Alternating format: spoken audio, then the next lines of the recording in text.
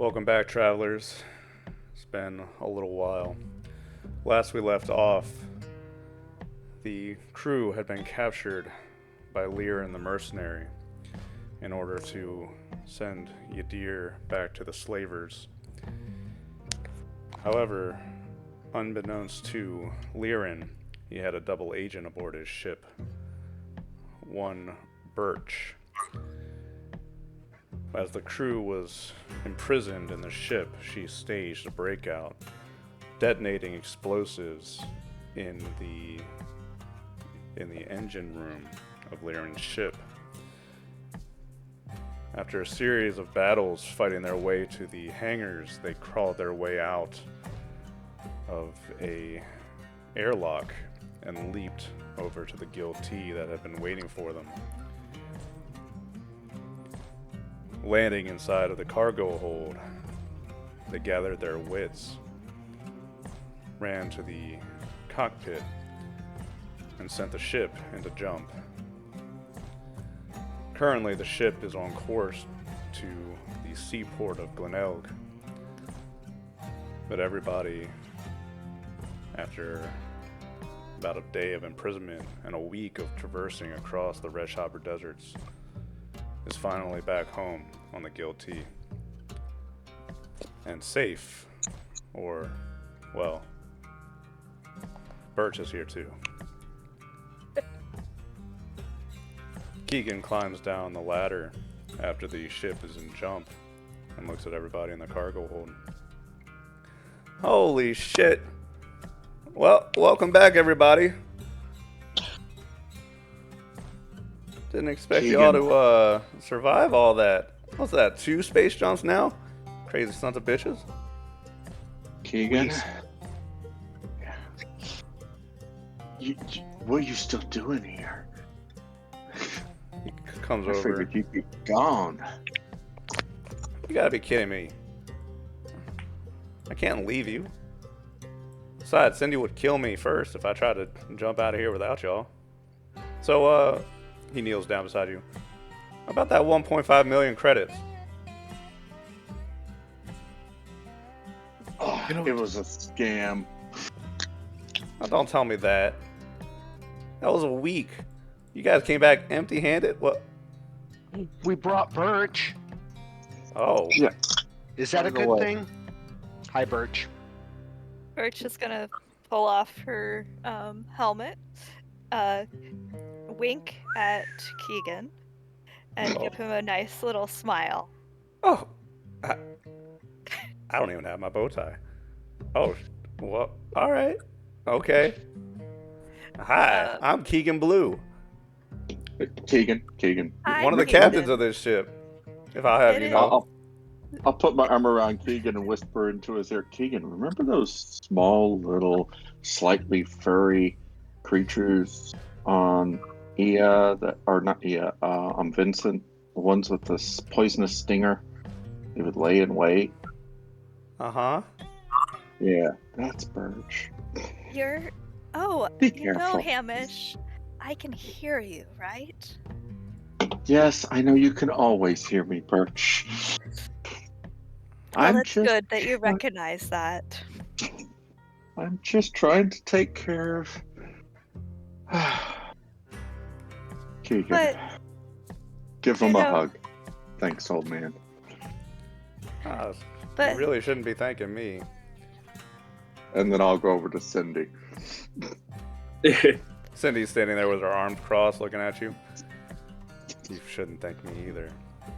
We received a tip from a woman that we should be there at that right spot to pick you up.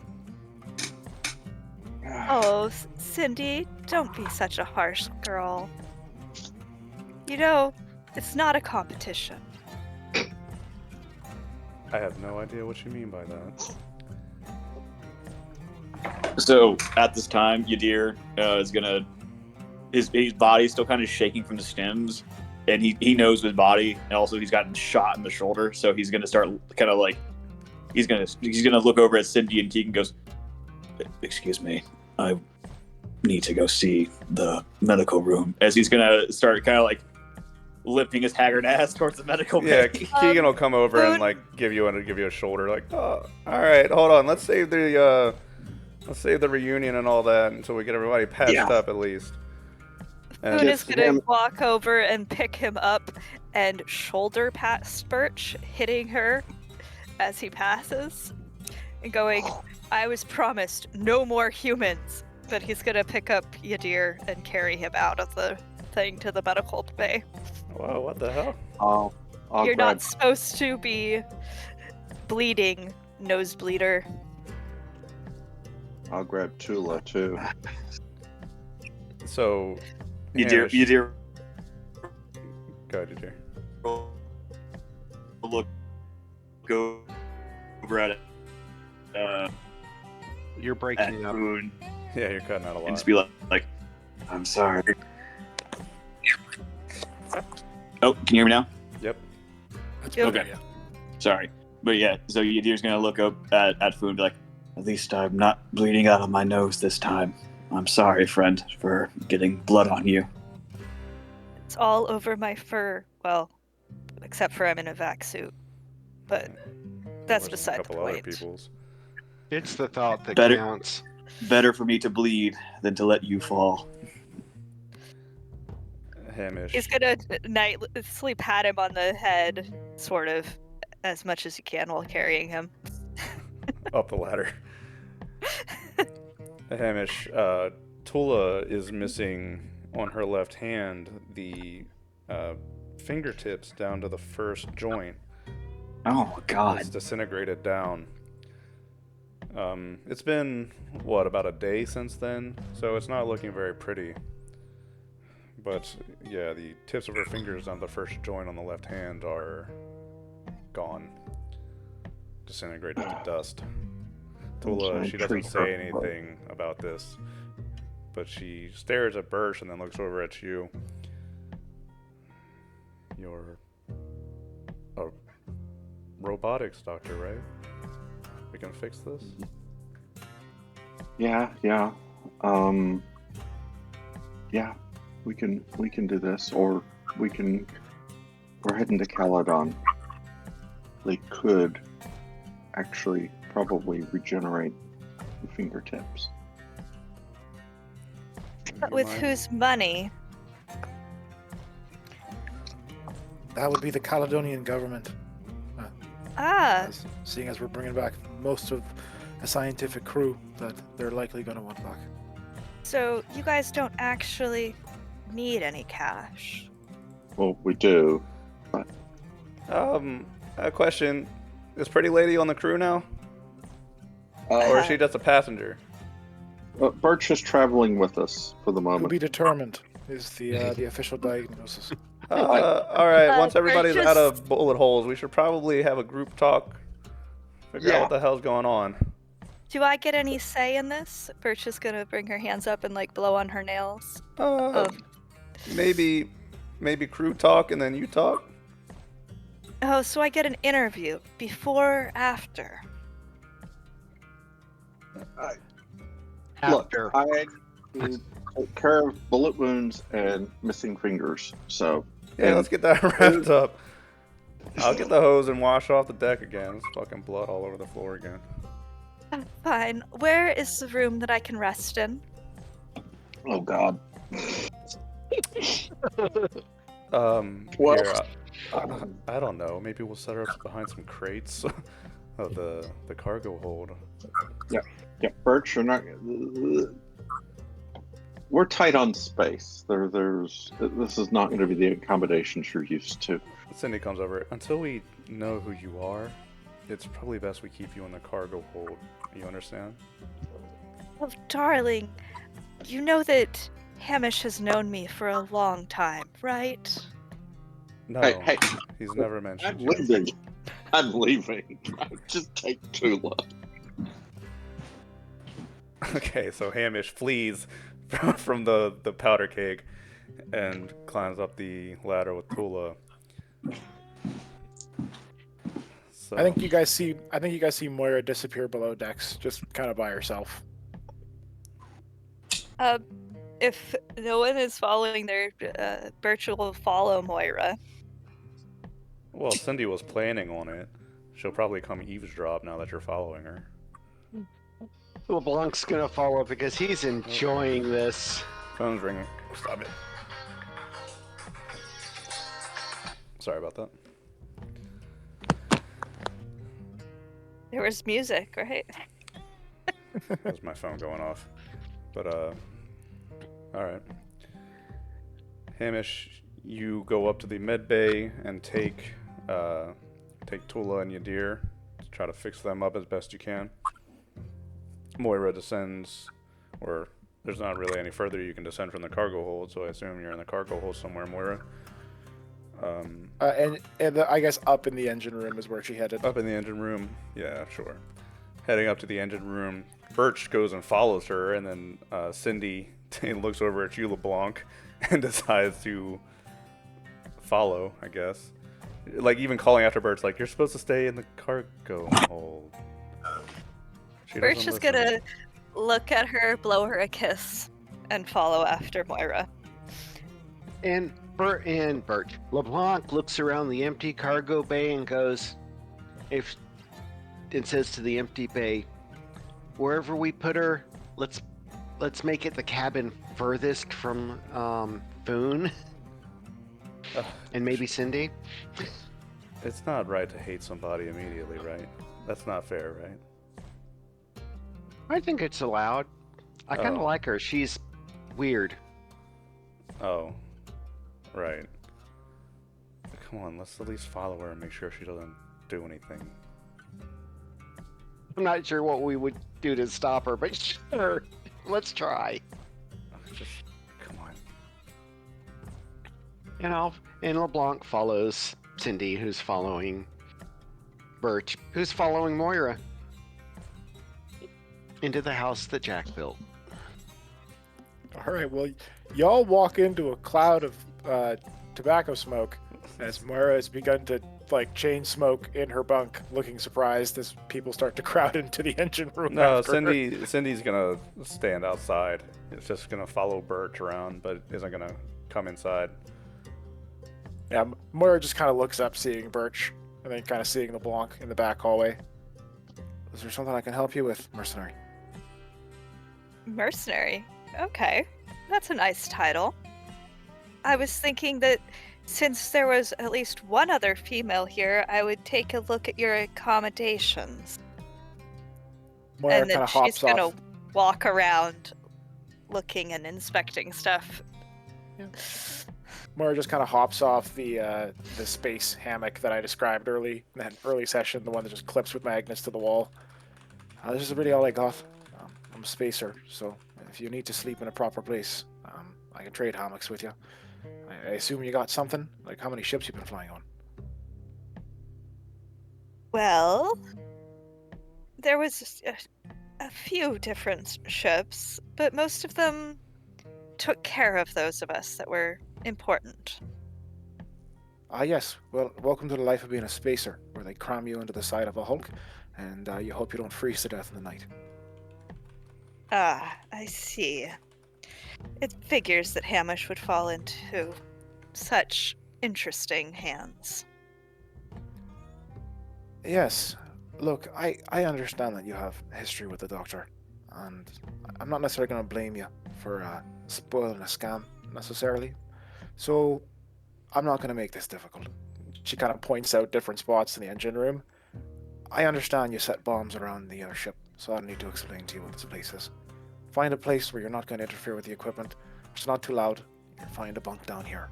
At least you're not going to have to deal with the noise, but you might have to deal with that man you met when you came in, Keegan. He also bunks down here or in his helicopter. But you might be able to bunk in there as well. I'm not going to make you argue with Keegan.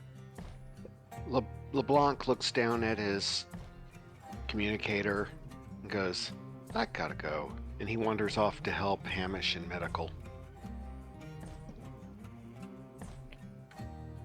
I think She's gonna sniff at them. I was gonna say the engine's starting to fill up with tobacco smoke as Moira's smoking, and she offers the pipe to Birch, and then bunks down into her her hammock and seems to nod off. Birch is gonna dismiss the smoke and go, stuff like that will kill you. I mean, if you're not already trying to kill yourself. And then going to walk back out into the hallway and start just wandering around the ship, inspecting things. All right. Moira pulls out one of the last bags of antagathic she has once Moira is gone. Birch is gone and starts to administer her drugs. Okay. So in the med bay, Hamish and LeBlanc, you can work on your deer and get him situated, get him settled. Udir kind of, he's never really been like shot before. Most times, either his armor's taken the hit, but I think this is his first time actually like getting shot. And so like he's like wincing and he's like breathing in through his teeth. He's shaking because the stimulant's wearing off, that, and also just from the other beatings he's been taking this whole entire time. Oh yeah, that's true. You did have that stim in you, and that was some pretty strong stuff. So the come down is going to be bad. Yeah, and so he kind of looks over at Hamish and gives him kind of like a weak smile, just trying to make light of the situation. He goes, "Sorry, I can't fix myself at the moment." Man, given the crap we just went through, don't worry about it. He kind of like he points to where the drug was administered, and he goes, "She gave me a stem, and I think I've never experienced this kind of sensation. I think my heart is beating fast." Yeah, I don't think that was a regular stem. Birch has access to some special things since I last met her, I think. It makes sense. We met each other once. You did? Yes. I assume like you're working on him while he's doing this. Like you give him some like hearing agent. He's like able to talk through the pain. He goes, "When I was first set on my quest, I was captured by pirates or slavers, not sure which. I stayed in a meditative state to avoid questioning. They knew what I was. Well, not fully, I don't think. They planned to sell me, I believe. She was aboard their crew. I don't know if they knew of her powers or if they just needed her. She offered to help me escape. For what goal, I do not know why, but in the escape, there was much mayhem and chaos." Sounds like Birch. Yes. It is a coincidence or maybe fate, though I do not believe in such a thing. No, it's something worse. It's Birch. You seem to know this well. It was during my time with TCC. What is was that? One of the corporation I worked for back on Caledon. That's where he was working when he did interesting things like implant experimental enhancements in me. Yeah, and a lot of people. You? Oh, I thought I was a special one. Yeah, he looks over at you, LeBlanc, and he looks back over at you, Hamish. You can see that, like, Yadir, like, this comes kind of as a shock, just knowing who you are, Hamish, that you would do stuff like this, and also looks over at LeBlanc, and, he never assumed or knew that LeBlanc had any kind of implants. And he kind of looks at you, Hamish, and he goes, "I did not take you for the type to do such work like that." I did the They work, didn't give him much choice. and they didn't get what they wanted. Mm. LeBlanc's, Birch's, all of them. I sabotaged them. They don't work. They work as implants. They don't track anymore. They don't record anymore. Oh. LeBlanc looks at his arm. Yeah, they wanted to track you for whatever reason. Didn't I go to jail after that? Yeah, I think you did. That That must have been fun for them. Cindy appears in the doorway. And what exactly are we planning to do with her? She's currently wandering around our ship without anybody to watch her. Boone is gonna be Uh, laying down because he's actually injured as well. Yep. And he's gonna go, spacer. We need a spacer. No, Foon, slow down. No more humans. You I know, promised I know, no more I know. humans. Maybe we don't I space know. her, but we can maybe She's- drop her off at Glenelg. Yes. In space. Does it help Without if she... oxygen. I'm not sure she's entirely human anymore. Yeah. Okay. Let me deal with one case at a time. Okay. Foon. Actually, I'll just triage all three of them and see who needs treatment first. All right. How about this? Tomorrow. She's missing her fingers. Tomorrow, we get together in the cargo hold and we discuss this as a group. Yes. Good on that. Tula, are you all right? And Tula's sitting like on the table next to Foon, and she's just kind of looking at her hand back and forth. Yeah, not too bad. Cindy kind of gives her a creeped out look, and then turns and walks away. Yeah, Yadir's gonna look over at Tula. You can see he's like fiercely sweating just because of the kick down from the stem, but he's trying to stay focused. And he's looking over at her and he goes, sorry, what was the planet again? Red Shopper. Yeah. On Red Shopper, do you remember anything? I remember all of it. Do you hear the singing anymore? No. We're too far away now. What happened?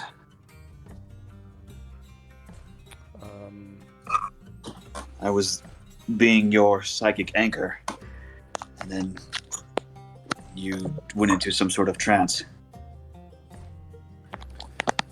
I don't know. I felt like a lot of energy was pouring out of that thing, and I just kind of did. I think, and she like raises her hand up and shows you the missing tips of her fingers. I think this would probably have been a lot worse without you, though. Well, I'm glad to help. As he's like, glinting a little bit as you're rooting around inside of him. And he kind of looks over at her and goes, I'm just glad we were able to work together and that you were able to use your gifts. Yeah, dear. Maybe you should take a rest for right now. You're always pushing yourself. Yadir just kind of like gives her kind of a half smile. Again, he's in a lot of pain. He goes, that's my duty, is to push myself. And once you stop pushing and you reach what you think is your limit, then you start to fail. You have to keep climbing. That's what my mother would say at such times.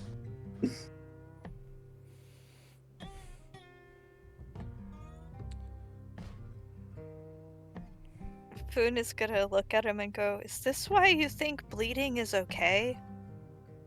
And he looks over at Foon and he goes, bleeding is not preferred, but in order to find and be ready for the challenges ahead, I must be ready. If that requires some sacrifice of my blood, then so be it.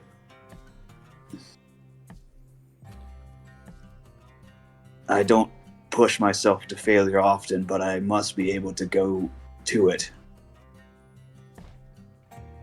Well, let's not get to that failing point now. Say again. What do you say? Let's not get to that failing point right now. Agreed. As Yadir will you finally see like Yadir's kind of like eyes roll back, and he kind of like goes limp on the table as like the stems slowly kind of like withdraw from his system. He just kind of passes out. Oh, Just- there he goes. Yeah, he's crashing, and if he's stable, I'll go ahead and sedate him slightly, just so he doesn't go through the worst of the crash. What a weird guy. What a weird guy. I don't think you should. Foon is going to turn to Tula and goes, I don't think you should take him as an example of how to stay healthy. Mm, Says the damaged Aslan. It says the damaged Aslan. well, Did you have bullet holes or stunner? Foon? Yeah. He had some. He doesn't really have bullet holes, but he did get hit a lot, and then there was a Okay. small fall. Okay.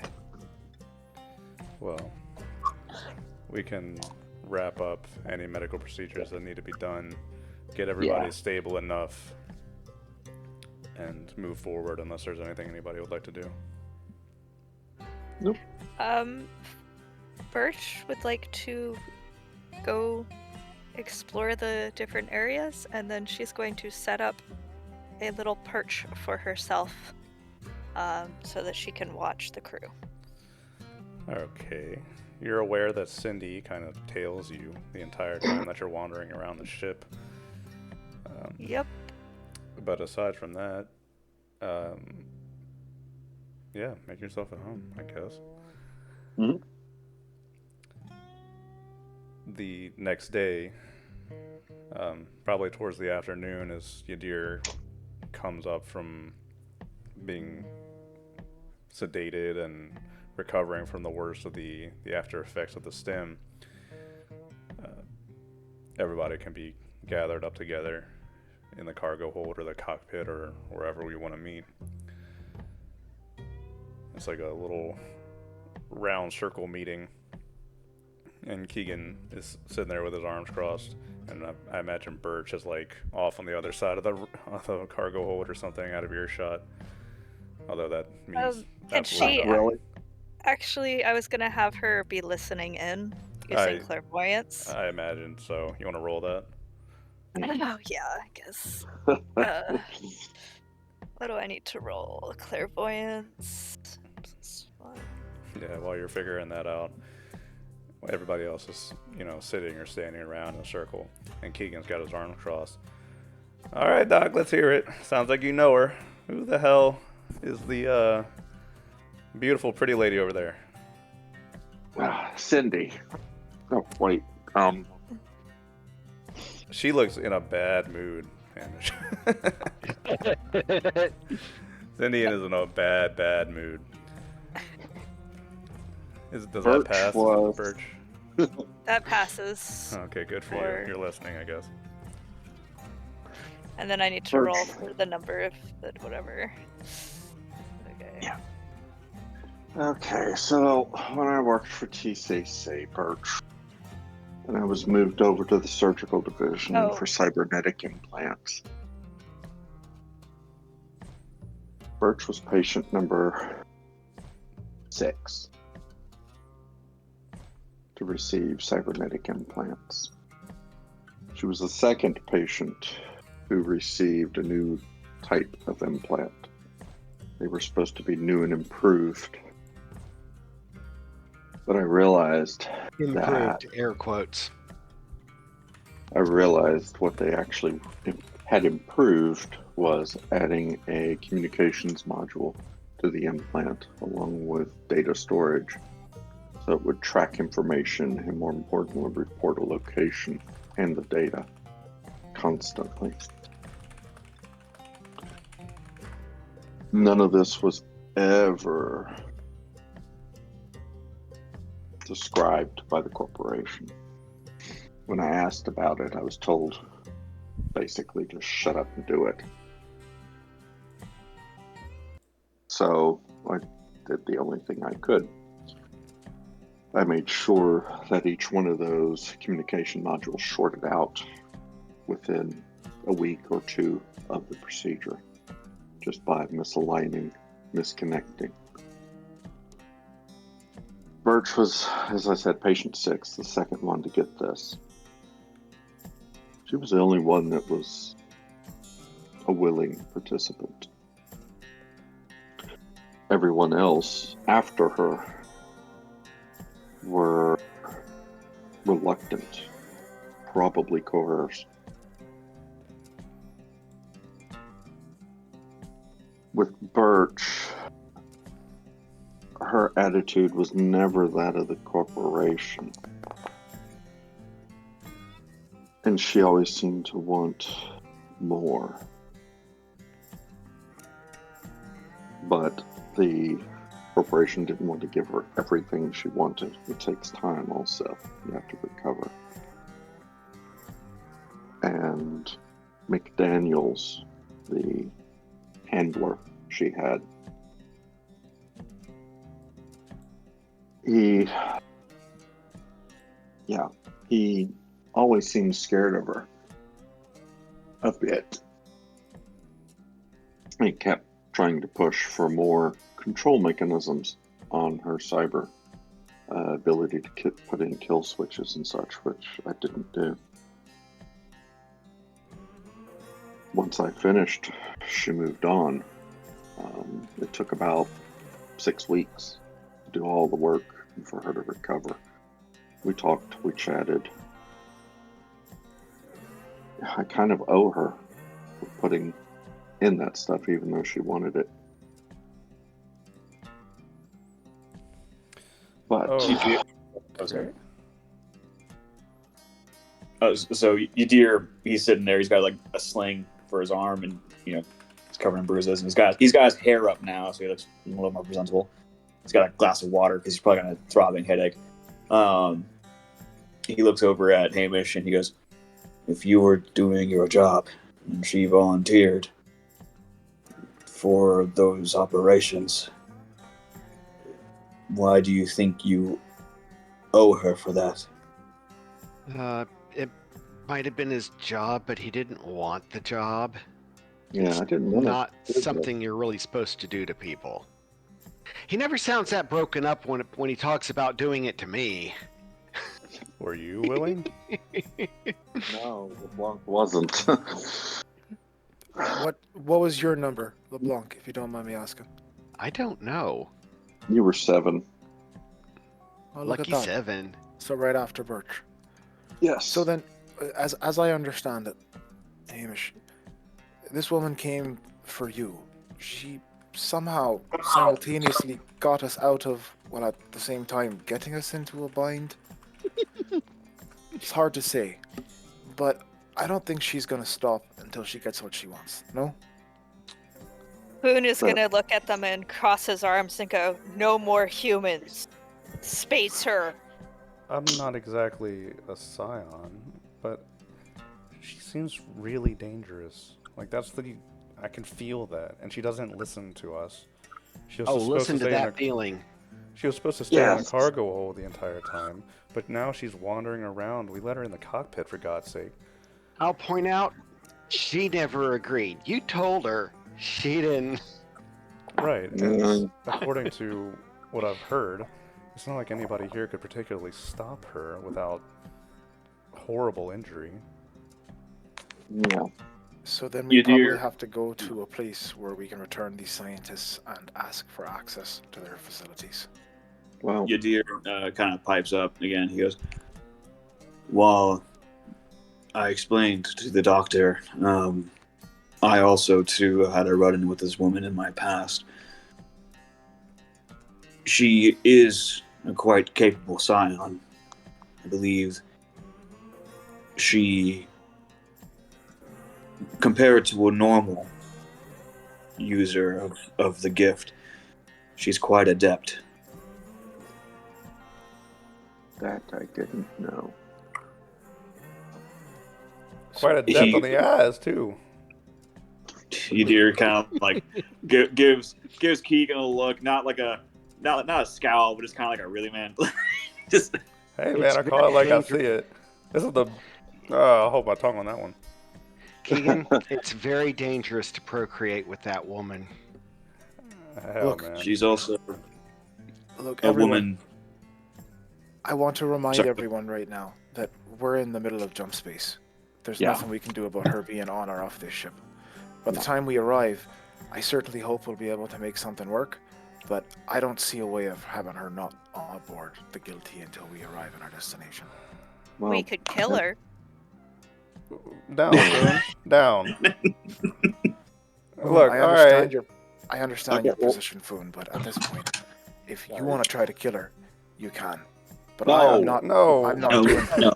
I'm not doing very well. Don't. Most of the rest of the ship isn't doing very well, so you're likely going to be doing it by yourself, Oh. and that's not really going to work out. Moira, you can't You give dear- Foon permission like that. He's gonna take it literally. No, Foon, down. Yadir's gonna look over at Foon and goes, Foon, this woman saved our life. Whether we like it or not, we at least owe her the courtesy of dropping her off at Caledon. And while she Wow. is here, we cannot harm her. He is We'll not put the crew rescue- then. I don't advocate for No. harming her, but we do need to get rid of her. She's Yeah. not safe. We can't keep her here. No, you're right. We just let's take her to Glenelg and thank her very much for what she did and leave her. Don't think she's going to willingly stay behind. Why? And What is she?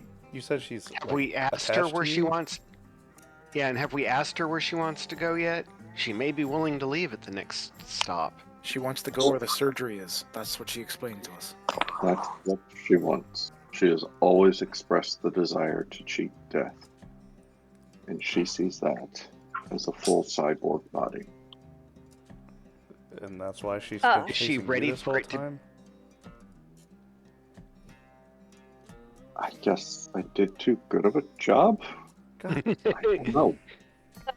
Birch is gonna actually walk in now, and she's been able to hear at least most of this conversation and go, I do think I should get a vote in this. Well, ugh. And she's gonna wink at Keegan. Oh my. there is one other thing. Yes, actually there is. I haven't been able to put in my application as it was. Application And for she's- what? To join. Join the crew. Join the Beyond crew. Help you out that- of this little bit of hole that you're in. You know, improve things. Spruce it up a bit. You have to be kidding. She's Cindy. gonna be like, oh, Cindy darling, Hamish might be in love with you, but really. And then she's gonna walk over to Moira and drop a stick into her hand. A credit stick. What is this for, Merc? Maybe you should look at it. It is, after all, my application fee. Moira opens, pulls out one of her less used data slates that doesn't have her actual incriminating and all of her plans and stuff on it, and just plugs it in. Moira, after a few moments, the screen will display in Caledonian pounds 2.5 million. Well, at least somebody got paid. You see Moira kind of actually physically flicks the front of the data slate, kind of looks up at Birch. And I will remind you that Caledonian pounds has a 2-for-1 ratio to credits. Over credits, yes.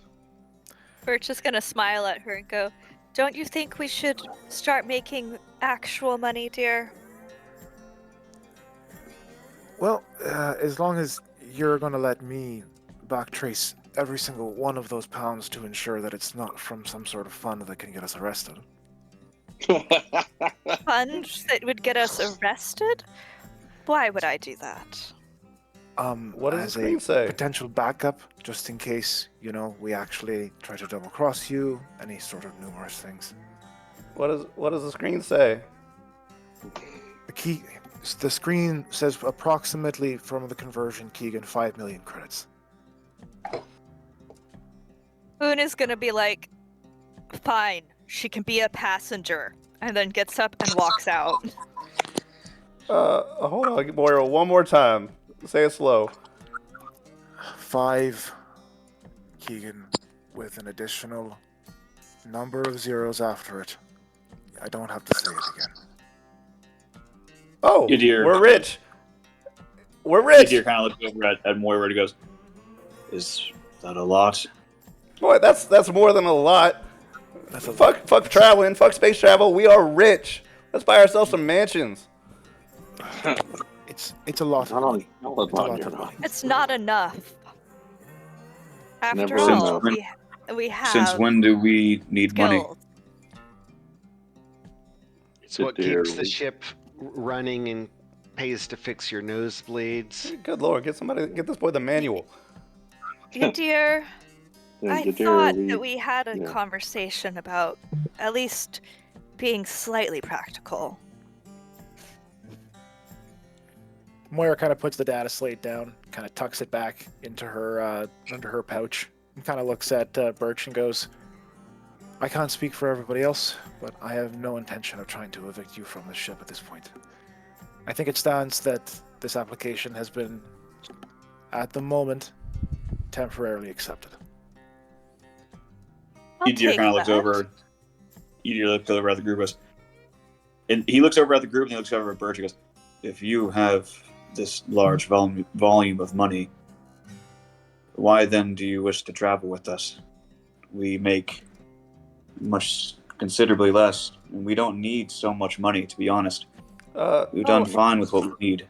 I need much more money, and you all have skills that could be put to so much better use. In what way? How would you use us? It depends. And she's gonna just smile. After all, you are planning on trading goods. There are better goods that we could be trading. Oh God. Knowing your line of work and knowing the type of woman you are, I don't have to read your mind to see that this will not be safe. And the things that we would be selling would most likely get people hurt. Was actually thinking we could sell, pharmaceuticals. Well, We do have a doctor, after all. And we could be all legitimate. Or but something. we are legitimate. We're tea merchants. You are poor tea merchants. I don't dispute that. One thing we're all forgetting, and I'll bring it up now. We're returning to Caledon. Yes. When we get to Caledon, we're going to have several problems that we're going to have to deal with simultaneously. You mean the Yadir, fact yeah, that well, some of us Yadir, can't be out? yes, Birch, Yadir, Armand, you can't be known there. All three of you would be snatched up in a heartbeat by various factions. Including Tula as well. And we lose the guild tea. And Yadir's going to look over at Hamish and goes, "Why would we lose the ship?" We're returning it. It was never our ship. Yeah, I remember you How saying is- something how about is- that. How is this not our ship? It's been ours for all these months. Yes, but we picked it up only about 10 days before we met you. So you stole this vessel. No, Oh, we, we've been over this. we Oh, collected it. Yeah, Oh. basically. We're being paid to return it. Yeah. We're being paid to return it. So, I mean, once we get to Caledon, we finally get a payday. And then that's And it. We're hopefully- landlocked. Well, until we get a bigger ship. Which includes potentially using the 5 million credits, including our ship shares, to make a down payment. Well, that's the catch. I don't want to be in debt. No, well, no, Keegan, don't worry about it. We'll put it under an LLC or something. That's still debt. Well, it is, but That's still millions of. That's the rest of our lives. You know those mortgages go for like 25 years on a ship. Keegan, this is why one should get a better body. After all, then you will eventually outlive the interest. Is that how that works? Well, I guess. I don't know how that's how it works. But all right, I think we're all in agreement then. Pretty lady stays. We take the money, and we are rich. And Armand, I guess, trying not to get shot again. And Armand's just been sitting over in the corner this whole time next to Tula, and just, oh my god. Look, I don't know how this is gonna play out. Okay, once we get to Glenelg, we're gonna have to look and see what my status even is. I might be a fugitive. Yeah. And I know my cover is Yinghui from wherever the hell, but I don't know how well that's going to hold up to Caledonian intelligence. Oh, it's not going to hold up well when we walk through the starport and the DNA scanners hit you. Unless we tweak it. Yeah, let's try to game the Caledonian intelligence agencies. That'll go well for us, I'm sure.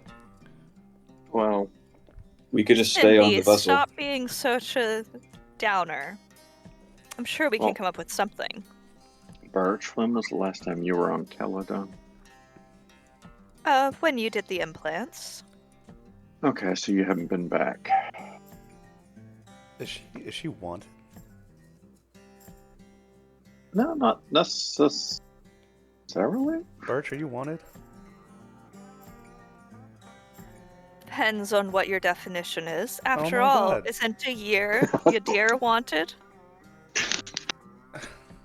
I will let it be known to the group. This woman and I met on a pirate vessel where she was a crewmate. Oh my god, she's a slaver. This is a horrible idea. Hamish will give Birch a look. Is that true? Well, I did have to pay the bills. Oh my god. Hmm. And Moira? slaver is such a hard term. I didn't enslave anyone that was worthwhile. Oh my god. Moira, give her money back. You know, she and Foon have a lot more in common than Foon realizes. No, belay that order. We cannot give the money back. You said it yourself. We need that money. Not at that Yeah. cost. No, at that cost. Okay. What are we gonna? We can't. Hamish. If we get back to Hamish, Caledon, darling, stop this. How about I agree while you are helping me procure my body that I will at least listen to your directions. Will that assist? Does listen to mean follow or just listen to him? It means listen to. You're getting Okay, good, how- LeBlanc.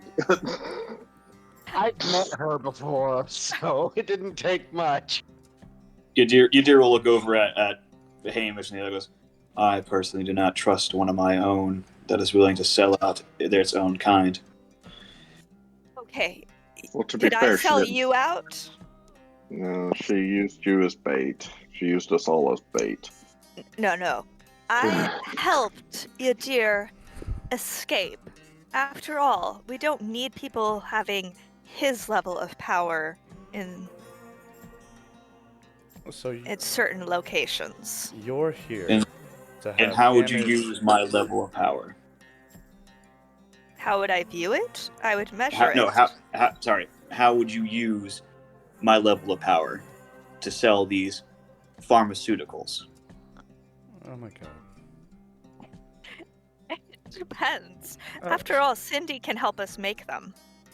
Yadir kind of shakes his head. He's just like, oh, no, I do not like this. Hold on now, Birch. You're here because of Hamish, right? You want him Yes. to work on your prosthetics, right? Yes, I want to download my body into a capable machine instead of this. And she's going to look down on herself in disgust. And in exchange for that, you're gonna give us 5 million credits to let you on this ship. Yes. And I am willing to help out. Within reason. Cindy like buries her face in her hands and looks around.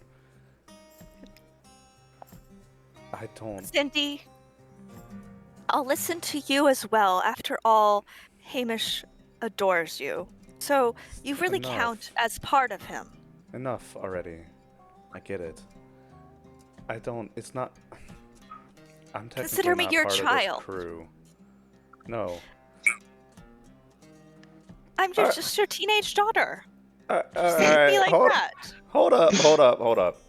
I think. What do we do, guys? Stay or go? Oh, I'm gonna well- say right now, my vote is yes. We need that money. We know we need that money. I get up and walk over to one of the boxes of tea and just lean against it, put my head. It's gonna be a long week. Boone's gonna call back. She's a passenger. Temporary crew member? Yeah. 3 cheers for Birch and 5 million credits. Yeah. Still Yadir Passenger. Yadir's still like sitting down. He's like shaking. Yadir kind of like is still like not enthused by it. He goes, "I understand that this money is important to you, but we do not Yadir. need such money." Yadir, Actually, we do. We really do. how about instead I help you have a small problem, after all. And so does Tula, being untrained in certain gifts that you lack. I could assist in that manner, too. Yadir kind of looks over at her and he goes, "It is not a weakness that I do not possess the sight beyond sight, and I would not trust Tula under your tutelage." I think You have she's a proven big your- enough girl to make that choice for herself. You hear her voice from behind you, dear. If it matters at all, I vote yes. Thank you, dear. Yadir kind of like looks down at Tula and he's like, She's scary, but I think so. That she is very strong, and she can do what I can do. "Strength is not a determination of one's ability to teach properly." Yadir, I've actually been trained to teach others. Have you? Yadir kind of looks over and goes, "Where did you learn to teach others?" In our commune. Before I left. Left, or were you kicked out? I left by choice. I didn't agree with some of their methods. And Like her voice what? becomes really, really cold. If she doesn't approve of their methods, I'm not sure I ever want to deal with them.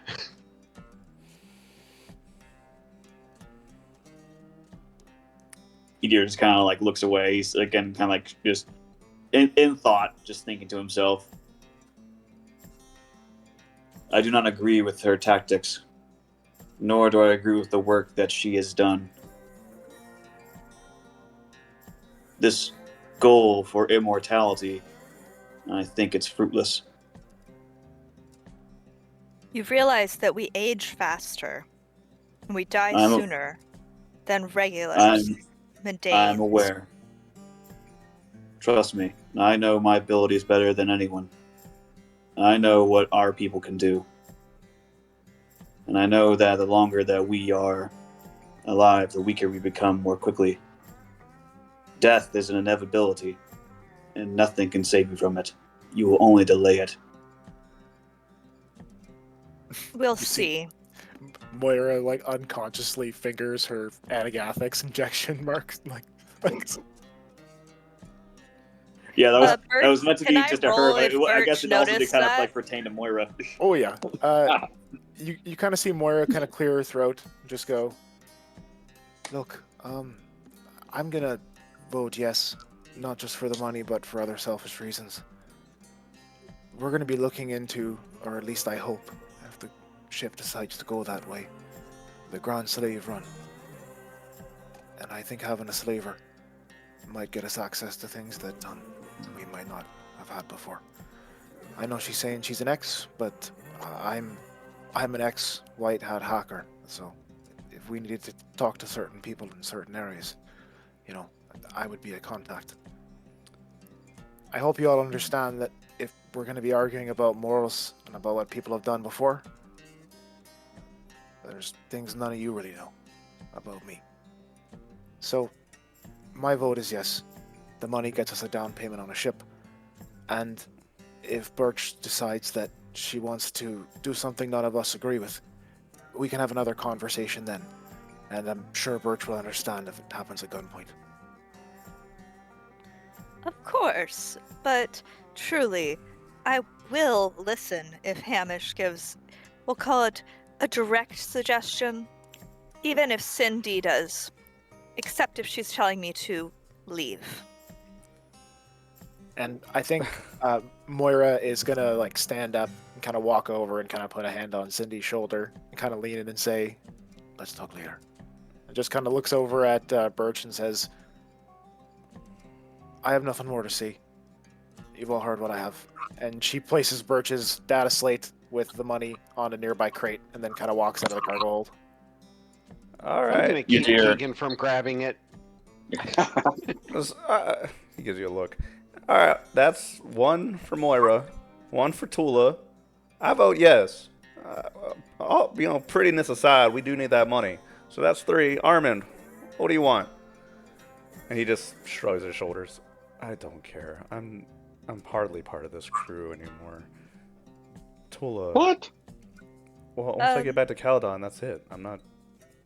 We have to figure something out. Anyway. No, we do have to figure something out. If But Tula right says now, yes, you are part of this crew. if Tula says yes, then I'm yes. Oh, young love, how cute. Shut up already. Drop. You've got. All right, Hamish. What do you? Yes or no?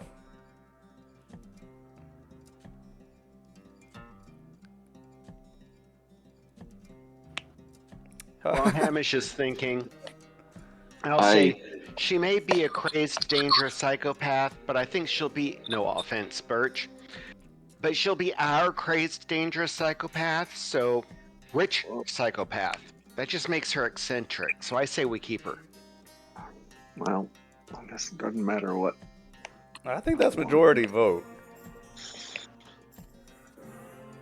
So Yadir will look over at the crew and he goes, whether it matters or not, staying true to one's conviction is important. My vote is against. My vote is against too. You dear. Cindy. Well, Cindy, I expected it. You dear, really? After all we've been through? Yes. Or- I thank you for setting me free twice. I needed that help and I appreciate it. But this, and he points to the rest of the crew, goes, this to me is more invaluable than anything that you could ever have given me, even if it's sparing my life. I would not stand here and let it be jeopardized by a woman of your caliber. She's gonna tilt her head and just, look at him slightly confused. I'm planning on helping you, though. Once you've Over. earned my trust, maybe. But based upon what I've seen and what I know, I do not trust you. Nor would I suspect anyone here with this right sound body and mind to trust you on your word alone. Okay, so if you did a scan, would you trust me? No, you're a psionic like myself. You can make falsified thoughts. Still would not trust you. You're much stronger than I am. I would not force it. Strength does not mean that I am right. I know that you are crafty, and I know that you can hide yourself. Hamish, I know you. This all kind of revolves around you, Doc. You're the one who's going to be working on her if she's staying, I guess. I'll pick up a data pad, walk over to Birch, and hand it to her.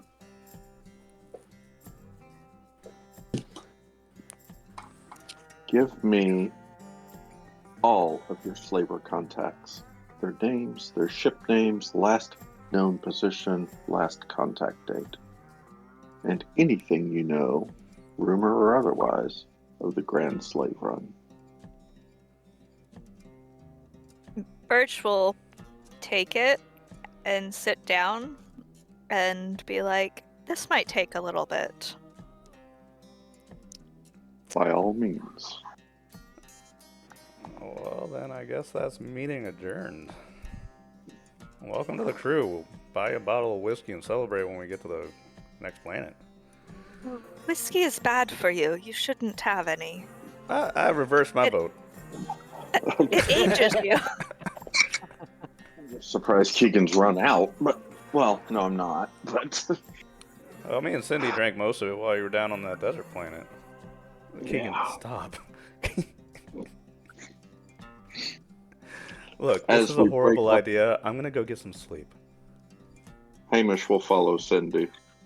We're just keeping the guild tea tradition of embracing horribly bad ideas and going with them.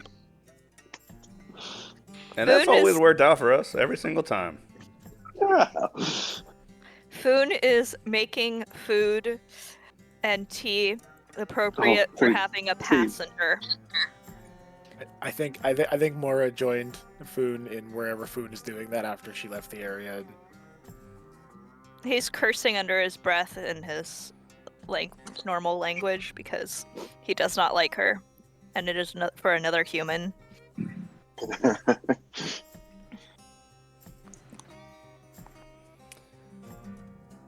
Yeah, I don't think it's that. I think she's just kind of hanging out in the area, just kind of smoking, watching you work, waiting for the time to pass. Because we're what, day 2 of the jump? Yeah, this is just day 1 or 2, yeah. Yeah.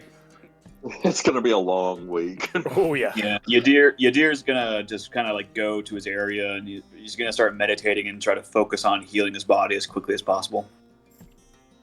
Yeah, Moira still has a bunch of endurance damage. I think she loses 1 if it's day 2, but still. Hmm. Yeah. How much help does Foon need if he was completely out of endurance? A Did he doctor, have a I think. Did he have a second stat damaged? 1 point in the second stat. Then I need to conduct. Oh wait, so you have 2 stats. One's down. Then that is just medical care. Okay. Everybody here can be patched up by the doctor. Yeah. So basically, do an endurance check and my medical skill every day. An Everybody's endurance gonna be- check with my -3 right now because I have no endurance. Yep, but you'll have a +3 from me, so it's a straight out endurance check. Well, I was Oh, so going to just- ask if you needed my help, and I think I'd hurt. Oh, plus Or is it just from medical skill or a roll? minus. It says medical skill.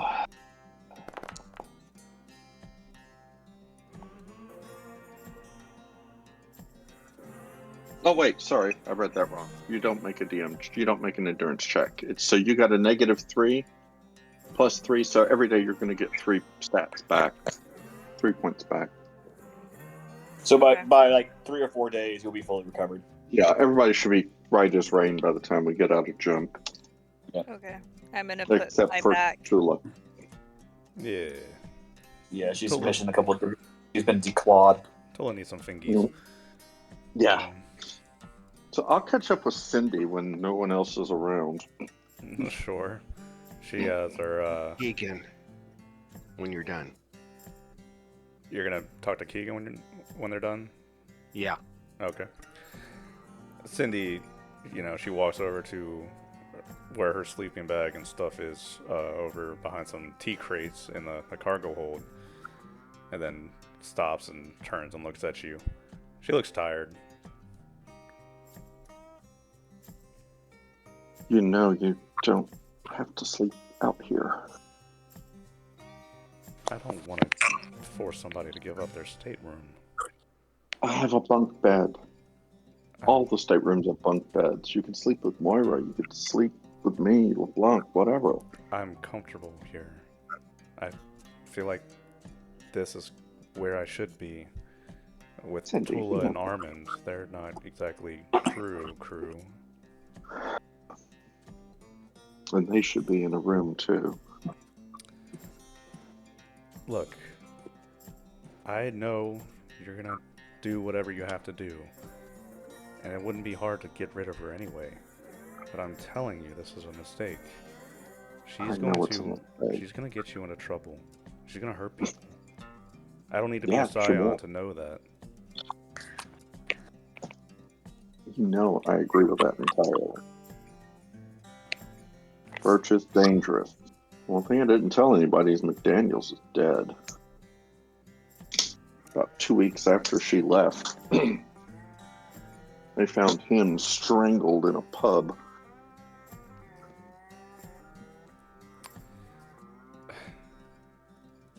Like I said,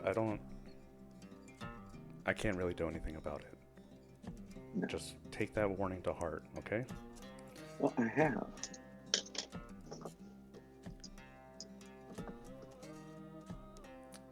And then she But- kind of gets a annoyed look on her face, and then she turns back to you and pulls something out of her pocket, and she presses it up against you. Here, that credit stick with a note that you left. And you can see that it's still taped on the credit stick. If you have something to tell me, Hamish, go ahead and tell me yourself. You're a traveler now, right? I'm gonna get some sleep.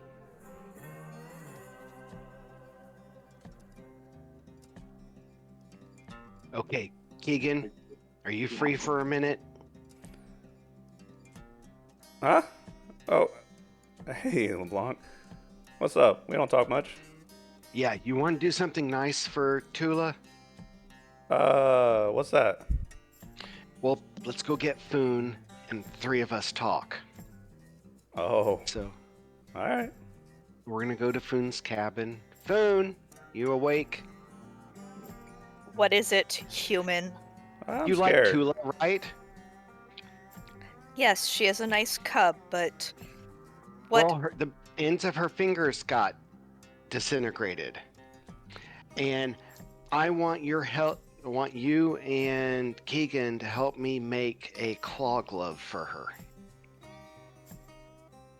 Wait, he's gonna actually open his door now. I thought you might Make like you- that. What? I figure we can't make the real version that's illegal in most places where the claws retract, but I'm thinking we can do a more primitive version so she actually has some claws to replace the nails she lost. I think it'll be a sweet gesture. Alright. She's gonna become more closely to an Aslan, so she'll be less human if she has a claw, right? Yes, absolutely, Foon. I'm good with that. Are we turning her into the ultimate weapon? She got lasers, she gonna get claws. We're a weird crew. We show our affection by giving people weaponry. Well, I think it'll work. We got the workshop and everything. We're just gonna have to stop and pick up, like, I don't know, some razors or something off in the next planet we go to. Oh, I wanted to have something ready for her before we reach the next planet. We Shit. can't. I mean, there's plenty of scrap after things being shot up. We could just sharpen some of it, yeah? I Should be able guess to so. Got some class fabricate steel. something. And we've got all But- sorts of swords we've collected along the way we can cut up if we need. Alright. Well, I guess we can ask Moira if we can borrow the workshop for a little bit. Cool. Alright, whatever. Let's try it, I guess. I don't know. What do we roll to make that? I was thinking mechanic, which is why I grabbed Foon. I guess that works. Let me look at the skills real quick, just double check. Honestly, it should probably be a profession of some sort, but I'm okay with like mechanics or some rudimentary junk.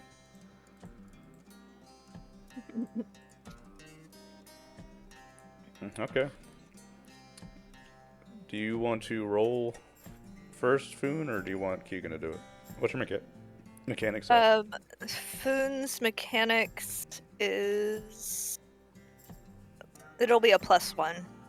And you've got a mechanic kit that helps. Ah, I forget. Yeah, I do have a mechanic kit, but I don't remember how much that helps. Let me double check. Keegan has a. We got a workshop, so Keegan would roll +2. So, Okay, so he's better than the +1. Plus the mechanic kit help. Which is a... I think it's like. Oh, it's tools that make it necessary. A metalwork kit would... Oh, for what? Yeah, so a mechanical tool set just gives you the tools that let you actually do it. All right. Okay. Well, let's roll it, and we'll see. Probably Are we take doing our a time. task chains or take time? Yeah. So I'll add a +2 for the taking time, and we'll Do we see each what- get +2, or is it just once? You can do it +2 as well. So go ahead and roll Okay. yours first, and it'd be +3, I guess. There you go. There you go. So that's like a 13. So let's say by the end of the week, we've fitted out, like, let's say we cut up, like, an old torn up vac suit that we have, and, you know, did some work on it and attached some plasteel, you know, grinded down claws that we've attached into the fingertips, and give her a little weird Aslan claw thing. And, you know, Keegan will come over to you, LeBlanc. All right, here you go. You know, towards the end of the week.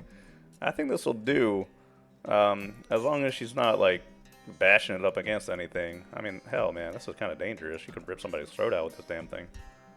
I thought that was the idea. Do we really want her to have more killing potential? Oh, yes. Is she any less unstable than she was before? Well, you mean compared to Birch? That's not a good comparison. Come on now. Look, it's your idea. You can give it to her. Okay. Boone, do you want to come? Yes, I will come give the cub her new claws. And, during the week, I imagine Hamish probably would have done something about the beginnings of necrosis around the disintegrated fingertips and get that patched up. So now she's walking around with bandaged fingers, and she'll probably be down by the cargo hold somewhere. Okay, we'll go down to the hold. Hula, we made something for you. We being me, Foon here, and Keegan, who's around here somewhere. You made me something? Yes, we figured you might have trouble if we get into trouble with your hand injured as it is. So we made you this. And with both hands, LeBlanc holds out the claw glove and goes, "It is a claw glove." She's speechless for a moment, and then she reaches out and takes it. She looks it over, and then she slowly fits it into the glove. And you can see her wince as the tips of her fingers push up against the glove and hurt. But then she fits it, and she waves her fingers around, and the plasteel claws, you know, flicker in the dim light of the cargo hold. That's cool. She stares at it, and then she looks up. Where's Armand? I need to try this. And Armand's on the other side of the cargo hold. He's been watching, and then she leans over and looks past your shoulder, LeBlanc, and Armand jumps up and shoots up the ladder of the cargo hold. Well, Foon is gonna be like, You're supposed to play nicely with your fellow cubs. And then he's going to reach out and pat her on the top of her head. You are But a good one, even if you are human.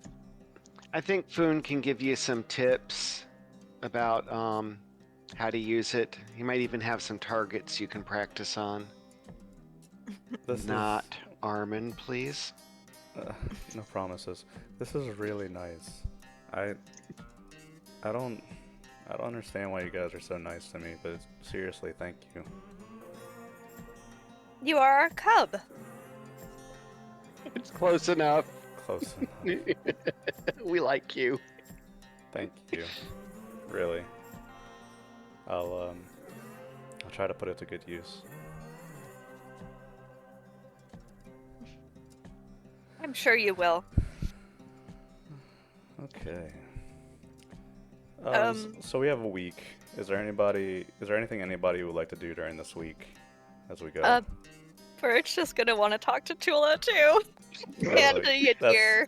that's probably a necessary conversation we need to have. Yeah, I was about to say either Birch or Yadir's gonna talk to Tula, and if Birch gets to her first, that's totally fine because Yadir's probably still working on fixing himself. Yeah, that's probably a necessary conversation we need to have. So, all right. Probably while everybody's sleeping, while the ship is, low light. I mean, you're in this. Where do you sleep, Birch? Are you sleeping in the cargo hold, or Moira? For some godforsaken reason, told you could sleep in the engineering room, which is a horrible idea. There's an office off the bridge. Is somebody staying there? That's my med bay. That's the med bay, Ah. No, aka the brig. Birch? Med bay. Well, Cindy might not mind. Is Birch there a brig? sleeping there. That's the med bay. Is there actually a brig? There is no brig. Med bay. No. All of our Lock you prisoners have in. been locked in the med bay. That's why I call it that. Okay. Birch is actually going to sleep in Foon's room when he's not there. Okay. Oh god. Man, it stinks so much more of human with Birch on board. Wow. Well, all right She's then. going to use her psi points to make it so he doesn't notice when she goes in and out of his room. Okay, so I have to be picky. How exactly do you do that? If there's not something that you can actually tell me how that works, I can't let you do that. Oh, crap. Okay. Well, I was going to use regular stealth as well, which we can see how well that works. So let's call it regular stealth, and then Foon probably is very pissed off this entire trip because of human smell. Okay. Ever since she smells so bad, I can even smell it in my stateroom. I love that. Okay, we'll do that instead. Oh, that was All right. Todd. What was Todd? Why'd you roll navigation, Todd? Todd, you're muted. I was trying to learn navigation. I failed. Oh, that's true. Back to studying. Oh, that's rough. That's 8 weeks down the drain. That's Oh freaking- man. Oh, I was expecting it. I have a +0 in education, so I need to You roll could have that. got lucky, right? I need to do that for advocate for Foon. So what do I roll for that? It's 2d6. 2d6 plus your plus- education modifier against an 8. Yeah, and I think Education modifier. Yadir and I are 0. a couple weeks behind you guys because you guys had a couple more than us. So Ah, okay. This is education, but it's for my advocate. Pain. I also failed. Pain. This is why we do experience. oh, that hurts. So just to iron this out, this happened before some of you joined. For new characters that join into the campaign, I've been thinking that we give them about half of the current pool of experience that we have. So if we have like 39 experience, we could give them half when they join the campaign. Does that sound reasonable to everybody? Sure, yeah. I'm sitting at 31 total skill levels. So Yeah, experience points kind of makes you blow up, but I mean, once you get to the higher level, it still takes a lot of experience to get stuff. So. Yeah. I think experience is good because while it does make us have better like stat scores, Traveler is so brutal that like no matter how like high air quote level you get, I mean you can still be taken out really easily. Huh. So The combat in this game is fucking terrifying. Yeah, I It's need to almost kill as bad as him. Call of Cthulhu. no. I need to murder that man before he kills any more of my people. What's what's your backup character again? He has a couple. Oh, I know he's got the gecko, the flop, or what they're called, wops. Pops. Yeah, but he also has a psychopathic, what is it? Bagpipe player. Yeah, we don't need any more psychos on this board. Yeah, I vote for Oh. the flop. But So they're asking what your character was. Todd just walked into the room. yeah. Your backup characters. But okay. Foon, when Foon is awake, Birch will sneak into Foon's room and sleep. I presume just to fuck with him, and then A little bit, yeah. Also because his room has incense, so she likes that and will burn some of it every day. Yeah, making friends. I guess, let's have it this way, Birch. While you're burning incense, one night when Foon is spinning up in the turret for several hours at a time, there'll be a small knock on the door, and then the door will push open, and Tula will actually stick her head in. Hey, is it okay if I come in? Of course. Of course. I was waiting for you to come. She's going to pat the bed next door and be like, I don't really see any chairs, but I guess you could sit here or on the floor, however you would like. She comes in and instead leans on the wall, and she looks over at you. You're like me, right? You see things. You have nightmares. Well, yes, I do have clairvoyance. It can be a hassle, but you also can use it. You have to teach me how to make it stop. You have to teach me how to make the nightmares go away. I can't do it anymore. Well, you can make it stop, but it's not gonna stop all the way. You'll have to learn to control it. That's what Yadir says too, but I don't know how. It doesn't mean anything to me. Okay. When you are thinking and trying to speak, you have to control what you're saying and how loud your voice is. Yes? I guess so. It's like that, except for you have to learn how to control everything about when you are sleeping. Being a scion is about being in perfect control of your mind. I've never been good at that. I hate to say it, but I think I'm crazy. Ever since I was little, I've always had these visions and these nightmares, and they've never stopped. And when I've told people what happens, they wouldn't believe me, or they'd hate me. And then it would happen, and they wouldn't believe what I said. That's because they're mundanes. Nobody's They're- ever listened to me. What about Yadir?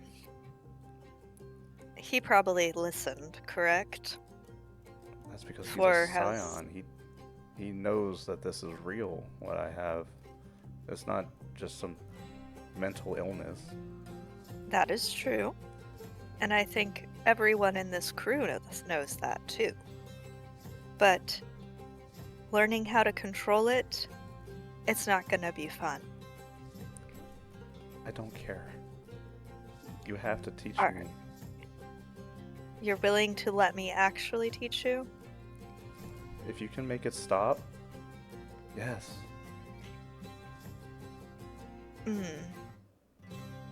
I can make it be at your will, which is better than making it stop.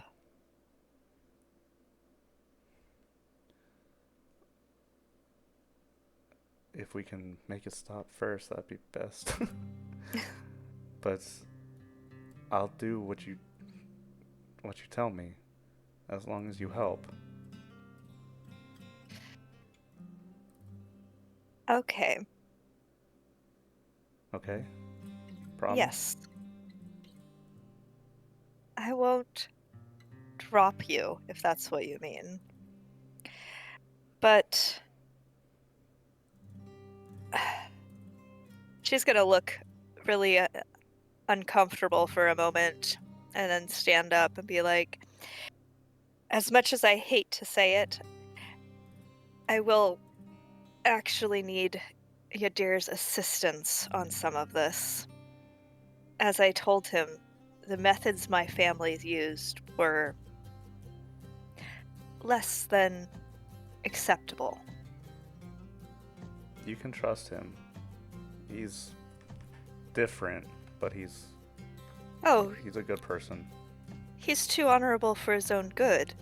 He's going to back himself into a corner. If he hasn't already. So, I guess, when do we start? Well, she's gonna pause for a second, and I want to roll to see if she can figure out where Yadir is and what he is doing. So I need to roll clairvoyance, clairaudience, I guess, or no.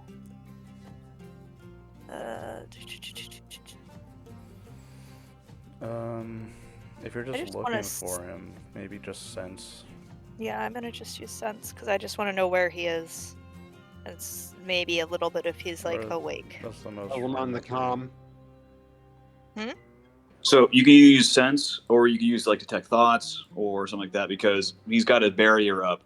So if you use detect thoughts, if Oh, that's you'd true. see an act. Oh, so I won't notice him on sense?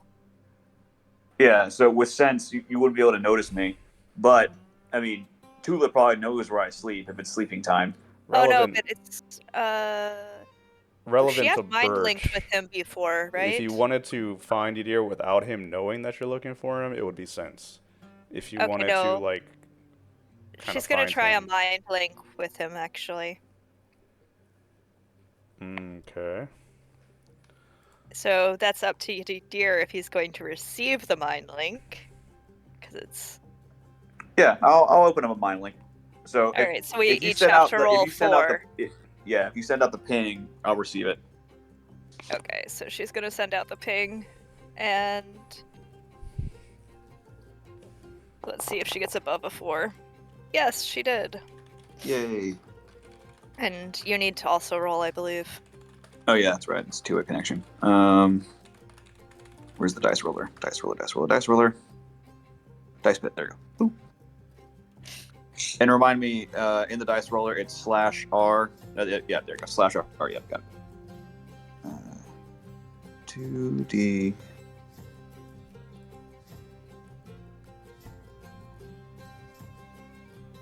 Yep.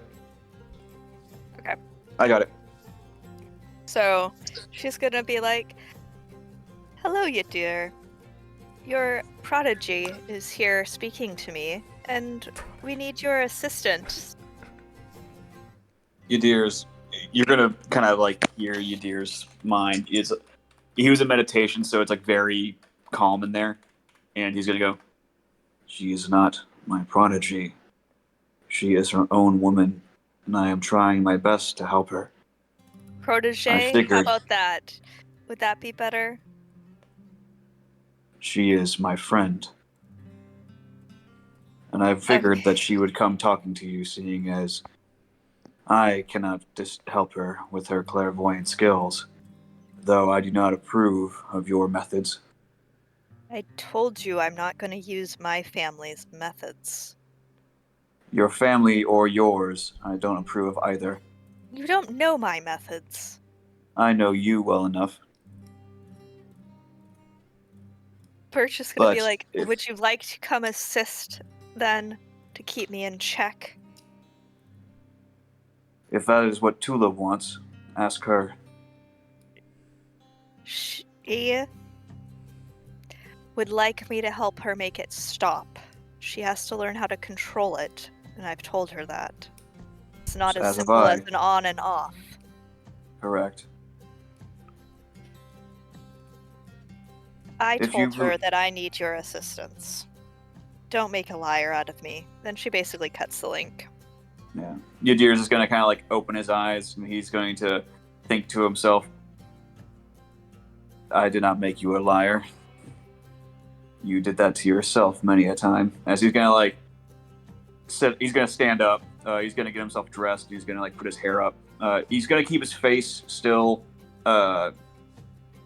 open because he trusts the crew, and at this point she's already seen his face, so it's not a huge deal.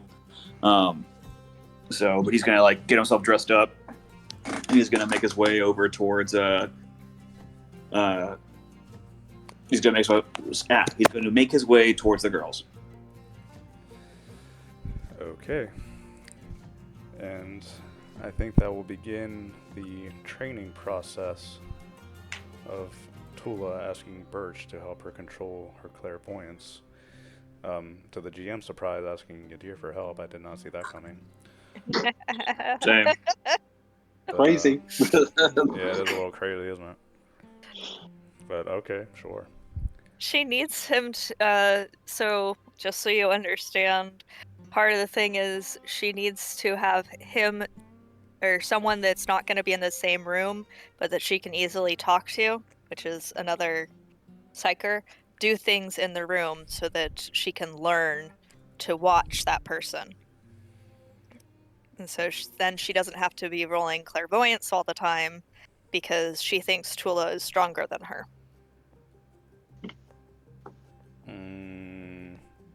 Instead, she can ask Yadir to do items in the other room while doing a mind link. I'm not sure I parse all of that, but I get the idea, I think. So, that sounds good to me. Okay. With that Moira? unexpected turn of events. Moira? Yeah, what's up? Moira. Sorry. So, you're going to see Hamish come in and pull a body out of one of the lockers in the workroom and flop it on the desk. And say, yeah, Particular reason you're going after a cadaver, Doctor? well, it's a robot. Left out a detail there. I'm sorry, that was kind of just, I was like, how long has that been there? Like, wow, Birch is affecting the crew really strongly. T-Bone, is that you? He fucking opens a locker and a body falls out. He's just like, Yeah, no, that was under the C4 that we had. It was long past the stink stage, guys. So don't worry about it. I'm just like, how long? Like, wait, what? Like, Welcome to the guilty. welcome to the guilty. Don't mind the fucking body closet. We literally have skeletons in there. Like, There's grenades in the vending machine. yeah, grenades and you got grenades and jerky and bodies in closets. What you need? Moira? Sorry. This former crewman, you think you could hack into her system? I mean, she's fried, but we need access so we could access her bank accounts. Oh, Because they've been sitting on Caledon God knows how long. She's dead, and probably really, yeah. But if we could pull, I don't know how much money she had in them, but probably a fair amount. that could absolutely help. I can get right on it. We're probably only a few days away from out of jump, so. I mean, I'll be working on her for the next week anyway. All right. Well, I'll be down here with you then. I don't have much else to do. So we'll just task chain whatever we're gonna do. I'm assuming engineering robotics Uh, or engineering. I have science robotics. Oh, science robotics. Yeah. yeah, I think if one of you wants to do science robotics and then a computer electronics. I can task chain science robotics. I have a +1 on that if it helps. Perfect. I'll just do the computer electronics. Yeah, because we're just after her, whatever her access codes for her, like her memory codes, basically. Okay, I'll do that right now. Okay. Birch also has, well, if based on the stuff I set up for Birch, she has robotics as well. Hmm.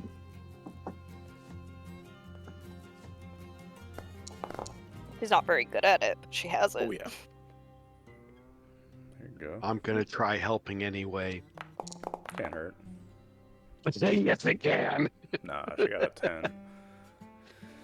So, Moira, let's talk about Laura for a second. Laura. Robotics out there too. Oh, there you go. Laura was a former crewman, as Hamish said, and you probably would have noticed her body sitting in the closet for pretty much the entire time you've been here. She is thoroughly advanced, much higher than TL12, to the point that just trying to comprehend her, like the makings and everything. Like, this is probably the first time I think that anybody's ever sat down and really tried to,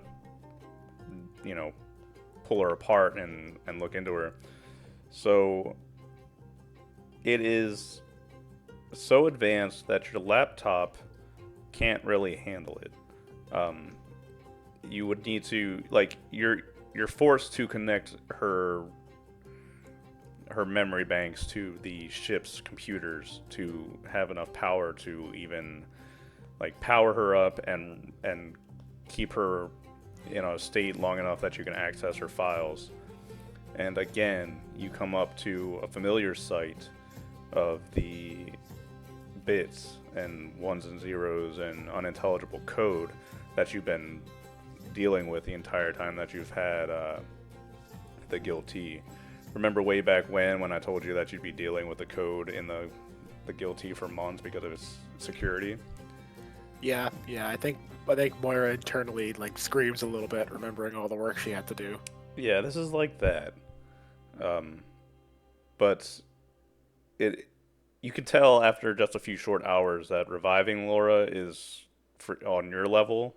Like, even though you're a computers expert and you have, Hamish and LeBlanc around, it's just beyond your technology. It's beyond your understanding. She got fried. Fixing her would take a genius, a true genius. Do we have any way of accessing even the tiniest bit of her memory? You do. You've been dealing with code of her level for quite a while, and you recognize patterns and file structures inside of her memory banks that you can dig through. But it's going to take you a while. Do you have a days, or do you want me to just roll? Or something I can. Probably let's call it a couple weeks. Okay, that makes sense. By the time we get back to maybe Caledon, you'll have a better answer.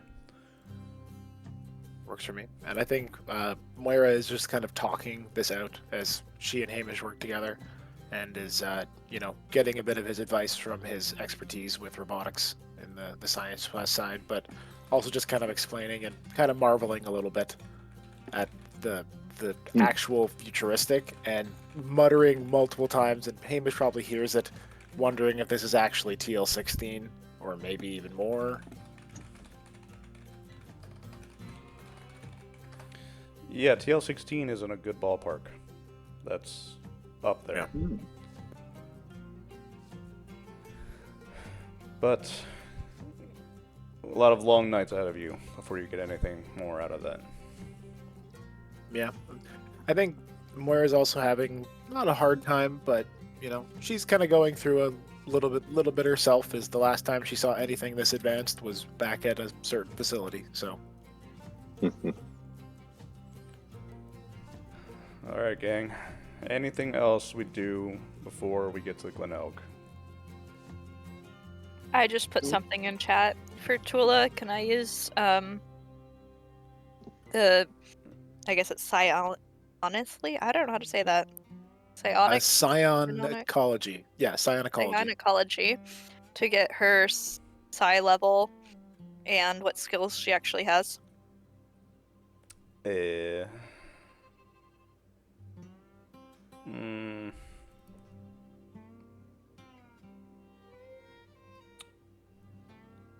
I have issues with that. Aw.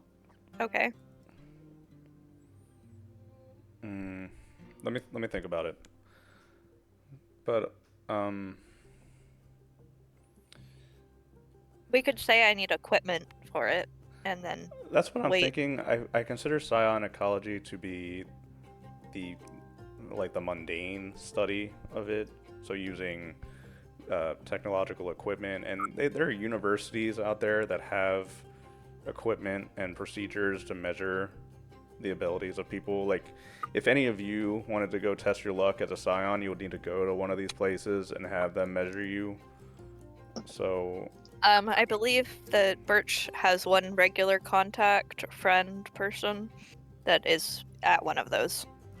So based on her background. Let me think about if it's possible for one of you to use Scion power to gauge that. But I'm leaning towards no.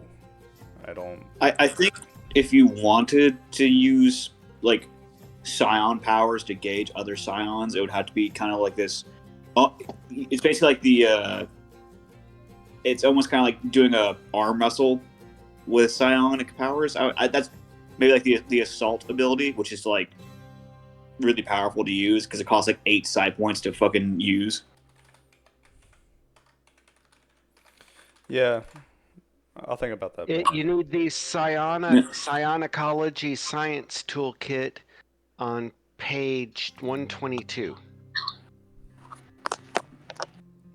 Oh, really? There's an actual thing for that? Yeah, I'll put the text in chat. Man, this Traveler's got fucking everything. You just have to find it. Yeah, God, the books. Have to find it. Latent Books psi potential in an individual. Oh, okay. So yeah, go buy yourself one of those. Yeah, just go. Hey, just go on fucking Blamazon and just order that. Yeah.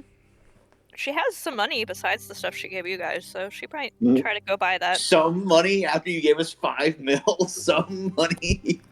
Spoiler alert: that wasn't hers. And okay, that makes sense. Okay. Anything else? Anybody else? Nope. Once we get there, we'll good. All right. Wonder Bar. So a uncomfortable week passes on the guilty. Mhm. Fantastic.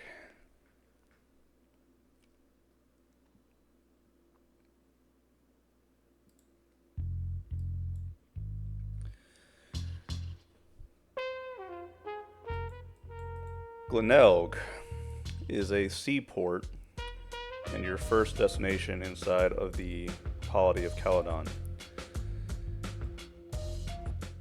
Reading over the library, and Keegan loves this kind of stuff. He loves the trivia of planets as you go around, so he'll come up and tell you about it. Glenelg, back in the year 3070, was the staging point for what is now known as the Reaver Wars. Back in the day, the Reaver clans and the Reaver lords, essentially, were still an active threat in Reaver's Deep. And at the time, there's a planet to the left, spinward of Caledon, known as Khan. That used to be a polity of itself, known as the Khan World League. There was a bit of a free-for-all when Caledon was young over these systems. Reavers picking up slaves and whatever else horrible things that they did. Khan trying to expand out his power in Caledon with the blessings of the Imperium, trying to vie for power. And if you look at the Traveler map nowadays, you can see that Caledon came out on top of that. Glenelg is where Caledon, and by extension the Imperium, waged war against these two other factions and essentially carved out what is now the Principality of Caledon. So Glenelg is a historical place for Caledon. It's rural. It has the central star town, which follows Caledon's laws, and then it has about 7 balkanized states with feudal lords ruling over farmland and estates. Not that that probably concerns any of you, since you'll be landing in Glenelg, but it does have a law level of 8, which means that bladed weapons are prohibited, and any visible armor. Sorry, Foon. So basically, Wait. just wearing jumpsuits with stunners. Can Birch even get off on this planet? Honestly, that's really up to you. We never ironed that out. I mean, she has a lot of implants, so if they go through a scanner and it's like, hey, you have a bunch of military-grade implants, they probably are gonna. I assume there must be some sort of way to put it like a dampener on people like that, or else like they just wouldn't be allowed to leave their ship. This is, I mean, honestly, if we wanted to call it, we would probably say that the first project for Hamish would be to replicate some of her implants to a more law level friendly version.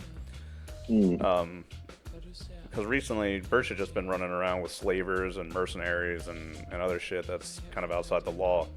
If we want her to get on these planets and walk around freely, we need to work on her a little bit. So, for now, Birch, I think unless you go out and bribe some admins or something, or the security, maybe it's not safe for you to be walking around. Okay, so sunglasses are not gonna cut it. Oh, stunners are also banned. It's all bladed weapons and stunners. That's fine. We throw out. Yep. Means no one else has to I was mind it. really Yep. hoping. God dang it. Even Are there any silent scanners? No. Out at a seaport. Hmm. Well, maybe at Does some the- seaports, but not here. Does the shipyard have maintenance capability? I know it's a Class C. It does. And as you come into the system, there is a Caledonian naval base here. It's small and it floats over the planet. But what you notice is that there's quite a bit of traffic here, and that shouldn't come as a surprise. This is an export route. As you get closer to the planet, whichever one of you wants to reach out on the comms to start getting permission to land,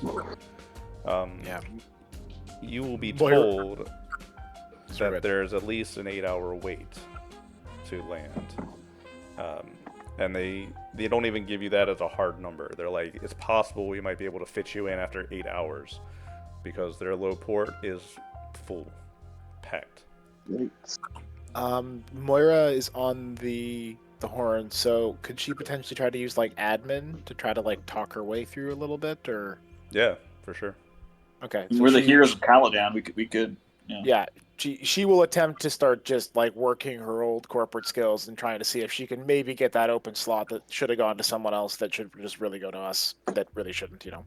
Your far traders are here too, or they should be at least. Oh. Yeah. So what? 3-4 ships just jumped in. 3, yeah. All right. If we're a high-wear package deal. So you're put on space hold for about 30 minutes more as you try to get somebody on the line. And then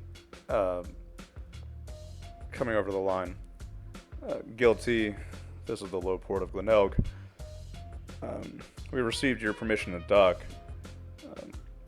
Just wanted to confirm, you are familiar with, and she rattles off the names of the 2 far traders that have been accompanying you thus far. Absolutely, yes. We're acting as an escort, in fact. A bit late to be an escort, but Yeah, they were escorting us, but whatever. all right. Give me about an hour, I'm gonna put you in Dock 2A. It's a little small, so be careful coming in, but that's the best I can do for you in such a short notice. I absolutely appreciate it. You've saved us. Hey, Mara, we're also doing our maintenance cycle. We can tell that to the dock people. Alright. LeBlanc, you can pull the ship in. And as you fly over and down into the Star Town, the planet is a brown little rock. A lot of deserts and plains. The Star Town itself is nestled into a couple of mountain ranges with a couple of plains stretching out around it. You'll notice as you come in that the colors around here seems to be a mixture of red and tan. And if you want to take a look at the image and get here, I'll send you a picture so you get a reference. Star Town of Gmelg looks a bit like this.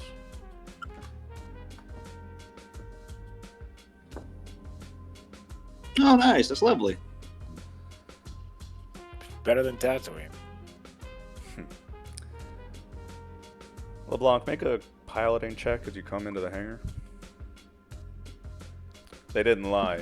This is for smaller ships, but they told you to make it work. Oh, jeez. I am. Look at this. Cool.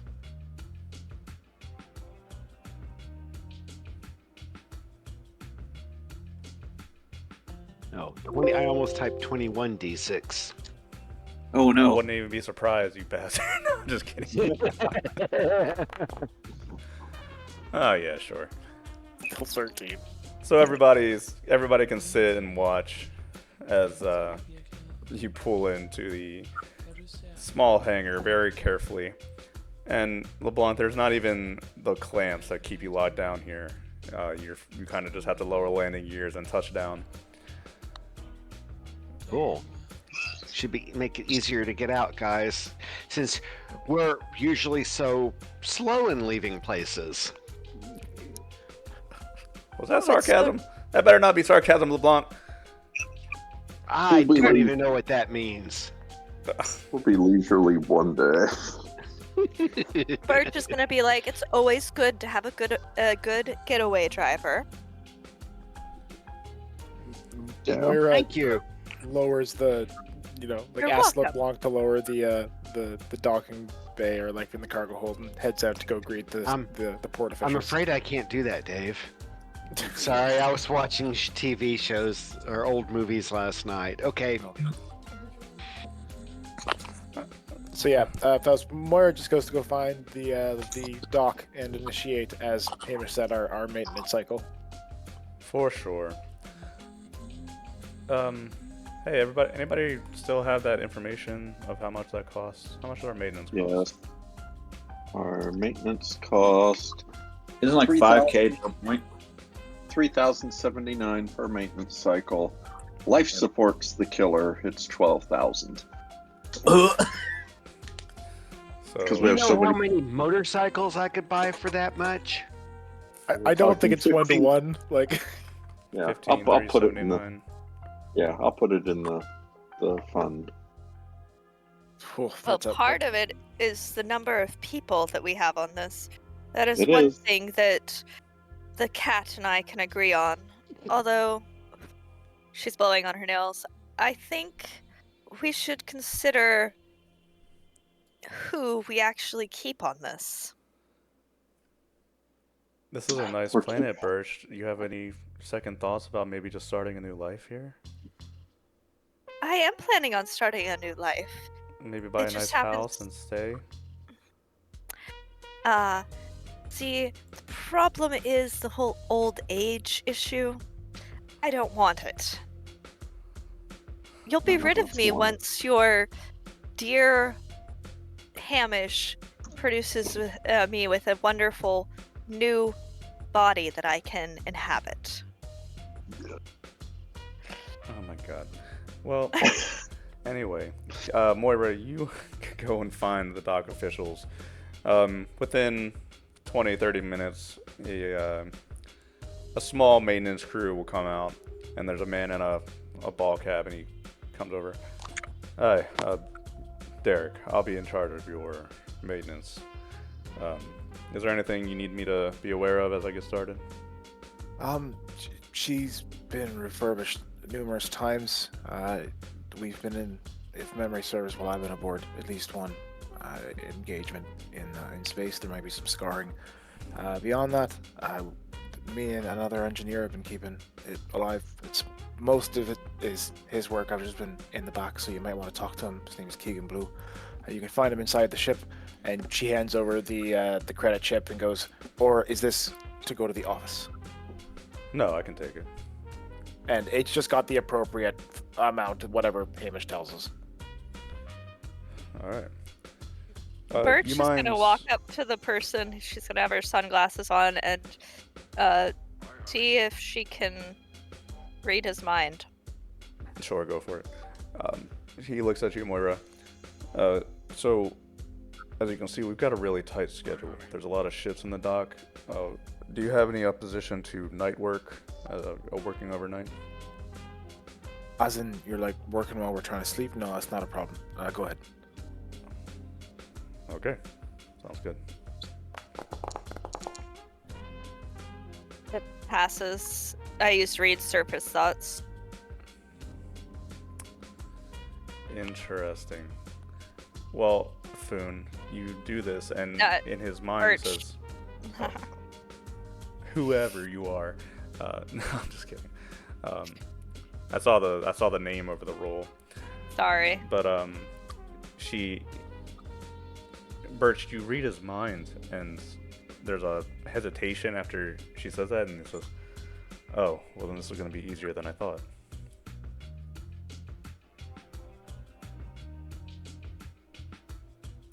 Interesting. Derek nods to you, Moira, and gives you both a polite smile, and then he steps past you towards the ship with the rest of his small team to look over the ship.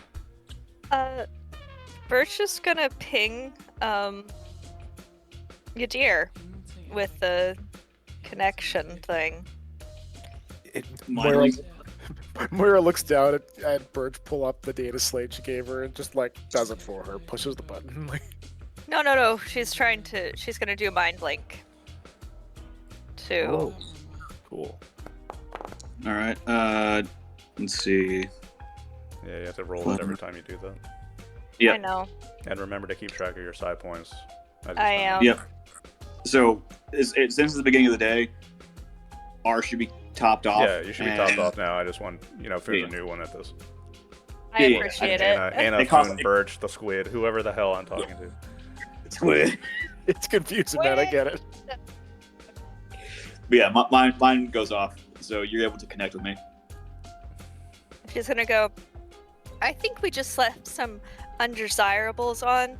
They said this would be. He was thinking this would be easier than he thought. So we should probably keep an eye on them.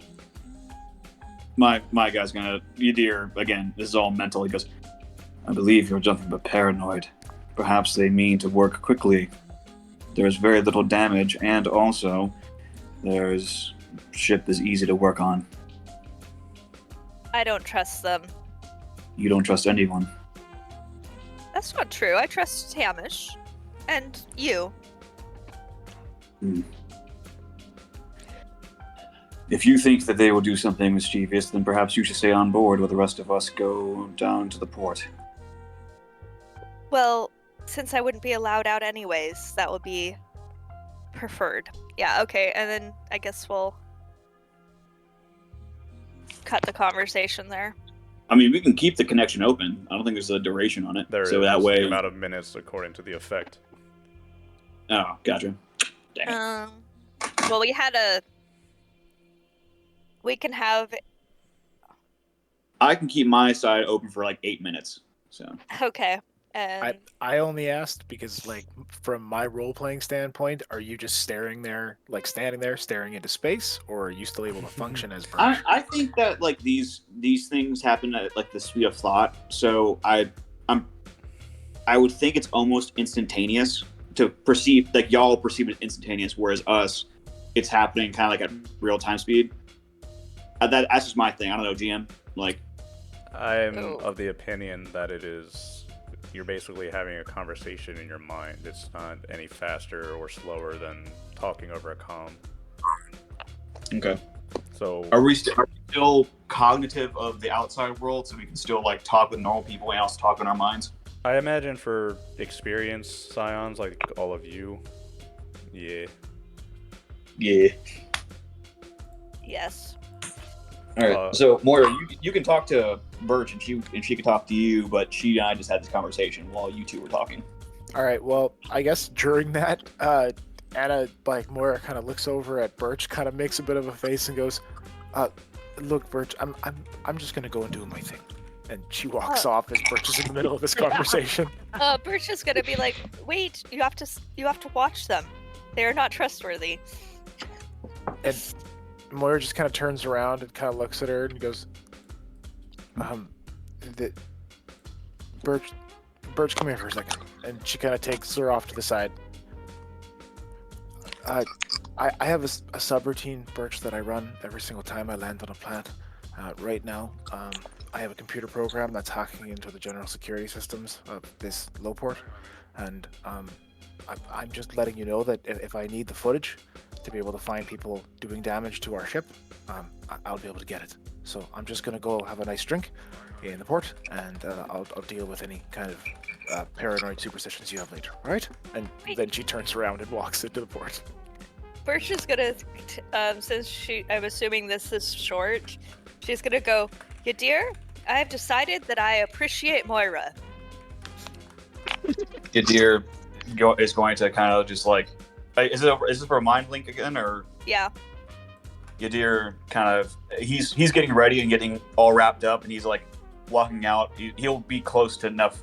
He'll be close to as he walked past Birch. He goes mentally. He goes, "She is a good woman. She is worthy of trust. I'm going off. I'm going to go with her." Fine. She's gonna go flop in Foon's room, and Foon is gonna go out with you guys. So.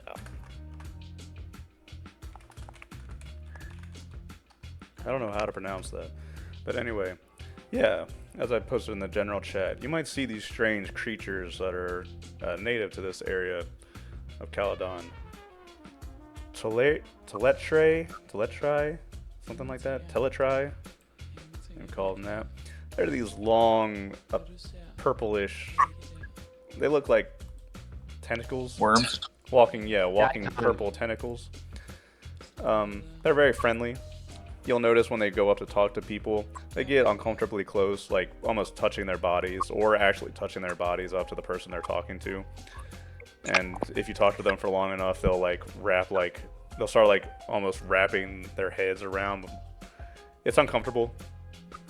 But you'll see these around Caledon every now and then. They're harmless for the most part. Yeah. Moira, Yadir will kind of catch up to you. His face is fully wrapped up in his traditional Zodani garb. Well, no, actually, he lost all that. So it's back in those kind of like worker uniform, but he's got the face mask still on. And he's going to walk up next to her and be like, as they're walking, he's just going to kind of like, talk with her. He goes, "You've been acting strange lately. Is it because of our new companion?" And I use that term loosely. You see her kind of like almost like unconsciously kind of reach for her arm, like the pit of her left arm, and then she kind of pulls it away and goes, I'm low on anagathics. And if I run out, it's gonna look really bad. And you guys are gonna see a side you're really gonna enjoy. Yadir kind of like puts a hand on her shoulder, and then he's like, "I'm sorry. Are you two also scared of death, or is it something that you did once and now you can't stop?" The medicine, as far as I was told, holds back some of the faster effects of what my body does when it decays. Unfortunately, I'm not one of the later batches like the one that we met. She's still pretty young. Um, I'm probably like first, second generation as far as I can tell, and they didn't really have their batching perfectly down yet. So it's more or less there's still work to do, Yadira, and there's still people that I can help. And all that really needs to happen is that I need to get a miracle serum that I can inject into my veins, and then this thing that I'm doing right now, finding my sisters, can keep happening. And that's why I'm around, besides, flying on ships, trying to do what we can. I think we've already helped a lot of people, my friend, but I can't keep doing that without this thing. And unfortunately, if the government we're heading to can't give it to me, I'm gonna have to use my other skills to acquire it. Udir just looks over and goes, surely we can. Doctor could synthesize something. Look, Hamish is a fantastic doctor, and he's a surgeon. I would give my life for him replacing probably even a full hip, a shoulder, making me bionic. But he's not a scientist who can synthesize anagatics. The stuff I've been using is some of the best stuff from my old contacts. It's one of the reasons I had to leave the corporation I was with. I made some bad calls with some managers who knew some people, and it led to pretty bad places. So I'm just really hoping that Caledon will understand. Bringing back their scientists is worthy of maybe the government giving me a little something. And she kind of scratches at her arm again. I happen to know that the doctor might be able to help me, but dirty anagathics might be worse than nothing. And I still haven't been off nothing. It's been 20-some years now that I haven't really been on it. So Udir kind of like puts as you start like kind of like rubbing and scratching your arm, Udir's gonna kind of like softly put his hand on top of your like hand to stop you from doing that, and he goes, "I'm sure we can do what we can to help you in your plight. I understand the need for wanting to do more. As Birch said, my people, with our condition, age more quickly. The stress of our mental capabilities burns through our bodies at a much faster rate. We age, most humanoids age, by cell replication. Because of the way our brains are wired, it has to cycle more quickly and repair itself. And as it repairs itself, it starts to decay faster. Not only mention that, the caloric intake needed because of our brains' more hyperactivity, which leads to our shortened lifespans. I understand your desire for wanting to live longer, to do more good, and you've done wonderful things. And I'll do what I can to help you get more of this medicine you need, but ultimately, there will come a day where you have to accept the fact that you can't do more. Not that you failed, but that there's no more that you can do. We're small people in this galaxy. We can only do so much. I understand that. Thank you. Dear, I do. And just to make sure that I'm being clear about the whole bootleg thing with the doctor, the last time I tried it, I lost all my hair and I had short-term memory loss for about a month, so...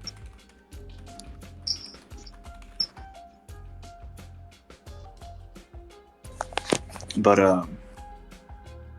Udir kind of struggles with that. He goes, it is hard to imagine you without hair. But the crew left me on a planet. They couldn't deal with me. I wouldn't have wanted to deal with me. I was trying to reprogram the ship to go in the other direction. Well, I'm glad that we found you, because we most definitely need you. But, as you say, it is a time for celebration. And last time I had any of that, what is that drink that you and Keegan seem to enjoy so much? What do you mean, whiskey? Yes. Water. Water. Doctor. Yadir goes, if you would not mind, we could go and... Is Spoon with us? Yes, Foon is with you. Foon is following behind you, going, at least the other one did not come. Spoon kind of looks Just back over his shoulder, Clan. and he goes, She is not Clan Foon, yes. But for now, she is not needed, but useful. She is a paying passenger who will be allowed to live. I agree. But for now, Foon, let us focus our attentions to much more simpler things. Yadir, as you're What is- talking, you're looking over your shoulder. You feel a bump up against your shoulder as you're walking, and then you look up and you can see one of the towering Ciliatre, the worm-like aliens, literally press like his body up against you, and he holds up a tentacle under his robe, and from it's dangling an old brown dog tag. Hello, would you like a Caledonian Defense League dog tag? Commemorates the Reaver's Deep Wars. Are you familiar? Would you like to learn more? Would you like memorabilia? Are you here for history? Yadir kind of like, kind of passively puts his hands up and is like a universal gesture for like, as he's kind of like, taking it back a little bit. He's focused on the conversation. He wasn't paying attention to his surroundings. And he's like, no, thank you. I do not need such trinket. Oh, Thank you. learn history. Come back. Change your mind. And he Foon waves is the gonna dog look tag at in your it face a and couple of be like, times. what is that? It's dog tag. Thank you for asking. No, this is what the Caledonians used in the many years before, back in the Reaver's Wars. Are you familiar? Do you know history? Are you interested? Does it have to do with tea? No. And then he's gonna walk away. Okay, let me know you change your mind. Come back.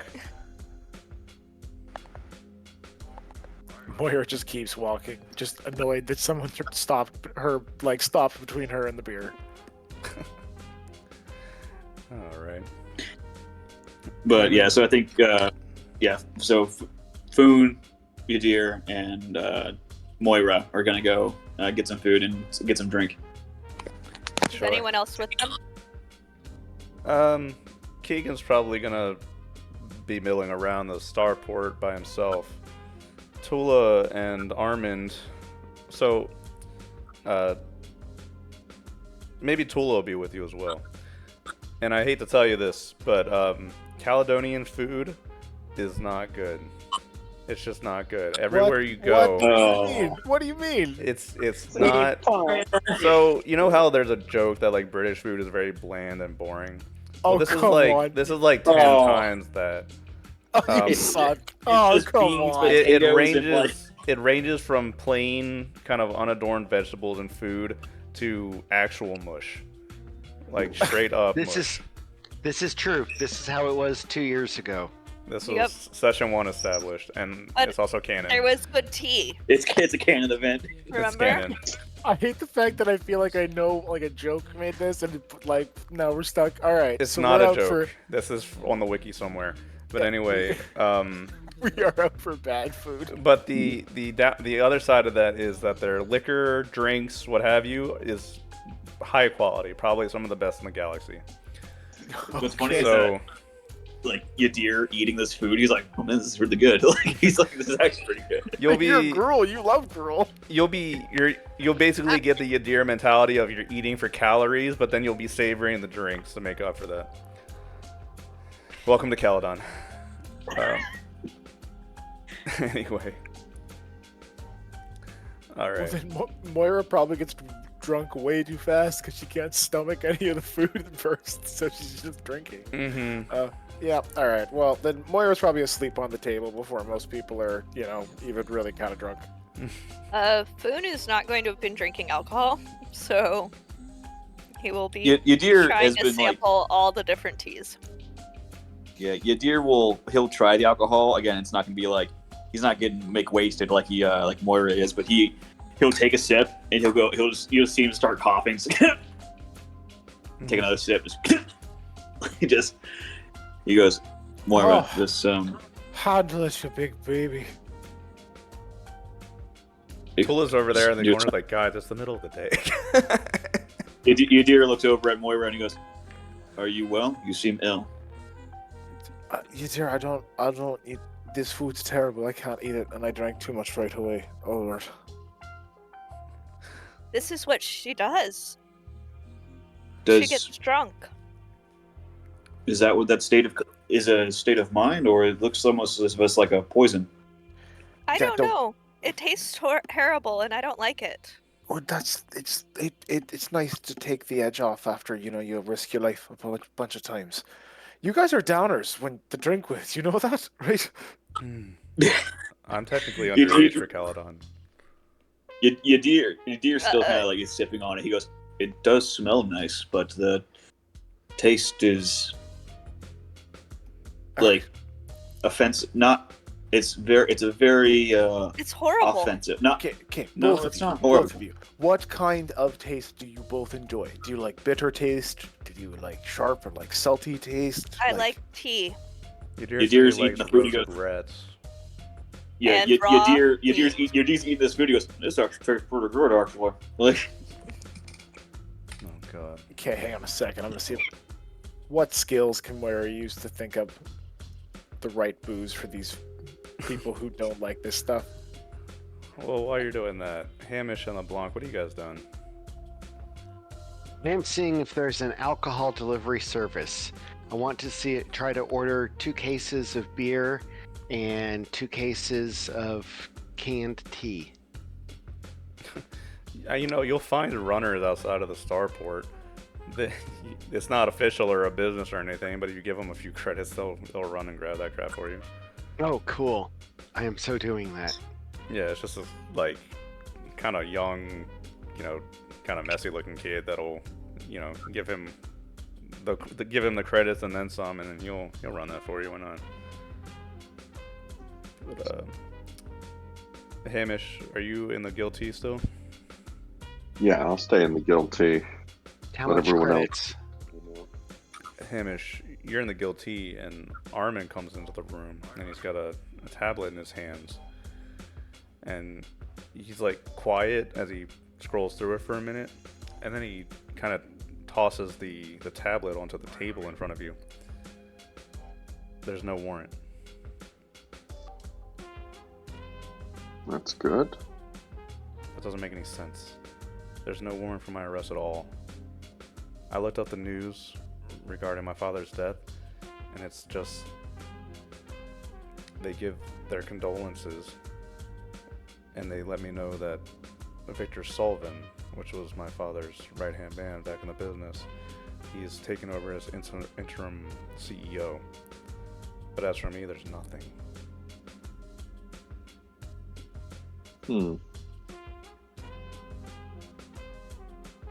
Well, you might be trying to avoid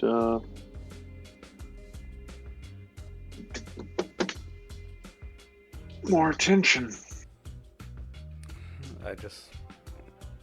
I don't know. Maybe it's okay for me to walk around. The moment you come up on the sensors, they'll know. And then we'll see. I don't want you being bait. We can work with Moira. We can get a identity. At least something that should be able to hold for a few days before someone notices. We can try it. That's gonna be tough, I think. It will be. But if we can get to the people who really own this ship, I bet they can get us something that works. Just kind of nervous. I'm just hoping they're they're good guys. Given our LeBlanc. track record so far. Yeah, our track record of cutting it by the skin of our teeth. Mm. LeBlanc, as you are outside of the low port, one thing that you notice is passing by, there's a man with, it's like a small megaphone that he's speaking out of as he walks, along with a few Caledonian soldiers. And they're calling out for recruitment into the Caledonian Navy. Inviting anybody willing, anybody wanting to improve their station, travel, you know, all the typical military lures that they use to attract young men and women from the Star Town to join the Caledonian Navy. And they pass you by as you stand outside waiting for your delivery to return.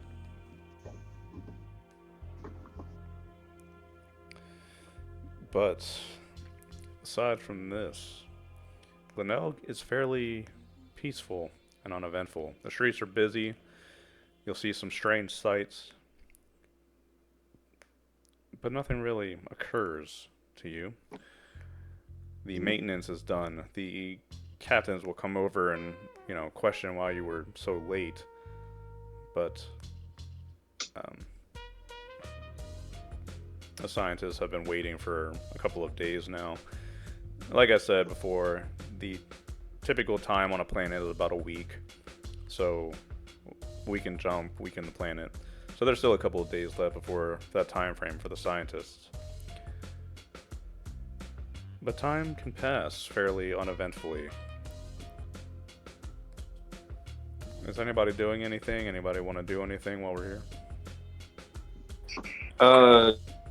Once if Moira's gonna get plastered, Yadir will, once they're done eating and drinking, he's gonna take her back to the ship if she wants to do that, and then to kind of like just sleep off her drunken state, and then she's like ranting about getting matching tattoos, so you take her back.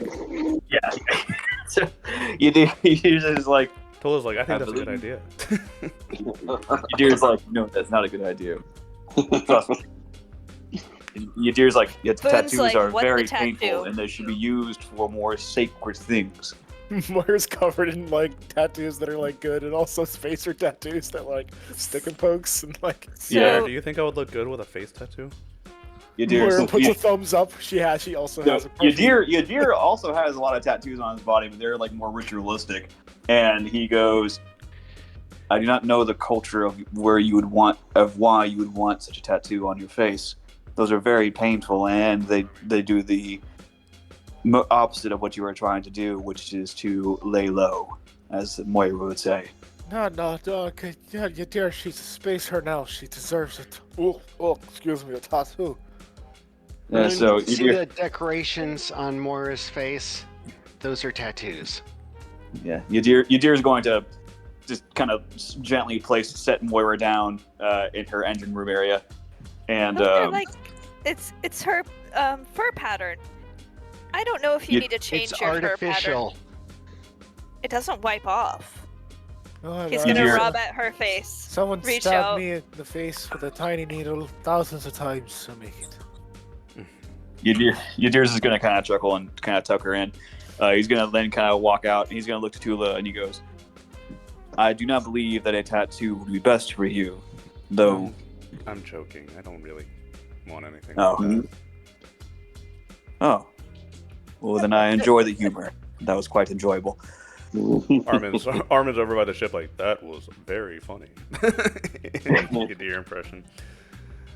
Yeah, Yadir's Armin's like, let me put on my Yadir face, and just like goes all stoic. Oh my God.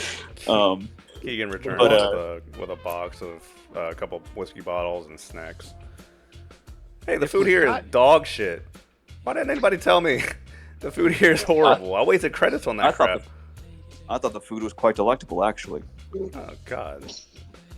It gets the job done. The booze is better.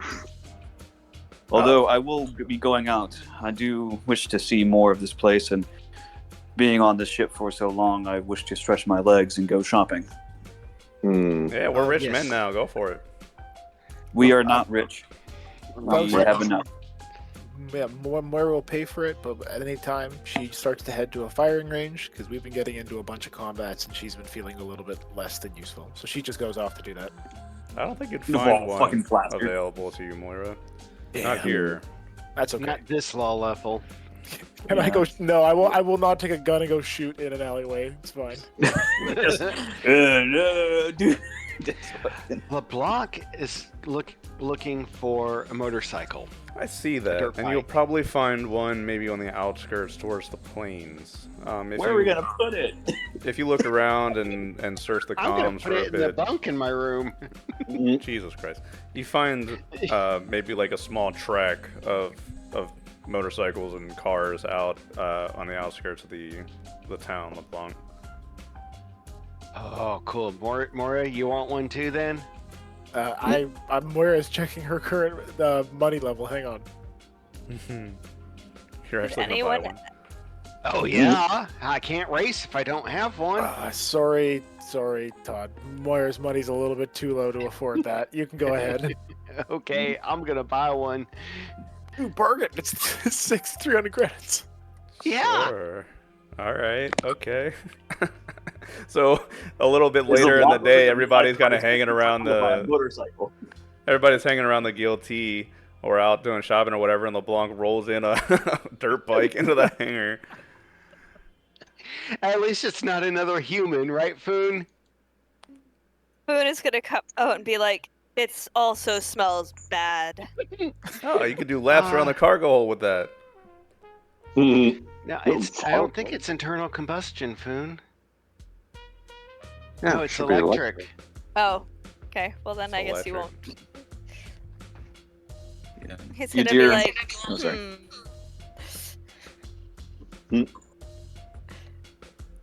Cool. nothing. Hmm. Well, Hamish is going to go do some Big shopping thing. on. Yeah. Yeah. If Yadir was gonna go shopping too, I can accompany you, Hamish, if you want. Okay. In the crew, I think we all need to discuss what we're going to do when we actually get to Caledon proper. This is not Caledon.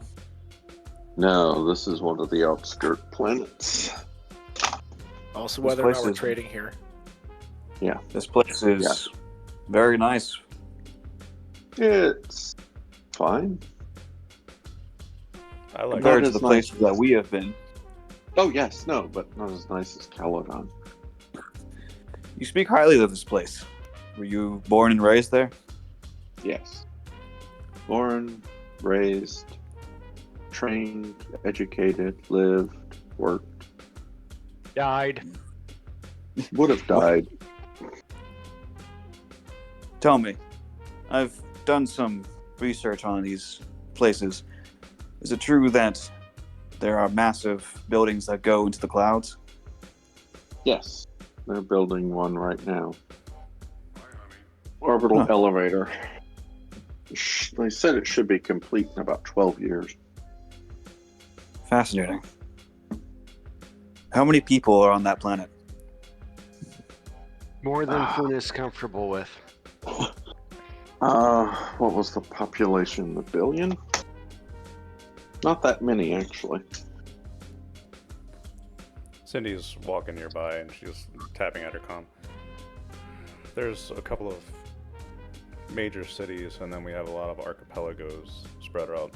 But most of Caledon is ocean, so there's maybe a billion is almost a stretch. Really, it's impossibly expensive to live there unless you're born on Caledon. But there's just no land. There's actually a few floating estates suspended by grabcraft, but those are for the very wealthy. Is it a water planet? Is that why there's so little land? Not like Fontron is, but yes. Everybody is above the ocean level there. Oh, yes. No, none of this subaquatic stuff. Oh, it'd be Thankfully. interesting to see such a place. I don't think I've ever seen that many people in one location before. Do you believe we're going to be going there? Yes, no, that's where we're bound for. I wonder also if perhaps I can. How is not Caledon? How is Caledon when it comes to people with mine, Tula's, or Birch's condition? You probably shouldn't Yeah. flaunt it. No, it's yeah. The thing with Caledon is that it's a. You'll see corporations and the offices and whatnot around, but a lot of the CEOs, the higher ups, the core offices, aside from, for example, the Scotians, they're based in Sterling, but you'll find a lot of CEOs and things like that on Caledon, and that's also where the prince and his family reside in the palace. It's not something you want to be showing off. But honestly, Yadir, I wouldn't be surprised if they know about you. Why? How could they? He kind of like looks over at her and gives kind of like almost kind of like a suspicious and worried look in his eyes. You have to give them some credit. Their enemy, on and off Cold Wars and espionage, has been Marlheim for the past couple hundred of years at least. And Marlheim has one of the most deeply embedded espionage and information gathering systems anywhere, maybe rivaling what we hear from the Zodani sometimes. To be on par with that, Caledon also has to keep on top of its information gathering. Someone like you, with your background and who you are, Yeah. I wouldn't put the chance of them not knowing you Fine. at 0 or 100. You know what I mean? Yadir kind of looks like he's pondering this, and he goes, "I don't 100% grasp what you mean, but if my identity has been compromised, that means that there might be more troubles. Perhaps I should just stay on the ship when we land." I wonder if you Well- have a choice. That's We're gonna- kind of the. Hey, we're returning the ship, so you'll have to leave. And man, you can't hide on the ship because No. that's going to be true wherever we go. We're getting And we're gonna into, we're getting into the actual governments. It's not like what we've been used to so far. Yeah, we've been dealing with fractured children that squabble over toys. These You've are been the people dealing with that are. the small clans? Humans are Yes. weird. This is, yeah. I just assume they always know everything. It's easier that way. The question is, do we let everyone else know about us? The captain and the scientist wanted to, sing our praises to the press. Do we let them do that when we get to Caledon? I believe that keeping ourselves a more lower of a profile is needed. Too much fame could make travel difficult. Wouldn't It it could. also help? It I could mean, help. wouldn't it assist us in selling and starting our true mission? My true mission is to reclaim my house. My venture with you and the rest of the crew is a means to an end. One that I'm most grateful for, and that I am very glad that I became a part of. But I will not rest until I reclaim what is mine. Well, we need T a is new not a part of ship. that.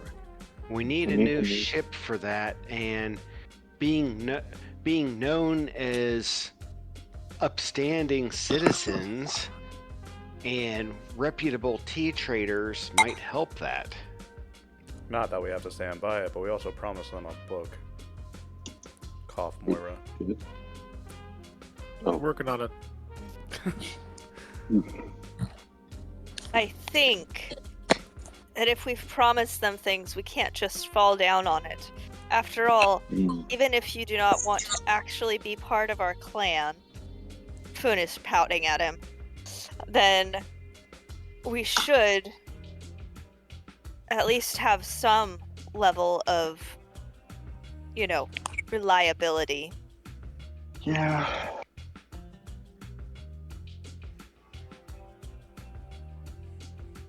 I don't think we'll know until we get back to Caledon, huh? Well, we could send a message. This is on the X-Boat network. It's going to take us a month to get to Caledon still. We could get the message Sure. there in a week or two to let our employers know that we're coming. I imagine they already know. That press Probably. conference is at least a week ahead of us. Press The conference. More. expo could make the jump in one if it's 6. The press conference, you know, the infomercial for Guild TT. Yes. Oh, yes. The That one.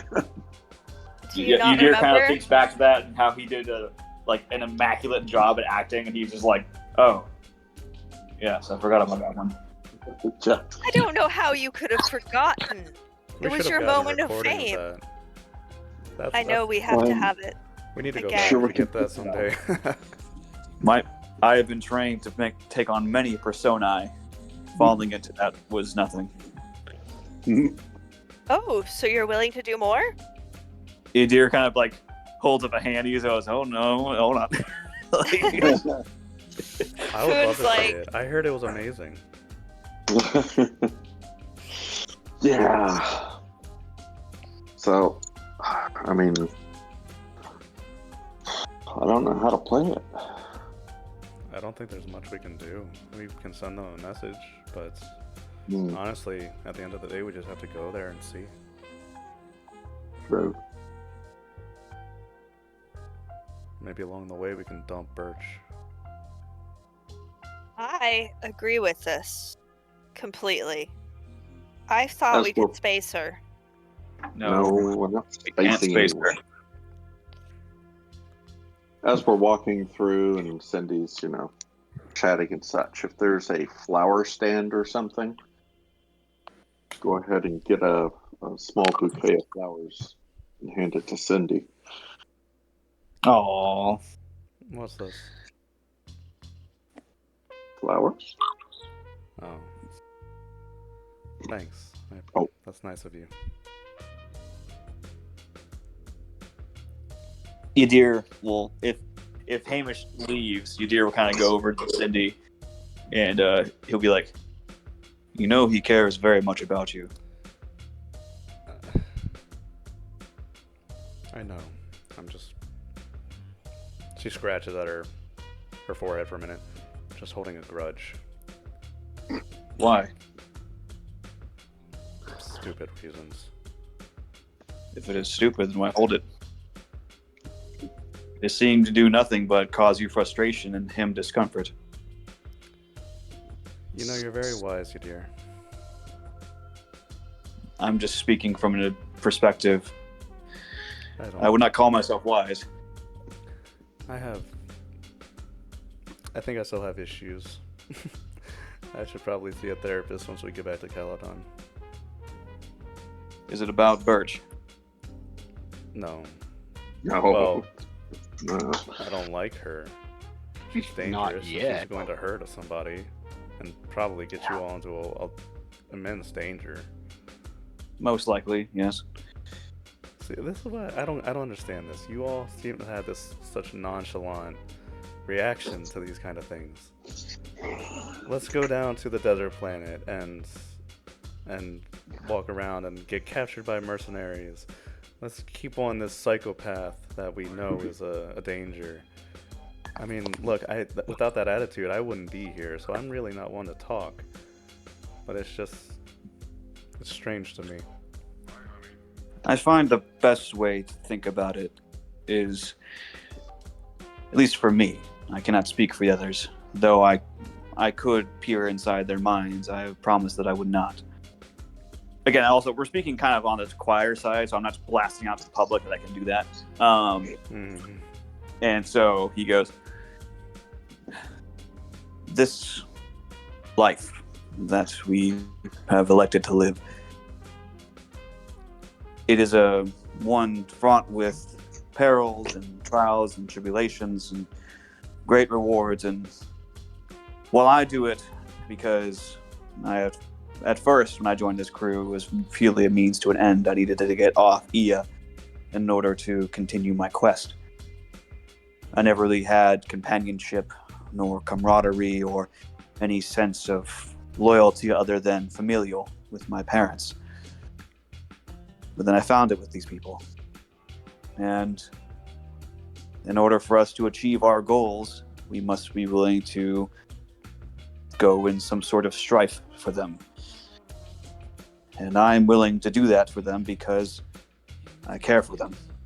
And if they're going to throw themselves in these terrible, dangerous times, I will be there to make sure they come out of it alive. That is why I do it. I can't speak for the rest of them. Well, I can say that one of the reasons I left Caledon was to meet people like you, Ydir. Have a different life and a different perspective than me. I appreciate Traveling it. is good. Oh, sorry. I appreciate it. I'll work on it. Okay? I promise.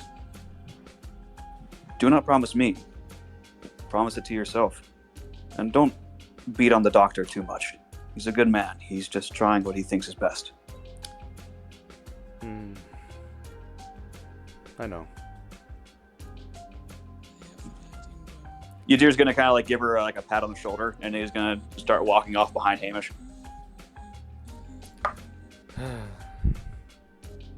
All right, Hamish, I'm your wingman. I got you. Well, anything else? Anybody want to do?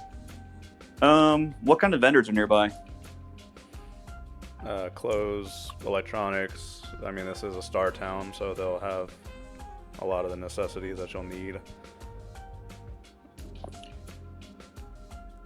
Memorabilia, like I said, from the Reaver Wars. That's a big thing here. You'll find old replicas of ancient Caledonian armor. You'll find small museums dedicated to that time period. I don't know. What, do y'all need anything while we're out? No, I think I'm set. And Who wants to that try drug to that find- Moira needs, it's heavily regulated, right? Oh yeah, no, we're not getting it It's here. illegal. Yeah, it's You illegal. don't Okay. ask. Yeah, I didn't think we it was have a plan. illegal everywhere, is it? I thought it was Yeah. frowned upon. no, for it's certain. heavily controlled and fairly illegal in almost any kind of major settlement. It can be used for lots of different things besides the thing it's used for. And Moira's gonna ask the government, and the government says no. Well, we're just gonna see what happens. And the lowest tech level thing I'm looking for is tech level 9, but it's a rocket launcher. Oh my god. You're not gonna find that. Here. You're not Yeah, gonna find not that here. anywhere in the Rob Roy line, bro. The idea of the block just walking in and asking for an RPG. Hello, I we saw would this- like one Anagathic and one rocket launcher, please.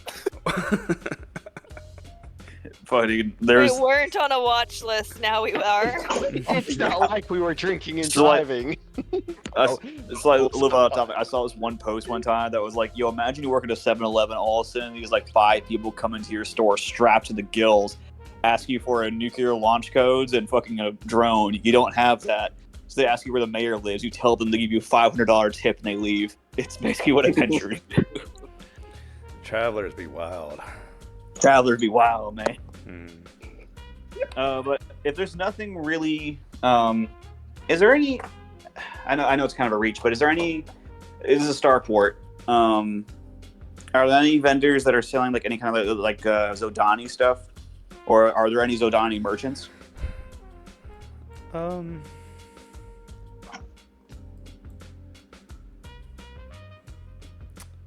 Not here. Not here? Okay. Not on Glen Elk, no. Okay, I was just asking. I think Ydir's trying to. There's a heightened level of security, and also the law level kind of deters scions from coming here. That's fair. I think I've said this before. We're not the Imperium. Caledon is kind of partnered up, or if you want to call it, beholden to the Imperium. So there's the same kind of level of unwelcomeness to scions. That's Yeah. and It's a if we're worried vassal about system, if we're worried about espionage, then there's literally like propaganda from the Imperium about Zodani Cold War spies coming out and stealing information and screwing over companies and stuff like that. So I can't imagine the Zodani make a long trip to come down here, but you might find a like once in a blue moon. Yeah, no, I got you. I figured it's a stretch, and like I don't know, when you said the information thing, it made me think of like NordVPN as like now a fucking anti-psyker thing. Yeah, we're years of jumps away from Zodani's base. It's I got you. Is there any other than the worm people? Is there any kind of like xenotech or xeno stuff? You'll find Aslan stuff. Aslan come here to trade often. What Aslan stuff is available? What are you looking for? There's Aslan clothes. There's like vac suits that will fit them. You'll find an Aslan merchant stall. Every now and then selling incense or stuff or God help me tea. I will. Foon, does your vac suit, is it Aslan made, or is it just a human vac suit that you're like just stretching into? She went AFK, but his suit is made for him and has the ports. Okay, so it's an actual Aslan suit. Yeah, but if you wanna search around and let me know if you find something that you want to buy from Aslan make, you can just send me a ping and we can see. Yeah, sure. Let's see. But there's nothing that really happens to any of you. No events, nothing out of the ordinary as you're wandering around the starport. We can advance the days as we see fit. Yeah, go ahead. I'm just gonna be looking for stuff. I'll ping you and I'll post it in chat if I find anything that I want. Sounds good. Yeah, I'll double check with the 2 far traders, make sure all the crew and stuff are doing good. And do you mind if we take a break sometime soon? Or? Yes, that's true. Let's take a 15-minute. Okay. Cool. Thank you. I have to reset my computer. It won't load shit, and I'm trying to do trading stuff. Yeah, I was trying to get to the end of this planet before we did that, but now's a good time to do it. Let's do it. Oh. Okay. Right, thank you. Ooh, I'm gonna try to buy some stuff. Doo-da. Ooh, sketchy shit. Doo-da. Hope I get away with it. Doo-da. I saw one where it was the guy's like making something for somebody. He goes, "Oh, I'm a little dirty slut. Doo-da. I'll do anything. You pay me enough. Oh, the doo-da day." Oh God. All right. Aslan.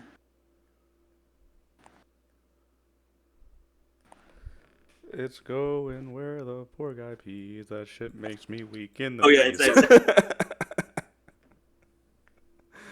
For what she paid, I'd make her one with spikes. Yeah, I'm like, can't see. Fucking, yeah. I can't seem to pull up the stuff on my. 1 second.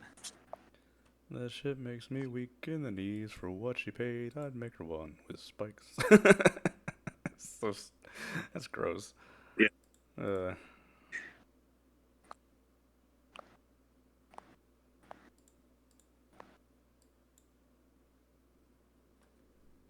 Let's see. Yeah, my stuff's not loading on my phone. So I don't need to get anything because I'm not gonna really bother with that then if I can't see this stuff.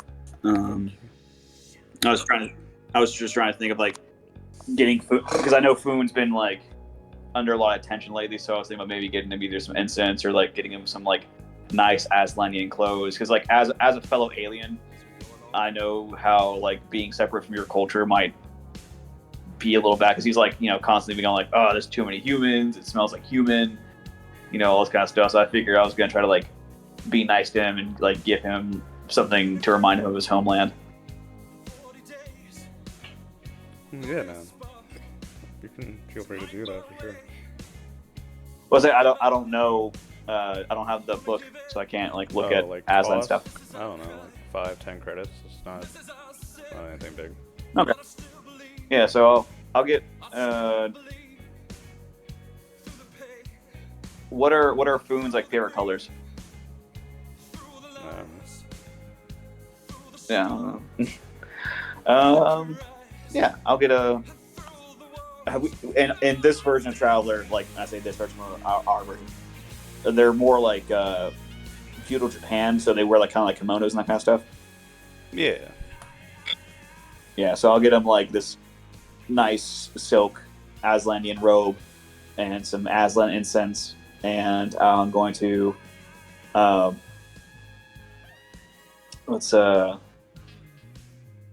let's see, incense, a nice robe, and I'm gonna give him an Aslan tea set. Wow. He already has one. What's that? It's royal family tea set. You guys? Oh yeah, he's got one of those. I'll get him a more like mundane one, so he doesn't have to use that royal one every time he wants to bust out some tea. You get him like an automatic tea maker. He's like, I hate it. This goes Yeah, against like, everything here- that I believe in. Yeah, it's like, here, I got you this, this tea Keurig. You just put these little caps in it, and it just makes it for you. And he's just like, no, this is bad.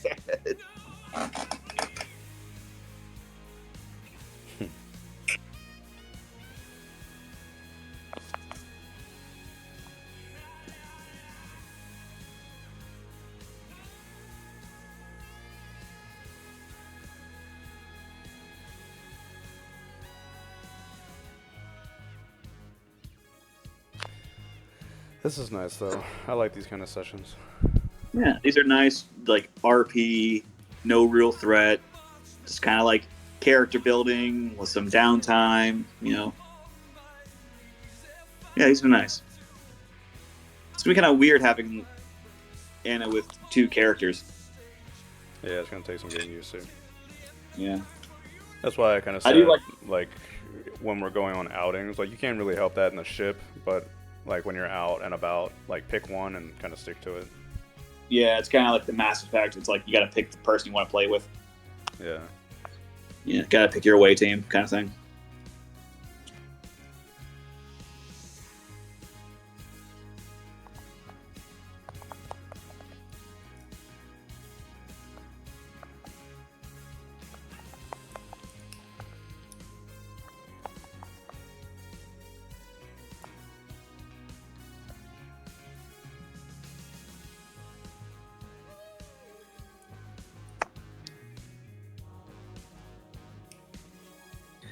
I think I'm playing Udyr pretty well. I'm trying to lean more into the he's getting more sage-like, I guess. I don't know. My thought about it is that you're kind of acting like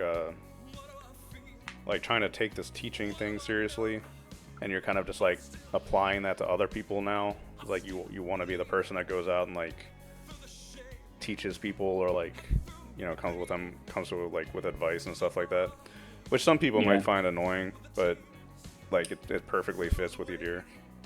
That's fair.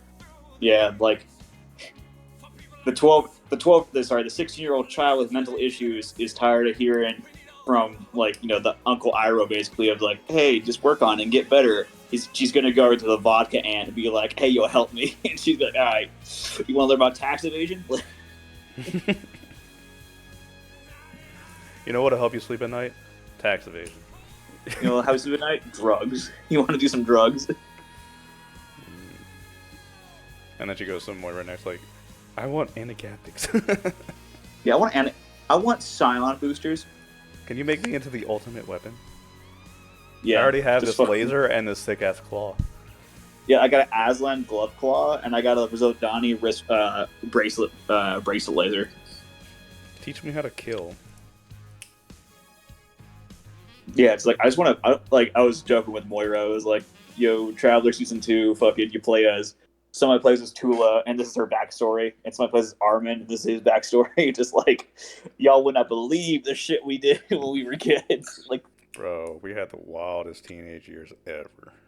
yeah, it's like I found myself with this traveler ship. There was a Zodons, there was a Scion, and now there's 3 Scions. Man, what are the odds of this shit happening? Yeah, so picked the wrong ship to stow away on, didn't he? Yeah. If our ship ever gets boarded by like anti-psychers or fucking like Imperial like Scion hunters, our shit's gonna be fucking glowing like a goddamn beacon. This shit's gonna be just like, huh. If it ever gets to that stage, you've already lost. Yeah. If it ever gets to the point where like the government is sending people after you, you've already kind of lost the game. Because we're trying to go for realism, and there's absolutely no way that your rinky-dinky little crew, no matter how powerful or cool you guys are, can stand up to that kind of shit. I know, but the power of friendship. Oh yeah, the power of like being in a TV show is one thing, but there's also like a line that we just have to not cross. Oh yeah, no, I'm never gonna be like, you're just never gonna be like, hey, we gotta overthrow the Imperials, anti, Scion shit. You're like, I'ma just not fuck with that. Like I think I remember back when what was that planet called?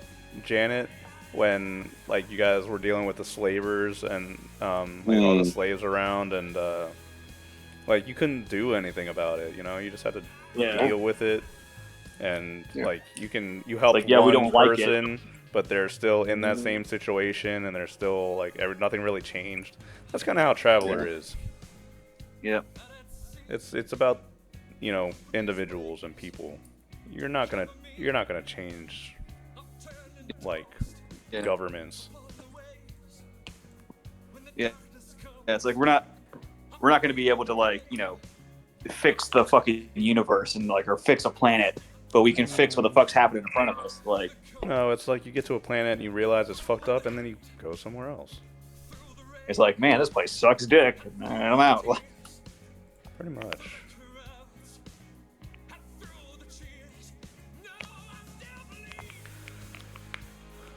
Yep, as Khan just said, if you want to do trading, you can take care of that. I'm hands off. I don't want to deal with it. Yeah, trading. I don't know about trading. I don't know about buying in bulk and all that kind of crap. So y'all, I just don't want to. That's all y'all. I just don't want to. And the book even says like, hey, you're the GM. Give this section to the players and let them deal with it. It's fine. Like, you're doing a lot of work, Faust. That's why we'll do it. I'm just going to go ahead and say Moira failed to even find a broker. So unless someone else wants to try to get one, we won't be able to trade on this planet. Funny enough. Have y'all ever played a game called Elite Dangerous? I've heard of it. Okay, well, it's a space sim game, and in it you can join other players, and you basically just fly around in spaceships and you do spaceship shit. And I was playing that game, and I was like, there's no like jobs or classes. You'll start in the same ship, but different ships do different things, and so you can like kind of like base your occupation and get jobs to help with that. So I eventually bought this fucking like super offensive, smaller craft is meant for one person. It's got a lot of forward-facing guns. It's the fastest ship in the game when you like boost it up, and that thing was souped the fuck out for combat, and it was like the ultimate bounty hunter ship because I could outrun anybody. I could outpace them. And my buddy, I was like, hey man, we should like squad up. And so he was like, he logs in, and I'm like, what the fuck is that? He has this massive like 18-wheeler cargo hauler, and he's like, I trade. I'm like, what? Yeah, I just go to systems and buy stuff and sell stuff. I'm like, how much money do you have? He goes, I don't know, a couple of tens of millions. I'm like, what the fuck? He goes, yeah, I just trade. I just buy bulk. I'm like, have you seen the stories about Eve online? Oh yeah, dude, Eve's crazy. Like they have full-on economies with corporations, and people are losing like literally like tens of thousands of dollars. In real life money, yeah, in real life money, doing stuff like that. Yeah, there was one dude who apparently in Eve, there was a huge like galactic war happening in that motherfucker, and he played both sides so well, both in game and out of game, that he ended up making in real world money like 20 fucking grand, Yeah. and then he just dipped What's the up? fuck out. What's up, Anna? So for broker, if I want to try to trade stuff as Foon, can I use the charm or no? If I'm setting up just to look for it. Setting up to look for it. Let's see. I don't I know. thought that might. Yeah. You gotta check the book. Oh, I forgot Ah. about the DM starport thing. Okay, so we guaranteedly find a broker because we're in a DM +2. Like, there's almost no chance we don't find a broker. I found one in 5 hours, so I'm just gonna start looking for goods. Okay. Well, remember, our cargo holds full, so we're going to sell the electronics. Yep, that's what I'm doing first. We still have a little bit of tea, right? Yeah, we got several tons. So, Yeah. Anna, can you please go ahead and roll a broker at a +2 for a sea starport to see how much we're going to get a bonus on for our Okay. sell price? Yeah. Oh wait, All no, right. never mind. It's plus the traveler's broker skill. Never mind. So roll 3D, please, and then add your broker skill. 3d6. Okay.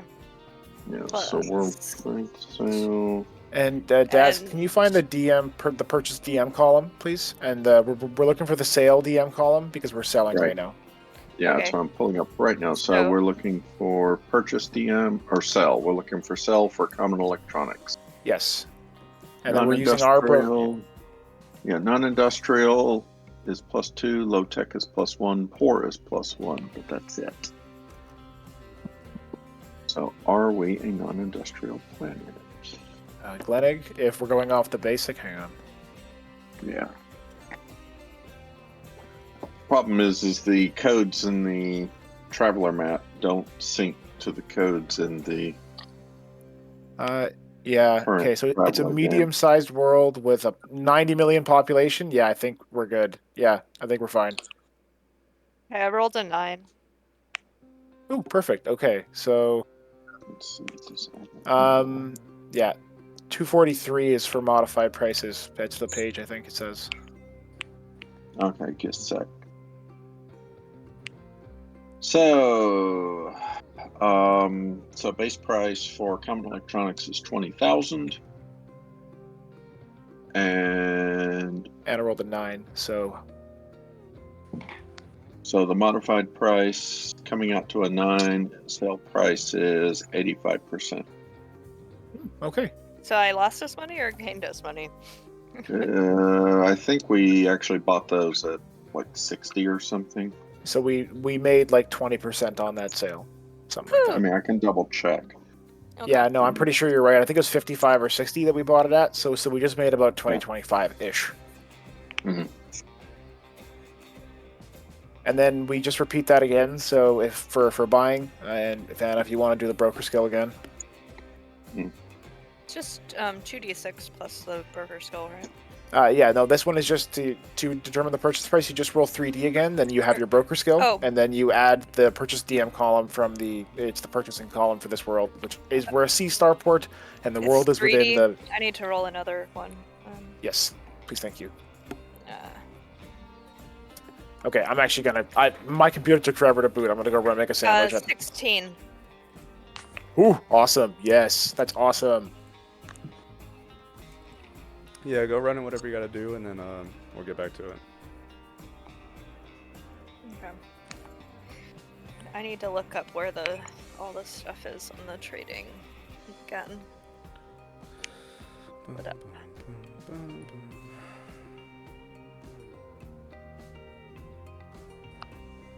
Okay, so what we need to do is if we're buying, roll 2d6. So d66, actually. Okay. Well, hold on. Let me find the damn planet type. Because we have common everything. And where is the planet? It is Glennig, your CAPR.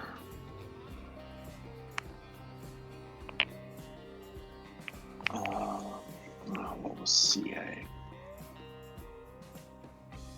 The heck's PR? Just go pull up with that. I have no bread. We're good. I'm back. Oh. I No have bread. bread in game, but no bread in life. Pretty much. Where is...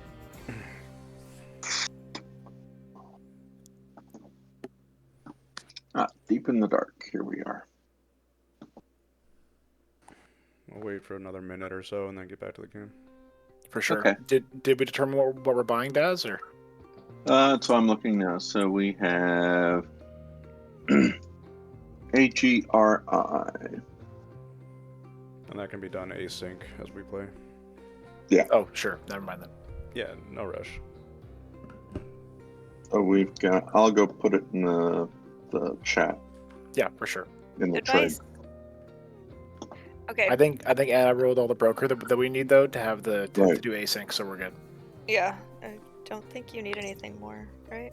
Yeah. No, I'm looking it up so we can do it. But It's 16 should ASYNC. help you a little, right? 16 is 60% buying price, so we're once again on a good. We have a very good chance of being able to make a good profit this time. So Yeah. Walks into the broker's office, big kitty eyes. Oh. Pretty much. Broker guy's like, damn it, why can't I never say no to Asling? But yeah, like so far we've made a profit on every single one of our speculative trades, which I know we're doing. We are being very cautious with our trading, but that's fine. Mhm. That's fine. I'm planning on having Boone build up more on broker, just so you know. There's really only I love so much it. you can do with your little cargo hold. Exactly. No, we need a bigger one. And we're hauling a bunch of other scientists and stuff that kind. Oh, we're not anymore with the other ships, but still. Yeah. All right, everybody back. Yep. I am. Is the Todd here? Oh. Mer. I think you said Yeffel. Yeah. Mhm. But now you're sounding like the cat instead of my character. Hmm. Aye. Okay. Well, the week is going to pass as we go about trading, buying things. Glenelg is busy. Pretty chill. Nobody is running around with weapons. You'll get into a bar fight or two if you really want to, but they'll look the other way and everybody understands it's all in good fun, right? So, I don't get in the bar fight. Mhm. So Glenelg passes peacefully, and at the end of the week, the Far Trader captains will contact you and ask you what your plans are when you're ready to head out. Best, Sterling's where we have to go, basically. That's true. That's our next stop if we wanted to keep following a little bit of information. The route that you're on from Caledon all the way kind of around the Con area, it's called the Rob Roy line. So you're following essentially the Rob Roy line back to Caledon. And unless you wanted to take a little bit of a detour to go along seaports, Sterling is your next stop. Yeah. Which, they're a little... So, Go ahead. my big question is, because I'm still trade brain right now. Is it a high pop worlds that we're going to? Are all of the? Yeah. They are okay. Sterling, Sterling is... Oh, yeah. Sterling's high tech. And which spot was population? Because like I'm looking at one thing and I'm just like most of them are industrial worlds, but they're also high population worlds, right? They should be. I Yeah, exactly. can't imagine they're not. Hmm. Sterling is population 200 million, it says. Hundreds of millions And Dunbarton is... So population 8 and population 7. So Sterling is 8, Dumbarton 7. Okay, cool. Thank you so much. Yep. Very wealthy worlds. Incredibly wealthy worlds. Sterling is is a corporation hub. The Scotian Deep Trading Company has their headquarters here. We fucked with Tiny or Runt. What the fuck is that? Tiny, yeah. You fucked with Oh, Tiny. yeah. Oh yeah, his name was Runt, wasn't it? It was Paul Runt. He's probably having a good time back on Red Hopper. On the mercenary cruiser. Maybe. Yeah, we still need to go back to Red Hopper to save those fuckers that we left there. Yeah.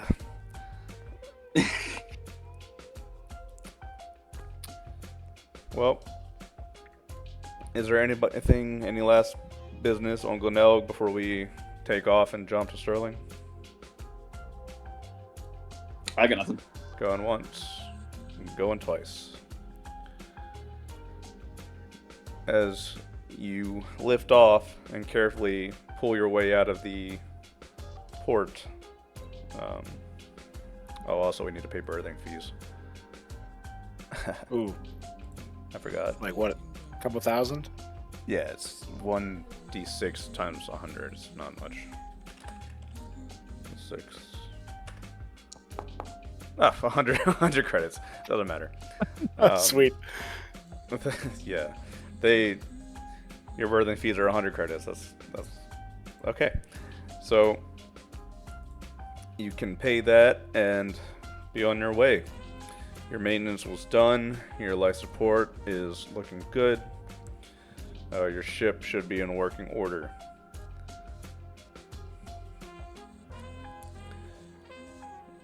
Go ahead. Oh, is Birch going to do anything paranoid about the ship? She was following the people around a little bit and watching them do maintenance. So I don't know if anything exciting happened. You want to make a recon or investigation check? Okay. 1 second. Recon or investigation.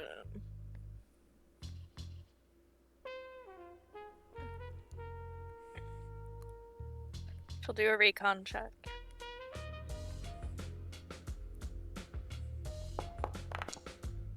And she's terrible at it. Truly and utterly terrible. No, the maintenance crew is, all over the place on the ship. It's not like you could follow them all at once. Back in engineering, on the outside, they were all over the place. Didn't seem to be a miss to you, Birch. Okay, then she's just wandered around, following them. Making them uncomfortable.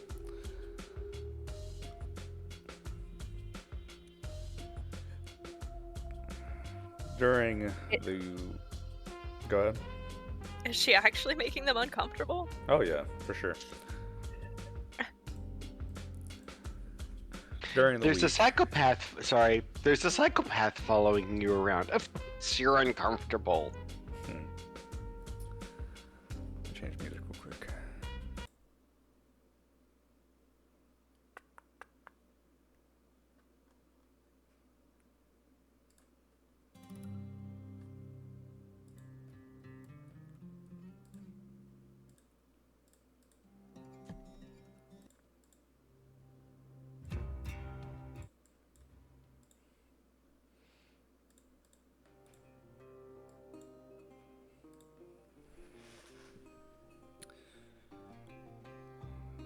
During the week, Moira, it's late at night in Jump during the during your trip to Sterling.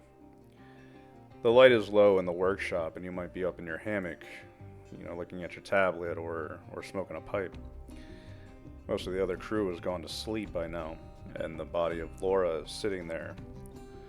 It's lying on top of the table of the workshop, and it has cables running out of it into one of the consoles. As you're sitting there in the low light and the darkness, something catches your eye out of the corner of your eye. The console screen has turned itself on. It looks like a command line has appeared on the screen. Looks blank. Moira mirrors her tablet. As the command line comes up onto the screen, there's a few seconds where you look at it, nothing happens. And then, character by character, it types H-E-L-L-O.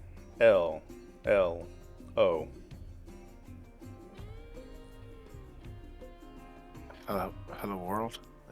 Not the second one, just the first, eh?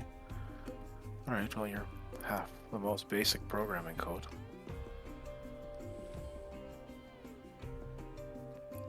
Moira kind of immediately begins to try to debug what's happening. Can I make a computer's check? You can make a computer's electronics check. As you do a couple of checks to see what is happening.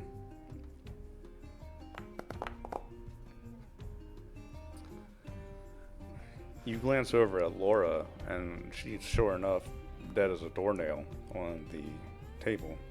There's a very small amount of power being funneled into her memory banks. And the memory bank is connected to the console, so it doesn't seem like you should be communicating with any of that.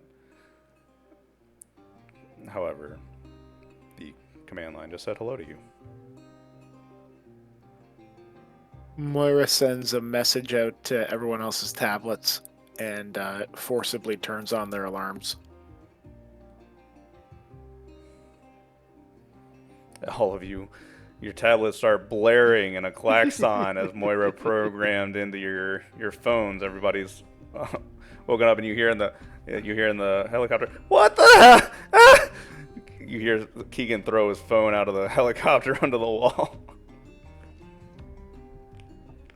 What the hell is that? We're under attack. Everyone get down here right now. And you hear Moira's voice like stop the alarm and turn off your tablet into like sleep mode again. Foon is gonna come down, and Birch is also gonna come down, but Birch is gonna just be looking around. Yadir is comes- gonna come. Yeah, Yadir's gonna come in. What the hell? I was getting my beauty sleep. So LeBlanc shows up. He's half into his combat environment suit and carrying an advanced combat rifle and a grenade. Yeah, Foon is carrying his sword. Put the goddamn grenade down. Yadir's gonna look at the robot on the table, and he is going to go, "Where did you get this?" I found it in a closet. I'll explain in a second. Moira kind of holds up her tablet so you guys can see the command line that's also displaying on the console nearby. That just pinged to me, and we don't have an artificial intelligence aboard this ship, so I'm wondering why a computer's trying to talk to me. He looks at is the robot clearly plugged into the ship computer? It is. Yadir kind of points to the robot and then points to the computer, and he goes, "Perhaps the robot is talking to you." The robot's broken, like as in like broken.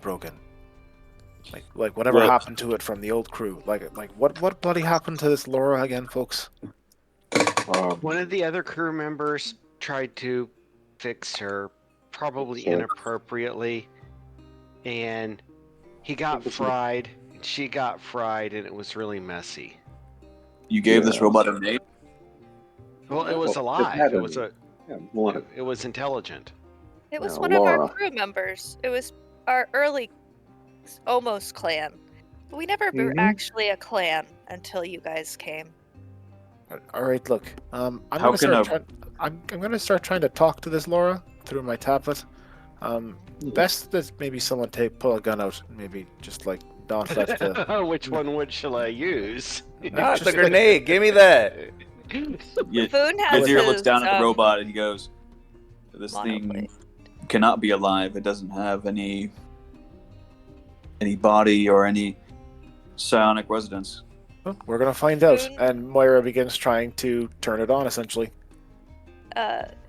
Birch is gonna be like, "Don't damage the body. I think this one might work well for me."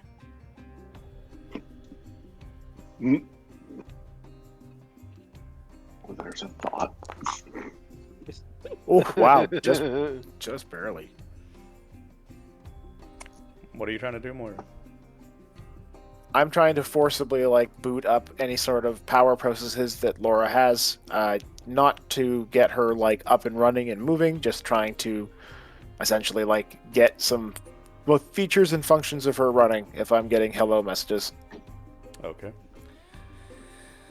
You try to reroute a little bit more power into Laura, and doesn't seem like this should work. Really doesn't. The command line, you watch the hello blink out, and then it types it out again. HELLO. Is this like a basic OS greeting or something like that? Well, type hello back. Yeah. I That's don't. fine. Jeez, I don't think you understand computer. All right, fine. And she. Oh, we understand. It's just Laura was not just a computer. All right, all right. Yadir's gonna be honest. I have no idea what's going on. I Gonna just be like, look- "You should say hello, Laura." I know we should have I- scrapped her back then. You know what? I'm typing in "hello, Laura" while trying to forget about all the AI that I interacted with at my old corporation. And then she finishes hitting enter, and then she looks away. So, did this creature name itself, or did you name it? It came named. From She- where? Well, she was very helpful Where did you get her? until she. He joined us on Caledon. Yeah, A robot just joined you on Caledon? Yeah, it was a part real of our person. crew. So this is a Caledonian robot. No. No. No more I'm than confused. he's Caledonian because he joined us on Caledon. I'm confused. Zodani don't use intelligent machines like this. Birch is gonna be inspecting the robot. What should I use to do that? Science robotics. Okay. Yeah, I guess that makes sense.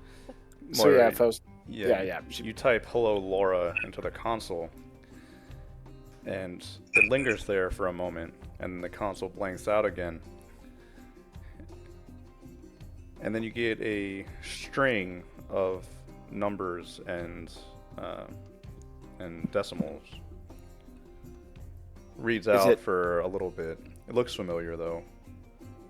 Is it Might be- binary or is it a code? No, it's not binary. It's a maybe make a astrogation education or Cool, absolutely. something similar. Yeah, I got Uh-oh. that. Are we getting some ancient star map? Can I also make astrogation with Birch? Not with food. Anybody that can see the console can look at it. Ooh, hell yeah. This is a old form of reading out. Yeah, this is a old form of reading out astrogation coordinates. Nowadays, it's been more refined and simplified for the average traveler. But Moira, you're a spacer. You recognize this well enough to be able to parse that out. If you were to translate that out into your systems, that would probably give you a coordinate somewhere out in space. All right, I think she does extrapolate the data in such a way, keeping the original file, but also giving herself a translation. and then she makes sure that she logs it and gives at least the code to LeBlanc so he has a copy. After you download these coordinates, the file lingers on the system. It doesn't seem to be a date created for this file. It's buried out in the file system. And Have you asked the computer what the slavers are? Once you've downloaded this file, the console blanks itself out again, and then it reads, delete this.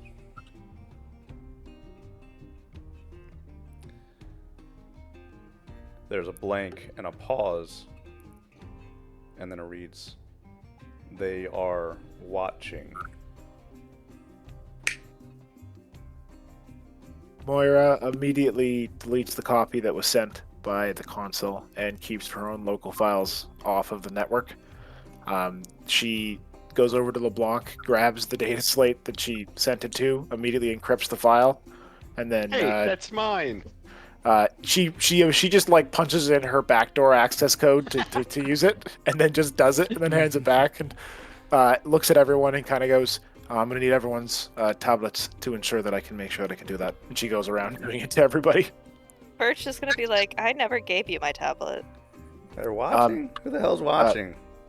Birch, I told you before, you came aboard the ship. You're aboard my local network, so I have a subroutine that's already been getting into it. It's and she walks up and just punches in a backdoor access. That's kind of scary. I told all of you You before. did, Todd. I Yeah, worked for a corporation. Much like Birch, Moira is our scary. She's not that scary, but your Only with hands, computers. your hands, Moira, his like dinky little data tablet. Yep, and she's just making sure that all of her security protocols are still working and nothing's gotten into anything, doing her little passive everything. But her own consoles are very much protected in every way she has to. So All y'all have fucking like nice ass iPads. Fucking Yadir pulls out the equivalent of a fucking Nokia flip phone. Just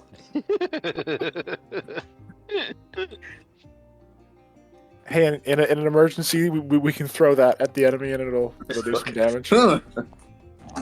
Spoons is better than his at this moment. Spoons is like the drop-proof resistant, shock-resistant version. it's got the giant thick like security pad on it. It's like Yeah. the rubber like edge pad. Mhm.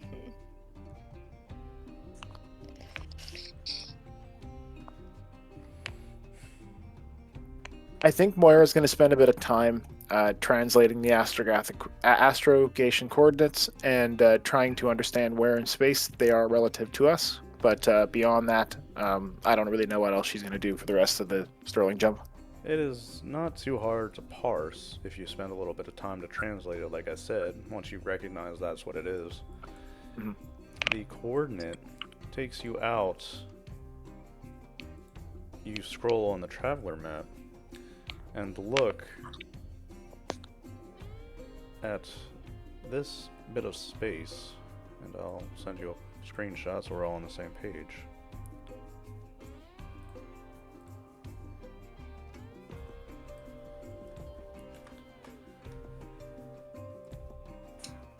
Two parsecs trailing of the planet Dundee in the Woomera system. Woomera. Yeah, that's 2 full sectors. Is this mediocre tea Subsect. or really good tea? Dundee, not T. No, Woomera it's amber, so that's mediocre tea. Oh, Woomera is the spiciest tea we got. But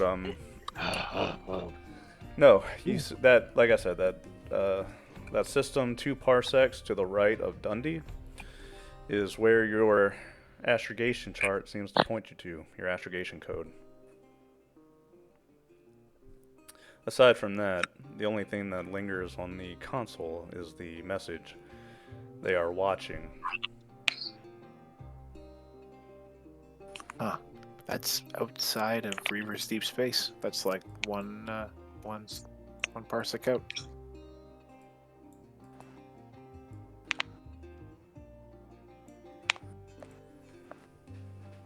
Interesting. Did we need the guns and grenades for this? Can I go back to sleep? Look, I don't think you guys. Never mind. I'm paranoid about computers and that kind of thing. I thought that we're in the jump. A computer message had popped up that I wasn't ready for. I assumed you'd want to be awake in case, I don't know, the ship's gravity turned backwards and you were all thrown into the ceiling. And Yadir kind being of like down looks at here the. with you with no pilot was a good idea. We're in Yadir the looks. jump.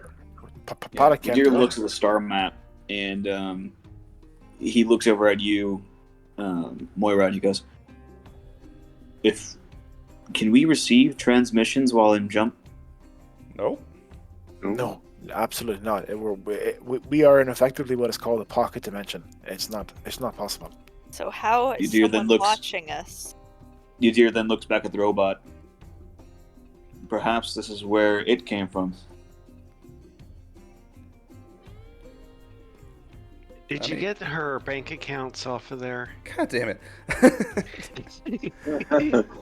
Hey, somebody has to be the practical one. I'm working on it. What about? Do we know anything about this system? Can Yadir look in the library and like check this place out? Is it a specific planet that's talking about, or is it the whole Nope, system? It's empty. It is a parsec that has nothing in it. It's 2 parsecs to the right of Dundee. Well, Woomera Oh. has Woomera in it. Well, yes, it is Exactly. the Woomera subsector. Okay, yeah, And it's it's not not- Woomera. It's the empty sector, two to the right of Dundee. Yeah, Yeah, so it's I see the planet Romera. So I pulled up the library. Is there any information on Woomera? Oh, there's plenty of information on Woomera. What would you like to know? Woomera. Just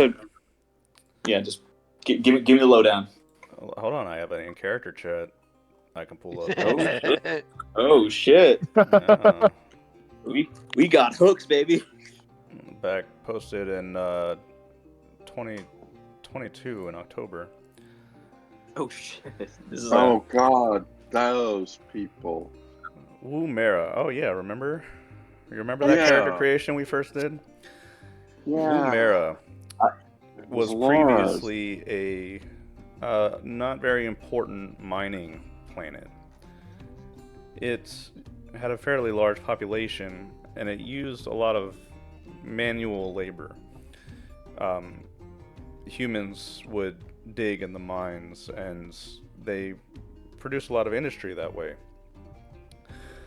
Of note, and of the largest historical significance of Woomera, was the founding of their current leaders of government, which is Woomera Integrated Robotics Enterprises.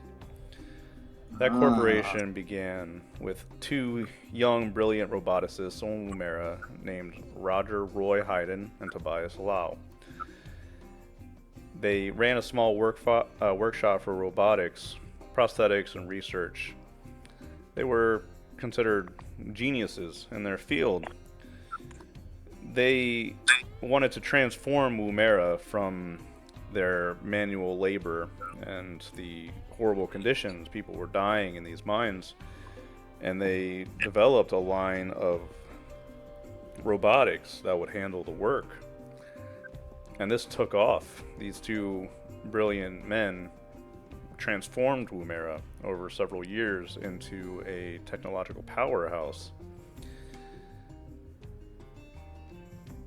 They ran a company called Hayden Lau Robotic Solutions for quite a while, until apparently Roger Hayden, he killed his wife.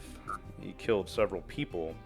He committed acts of terrorism against Woomera and the corporation that he was in. And then he disappeared from the planet.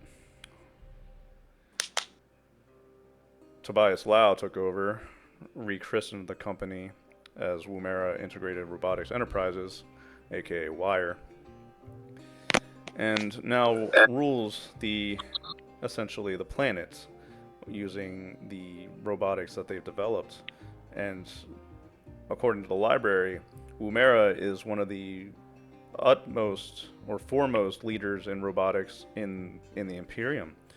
They have unprecedented amounts of luxury and free time and utility from these robotics that they've developed. Moira kind of, for a moment, like kind of listening to this be described, kind of like shakes her Yeah, head in wonder. Yadir's just like reading this out, and I guess like if a text bubble came out on the screen, like the wiki of this planet, he's like just reading it out to the group.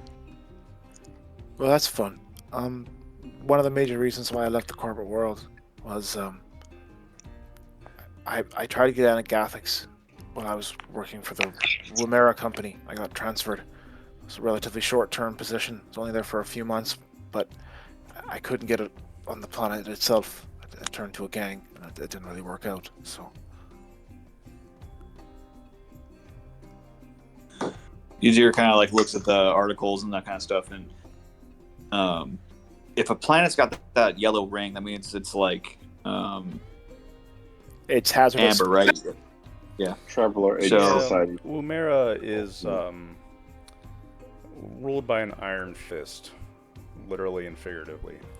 The law level is high, the population is more or less under the complete control of WIRE.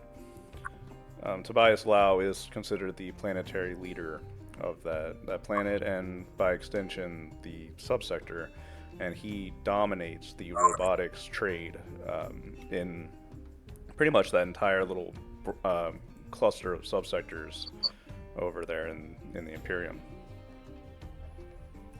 You've even heard that name mentioned once or twice out here.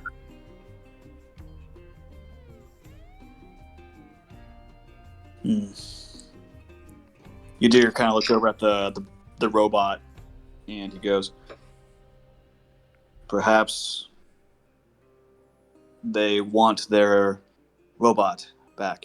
It sounds like she or it was created there. Strange that a robot does not want to go back to its manufacturer." Well, if they are watching, that means they have to know where we are. So Moira kind of looks at the three who traveled with Laura. Do I have your permission to rip her apart, trying to find a tracking device? I mean, we're taking her apart anyway, as we're going through. So Yeah, mostly dismantled now. All right. Well, I think You're we'll just gonna find be out. like, try to keep it slightly preserved. I feel like that would make a very good body. Fine tooth and comb is what I'll try. So, what would be the roll, Faust, to try to find some sort of device on it? Is that another robotics roll, or? Yeah. Okay, that's actually not me then. That's you guys. Or electronics, computers, I would allow, but Okay. I think it would be Invest- an easier role with science robotics.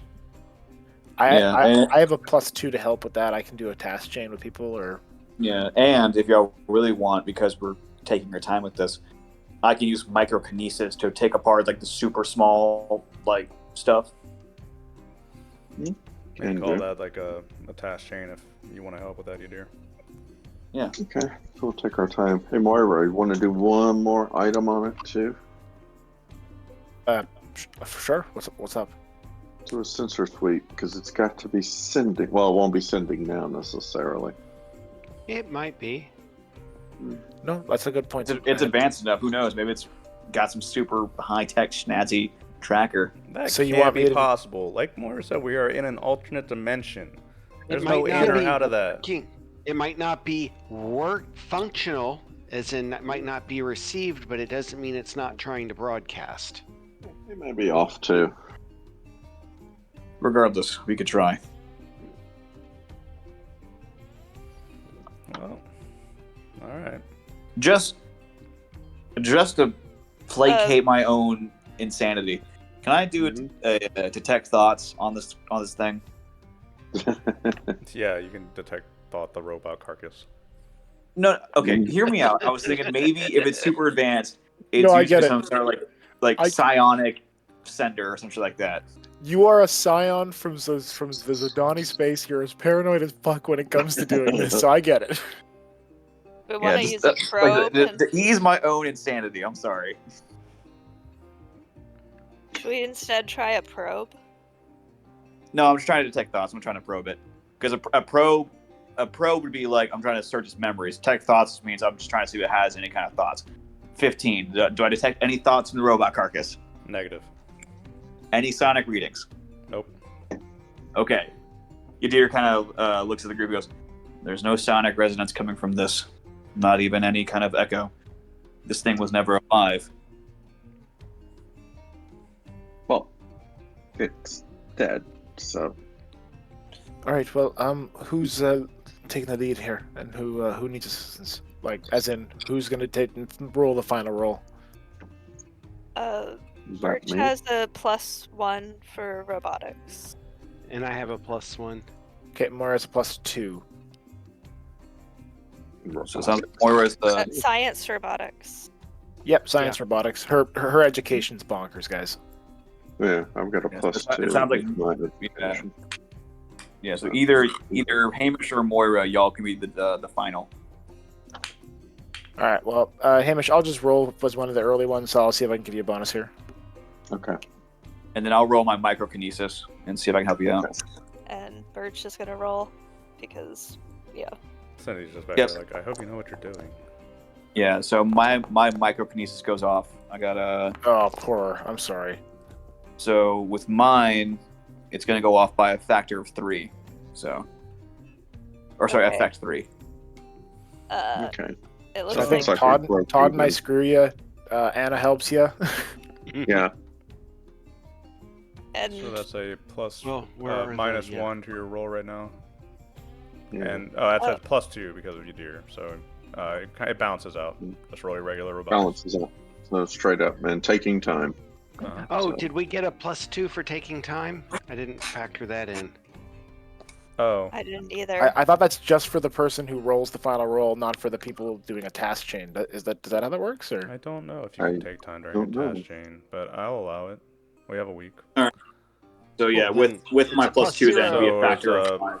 It's a +4, I guess, or Yeah. +5 because of no. yeah, because all of us succeed if you give us the +2 right now. Right, and but then it's- mine becomes higher, so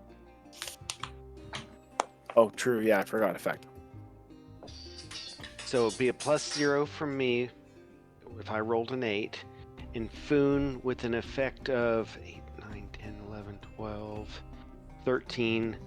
A 5 would be a +1 still. Okay. I'm using the task chain rules where it's Yep. effect 1 to 5 is a +1. Okay. And then your deer Microkinesis. was a Which +3, factor of 5. So +5. So okay, it's so a that's also a +1. So then +2 overall for the task chain. Okay. Yeah, and then +2 for taking time. So +4 total. Okay, that's reasonable. yeah, and then plus your robotic skill. So Cool. There we are.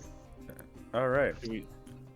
During the week, as everybody is with a renewed interest in Laura, working in and out of the workshop, either using microkinesis to take it apart. Over the week, you guys spend some time trying to work this out. I will tell you right now, Hamish, that you do not find anything that appears to be a tracking device or a listener. Of course, she has microphones and auditory systems and things like that, Yeah. but nothing that would appear to be giving out like an active signal right now.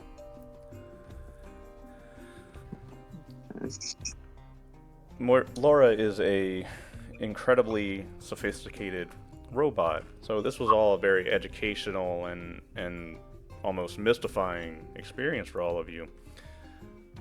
But if you're looking for an active tracker or anything like that that's giving out a signal at the moment, you don't get anything. And as for bank accounts, we deleted Laura's sheet I'm not really sure she has anything. Mm. I thought she actually had like some crazy messed up. Yeah, pension she or was something. ridiculous rich. We deleted her sheet. Yeah. I Or- don't know. I don't think we Black actually Cat deleted it. No, That one we guy didn't deleted do it. Yeah. What a dick that guy. Make something Oh, up and roll a die. Oh, that's right. It was that one guy. That one guy. Yeah. God. Fucking crap. What one guy? We'll tell you about it later. Yeah. My neighbor is calling me. I have to be right back in 1 minute. I'm sorry. You're fine. We can tell you now. We'll tell you now. Basically, one of the earlier players that we have like a death scene for, he deleted all of our sheets and stuff. Everything. He deleted everything on the. It's even more fun. Wait, what? They were talking with us because they were going to be late, and they were chatting with us. And while they were chatting, on another page, they were deleting They deleted all their stuff from Discord, Right. and went into the Gmail folder and deleted everything there, and then And blocked blocked. us on Discord. What? Yeah, that's what we said. It was That's like, some next level fucking bullshit right there. Oh my god! Like, did he just didn't want to do it anymore? Like, Don't know what the fuck Phelps the said problem it's is. very. He's seen it. It's very common where if people are even going to be 5 minutes late, they can't deal with it. They freak out and just nuke everything from orbit. wait, what? That's common? Uh-huh. It's so Uh, immature. Yeah. Well, Wait, he was because immature. he was late, he freaked out. I think there were issues because there was one guy who wanted to play totally different. He didn't want to be a team That player. was a wanted to different do everything. person. Yeah, it was a different person, but those two were talking all the time Oh, I didn't know that part. afterwards. Yeah, and so I think he infected the other two players. It was weird. Yeah, It and so was the very wolf weird. character, were they also a part of that? No, They were only gone made already. it. They made it like very few sessions. Yeah, they made it Yeah, how many to sessions did y'all play before Moira and I got involved? About Two? 3, two I or think. three. Yeah, 2 or 3.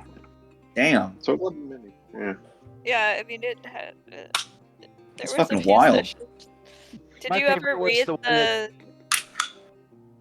Let me go find our stuff. My favorite was the one that was the one that Hamish was referring to, Daz was referring to, that, or I'm back. Anna, that wasn't a team player, and they didn't even make it a complete session. He Yeah. made it like 30 minutes and was gone. I'm back. Are you talking Wait, about he- that wolf guy? He Yeah. yeah, he didn't. I don't think he liked the actual role play fast enough. Yeah. Wait, so he just decided to quit mid-session? Oh, Yeah, he you can- didn't make it. You can Although he hear talked it. to me after. Oh, he did. You can Yeah. hear it in session 3. That's when all that went down. But no, we had a guy, the T-Bone guy. He Oh, it was Yeah. T-Bone that deleted the stuff. I T-Bone's thought the it one was that Blair. no, T-Bone's the one, but it wasn't. I don't think it was actually him. I think he got hacked, and something in like all of his files across all of his drives, including ours, because it was linked. Got wiped or something like that. Jesus. And then yeah, that wolf guy. I don't know. Some traveler players are in it for like. I don't know what they play it for. They play for the crunchy trading and Excel spreadsheet management. But And when you say wolf, were you saying like lone wolf, or was he a barter? No, it no, was, his name was Wolf. Oh, name. okay. But anyway, Anyway, anywho. All right. As I was saying, Laura does not seem to be putting out any tracking device okay, that you can find, Hamish, after pulling her apart. okay. Hey, Moira, do you want to set up a scan? We have a baseline. We're fairly confident she's not transmitting anything. All right. Once we enter normal space, we can scan again. Yep. No, that's fine. I'll just like actually like set up a routine so that as soon as we come into space, like the scan happens. Mm. And Moira goes up to the cockpit and sits down and begins programming that little bit of code into the sensors array. And I'm organizing all of Laura's parts. The ankle bone's connected to the foot bone. Mhm. And I put the death scenes in chat in case you guys were interested. Those were fun. They were. Yeah, the scenes you did to cheer me up over two of our Mhm. players quitting for no reason. We did 3 of, well, 2 of them in one 2 simultaneously. in 1, yeah. Alright. Well, I know, that's what I said. We're going to be 2 years. Yeah. The original group is going to be 2 years in October 1st. Mm. So, Yeah. Well, congrats for you guys, I guess. Yeah, yeah. fucking outsider losers. Yeah, you know what, Only- Narf? You and I will have our own party. B team. Pickers- Oh wait, you're in the military. We can't do that. No, yeah, I can drink. No. I just can't do the other stuff. Okay. Well, aside from the Laura business, we are in jump for another week. You can do your education if you want to try it. Thank you. And Thank you. is there anything I'm anybody 1 would week like away. to do or talk about?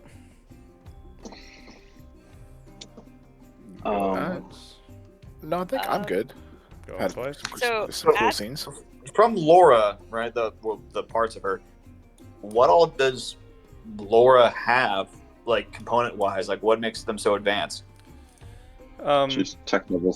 One of the 16, mysteries right? of the game. Right, but like, do they have like internal lasers, like hard plating, like, that kind of stuff? Like, She actually has a 3D printer built into her chest. Oh, I shit. remember that. That was that's neato. Yeah, they printed out parachute. She printed out her own parachute, I think. Mhm. Or no, it was a hang glider. Mhm. And then she hang glided into the volcano. That was pretty interesting. Yeah, parasail. Yeah. But interesting.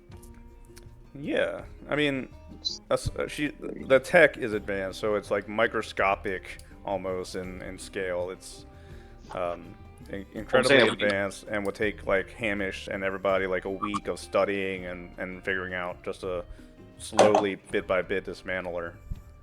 Well, I was saying, like, if we could probably retrofit that 3D printer or turn her into a 3D printer. I think we should turn her into a coffee machine. Tea machine. iPhone. Mouth opens, coffee comes out. Ew. Yeah. But no. If there's nothing else we want to do during the week, go ahead. I was gonna have Birch actually try to train Tula more, but I don't know if we need to do that in character. Is there anything specific you want to do? I'm gonna have her try to be spying on different people. Lovely. Like brain It's hard- it's spying hard- or just spying? No, basically spying via clairvoyance on one person at a time. And she's gonna start with Armand, but asking Yadir to be in the same room as Armand. I don't think you want to see what a teenage boy does behind closed doors here. Probably not, but No, she'll be in there, and you're outside the door, and Birch you're with her, and after a couple of days of like practicing, you've been guiding her through the process of learning clairvoyance, and she's sitting there and she's like, I think I can see him. He's sitting there looking like an idiot like always. He's messing with his comm. So much for young love. Oh, she means it in a nice way. An affectionate way, yeah. They're teens, man. They don't know how to express this shit. So, Yadir kind of just looks down at her, and he's just like, "It's very good. Now, try to focus on it. If you can see his comb, tell me how many teeth it has." Oh, I said comb, but comb works too. She works on it, and she focuses. probably about when she like opens her mouth and starts like counting out. She starts kind of gripping at her forehead, and she says, "It hurts. It's All like right, a pressure stop. behind my eyes." Stop for a second. And then Birch is gonna actually walk up and be like, all right, now that your head hurts, we're gonna try to do something simpler. Like, And then have her try to switch over to just sensing where other people are in the room. okay. Side point cost for clairvoyance. That's only 1 point. So she did clairvoyance, right? Correctly. Yeah. And then you want her to sense somebody? She's supposed to sense the area everywhere where people are. Sort of like life sense, but not quite. I don't think that's how that works. So behind the, we're gonna walk to a different room and have her try to sense if there's people in it or not. Okay. Well, Yeah. Yeah. Sense is not like a AOE. It's like I kind of like looking through walls, basically. Yeah, it's like there's X much between the store. So as we walk through the ship, we're gonna try to sense things to reach room. well, she seems to be able to do that. She's, on some level, mostly unconsciously, been able to do this on and off at different times. But it comes along. And you know, she hasn't broken out screaming or had a tantrum in quite a while. So, progress. Nice. Yay! Very good. It comes along. And she actually seems to enjoy the process. And she's surprised that you and Yadir are managing to get along well enough to do this.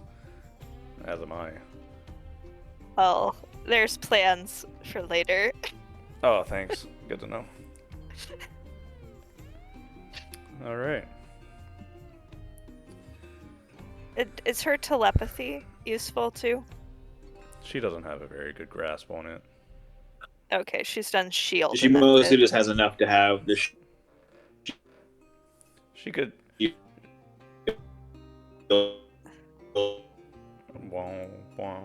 Yadir. Okay, so she has enough for shield. She should be able to, if she has any on it, it's usually the easiest one to use. You're breaking up a lot. Which is like Yadir. the default that you get for knowing telepathy. Yeah. So. Sure. No, her telepathy is weak. It's not. She's mostly clairvoyant, it seems. Okay.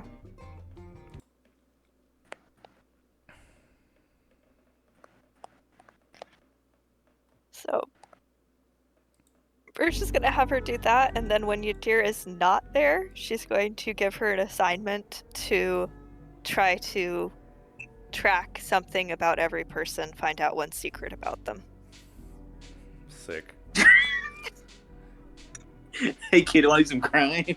On the last day of the jump,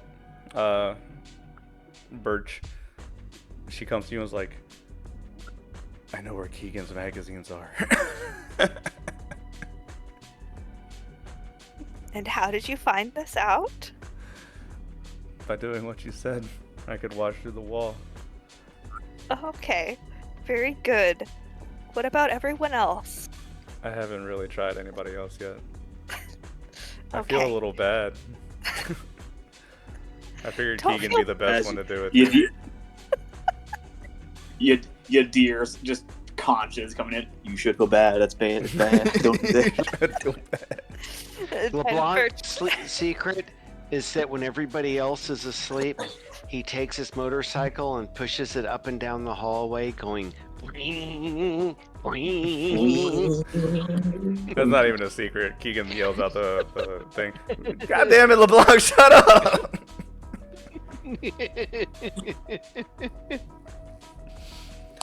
Oh man. Yeah. All And so right. she's just gonna try to be like getting her to slowly do slightly unethical things Absolutely. while they're working with the other stuff. 100%. Sterling. Sterling is I've said it before, is one of the corporate hubs of Caledon. It's essentially right in the smack dab center of Caledon. And it is relatively important. I think the only two planets that are more important than it are Dunbarton, which is essentially the grain basket of Caledon. A prodigious amount of food comes out of Dunbarton. It feeds so many planets. And then Caledon, which is where the principality is based, where the prince lives with his family.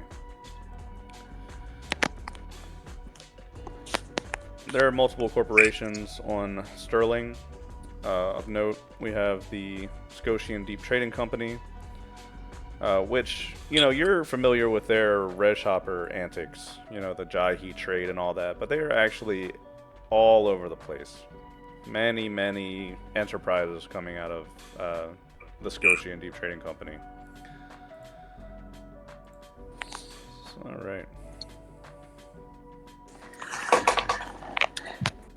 Yadir, you mind muting while you're not talking? Because you got a lot of background noise. Oh, I'm sorry. Yeah. No problem. And when you come out of jump space, you find that you are actually about 12 hours out from the planet itself.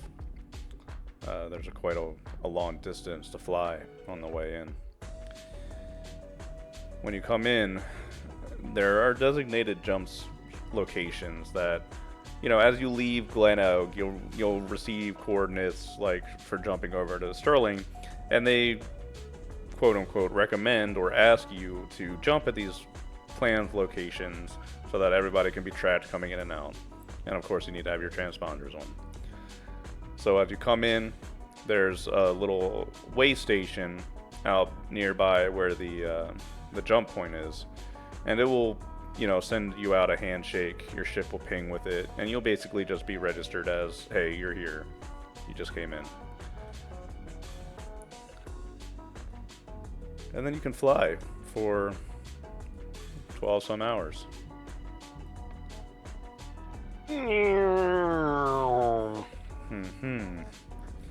Keegan, you know, he comes into the cockpit / medbay area. He's sort of rolling his eyes. I didn't get any goddamn sleep during that week. If I have to hear a motorcycle sound again, I'm gonna flip. I'm gonna hurt somebody. Why, I'm shocked and saddened. Hopefully your sleep is better now. LeBlanc, you should let me do some modifications on that bike. I bet I can make it real fast. Actually, I was planning to work on it. Yeah. Well, We don't need all the parts on the engine, do we? I don't think so. Cool. I think we could probably rip a few pieces off the maneuver drive and still be safe about it. It's I not think we like can we're get- keeping this shit for much longer anyway. Well, I'm thinking we can get Foon to help us because he's got the mechanics kit.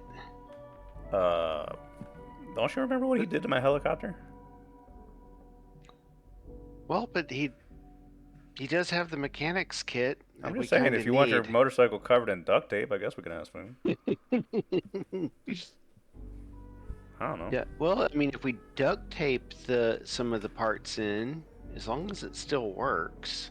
Oh, you're one of those people. Alright, I got you. Yeah, that didn't work out so well for T-Bone and Laura. There was no The- duct tape involved there. Perhaps that Yeah, was but the it was- problem. There was a wrench. The station over Sterling, the A port, comes into view, and Keegan is sitting up there, like, watching it. What the hell? Why do they keep getting bigger? My God, it's like a little city. God damn. And you can see it come Guys? into view.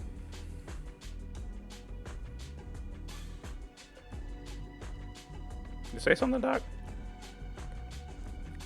Yeah, do we really want to dock with the station where we've probably fist in their pond. We got a choice. We gotta We'll go get probably- gas. Do you all have history here? Just that one company. Is there a giant in this parsec that we can skim? Probably. Hold on, I'll take a look. You say that you Yeah, there says there's 3 of pissed them. on them. Well, then, if you're that worried about a corp here, I say we skim. Just Do Take we have enough oxygen or life support? We just topped life support. We're good for a month. We should have like Uh, 2 or 3 tons of Handled. gas left. it just means that we're We missing. handled corporations on Faltramus. I don't see what the issue would be here. Yeah, but the we only issue pre-fucked is us over these losing guys. You know, money, folks. Remember, we like, heated up you the do. oven. I need time to trade. So if we're staying, that's why we're staying, right? Is to make a trade here. It's gonna take days. Yeah. I mean, how bad could it really be? Are they really I- going to I- screw They're us just over gonna on be their like, own high port? What? I mean, What did I don't you know. do? I wasn't the one who screwed what him. did you do here? Sonic. Bro, you were there. Remember Reg Hopper? Remember that company? This is them. Mhm. This is the. Oh, okay. Oh, Gotcha. Yeah, I mean, it's not- admittedly, It's not like they own the Okay, well- planet, but they No. are a big influence here. So if we're really worried about getting stabbed in the back, I mean, it depends on how petty they are.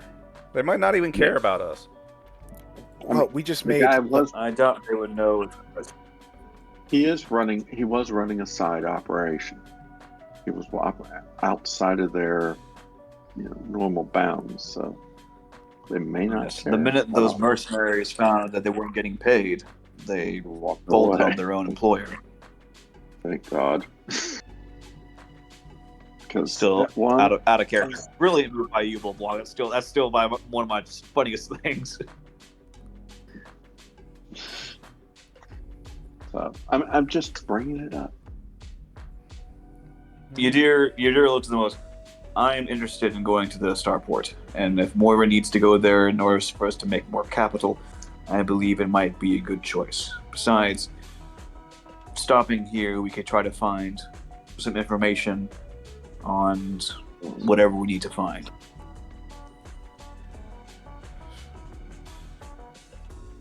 Good for me. LeBlanc, you're the captain. What do you think? Well, not the captain. I'm sorry, the pilot. I'm the pilot. The captain of flying. I'm fine with. Stopping here. Okay, let's go ahead and stop then.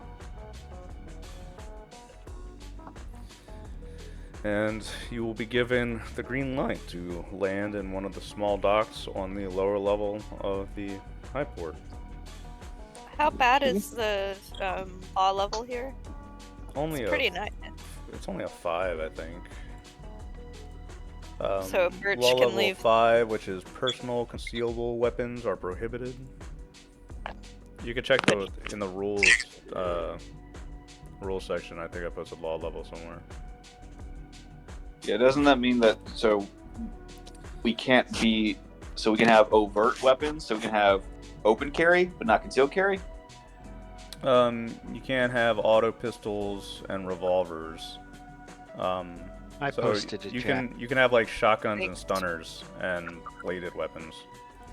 So, So we can have military weapons, light assault weapons, submachine guns, portable energy weapons, poisonous gas. Yeah. So Yeah, don't basically, have any of that shit. yeah, just don't have any WMDs. And again, yeah. even though the law level is like that, you're not gonna see a lot of people walking around with that kind of shit. And most Oh, someone's it's gonna more have of- like a stunner or like a knife. They're not Yeah, gonna be just- walking around with shotguns on their backs. I'm gonna Yeah, go with. stunners and knives are pretty much all we would need on this planet. And cloth armor is the only thing we'd wear if you want to wear any kind of armor. Nope, it's mesh. You can't even wear cloth. Oh damn. Yeah, shit. Yeah, so Yadir, again, he'll wear his normal clothes. He'll just have like a stunner and just a knife on him. I know we've been in the shit for a very long time, but we're in Caledon. Yeah. It's Yeah, it's- it's safe. people around here are walking around in citizens' clothes. They're not gonna be kitted out like Yeah. we saw before. Well, It's more that Yeah. Birch is trying to figure out if she can get off on this planet. On a high port, it might be easier. But as for, I don't know, Anna. We really actually do need to sit down and figure that out, because otherwise Birch is going to be ship locked for a while. Yeah, okay. I need to know like what implants you have and what the implications of having them are. Okay. Because you are kind of just a walking weapon right now. Just a little bit. But yeah. Technically, the thing in her arm is a stunner. So, Yeah, but your arms are like weapons of mass destruction by themselves. one arm Yeah, like, arm you is an 8 or 18 for strength. And then she has the eye for thing. Is your 18 arm like obviously cybernetic, like it's chrome? It's sort of obvious that it's cybernetic, but not like she actually paid extra so that it would not be as obvious. Oh, so you have like synth skin on it? Yeah. The I'm gonna birthing go fees with you as- here are going to be kind of steep, about 4K. Damn. That's what A-ports do to you. How much are we making on trade? Should be more than that. We're doing fine. Hamish and I are working it out. All right, And nerds. Foon is just literally Mhm. rolling, if that's okay with you guys. Oh wait, you guys are doing it by yourselves. Cool. Yeah, sorry, Anna. You got the first one. I'm just moving along fast No with this one. problem. Mm-hmm. Foon will Okay. roll on other ones. The scientists are happy to be back in what feels like real Caledonian space. Glenelg was kind of like an outskirt planet. Mm. Sterling is where they're comfortable. This is more like home. And you'll find a lot of the Caledonian staples here, like their terrible food. And like familiar restaurants, advertisements, entertainment. You'll find familiar TV shows that are blasted out among the expo route. Yeah, I mean, Hamish, really, it feels like home. Mhm. Except not quite. And as you come in, Hamish and Moira go out to do the trading. And a little bit of time will pass. How long is trading going to take you? 5 hours to find the 5 broker. hours. So Yeah. That's pretty quick. So basically 5 hours to sell it and 5 hours to buy our next lot. Wow. Alright. Sounds like a day can pass pretty simple. Mm. Anybody want to do anything on this first day? Yeah, Birch wants to attempt to go out, but it might not be a good idea. So Well, you can approach the security as you come out of the hangar areas. If you want to go out into the wider starport, they are going to check you for the weapons according to the law level. And I feel like your arms are going to trigger any kind of metal detectors or anything like that. yeah, So do you want to try to maybe talk to the administration or the security and get your way through? yeah, she's gonna try to talk to the administration and Alright. see if she can get through, as she has one cybernetic arm due to injury. Do you want to try either admin education or admin charm? She doesn't have charm. Fair. Education. We'll do. Is there education. admin intimidation? Nope. there should be. Oh my god, I'm so scared of bureaucrats. I waste so much of my time. Admin is the intimidation rule. I was gonna say it's like you guys have the DMV for fuck's sakes.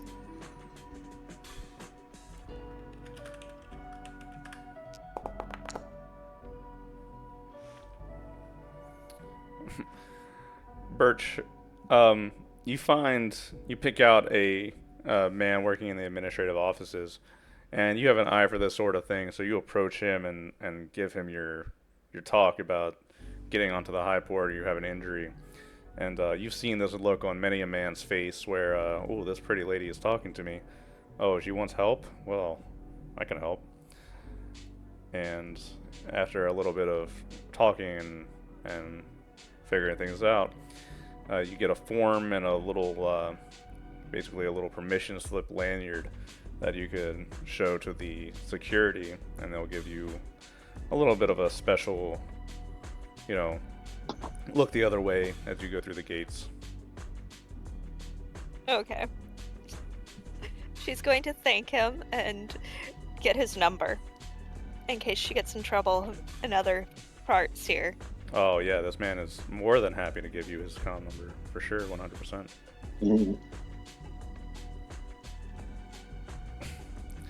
The Okay. High Port is essentially a small city. There are corporates, you can see them, like corporate skyscrapers in the center of the High Port stretching up. Residential districts, shopping centers, entertainment, movie theaters, bars, like grab tennis, whatever the hell you can think of. There's all sorts. And it's no surprise. I mean, administrators of very wealthy companies spend their lives up here. Of course, they make it extremely nice. You'll see traffic come and go. You'll watch Aslan merchant ships coming in from Spinward, coming in and docking and unloading goods. You will see Imperium ships come in. High-class, nobles from the Imperium will come in and stay and be guided up to the higher levels. Birch wants to attempt to find out if people are peddling things. You can make a streetwise check.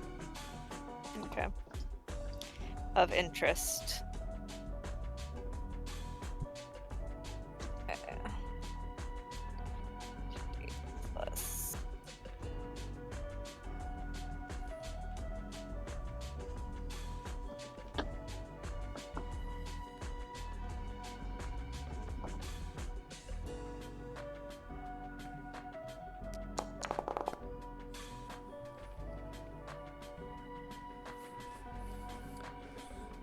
Yeah, Birch, you can find in the lower levels, as typical, there are residential districts, and of course the bars and the grav tennis fields need to have people to work them. So you'll find residential areas where the lower level employees and things like that are living. And if you ask around, there is a bit of an underground trade that you could peer into and see if there's anything of interest. Anything in particular you're looking for? She is looking for different types of chemicals, and then also she's going to be looking for anagathics.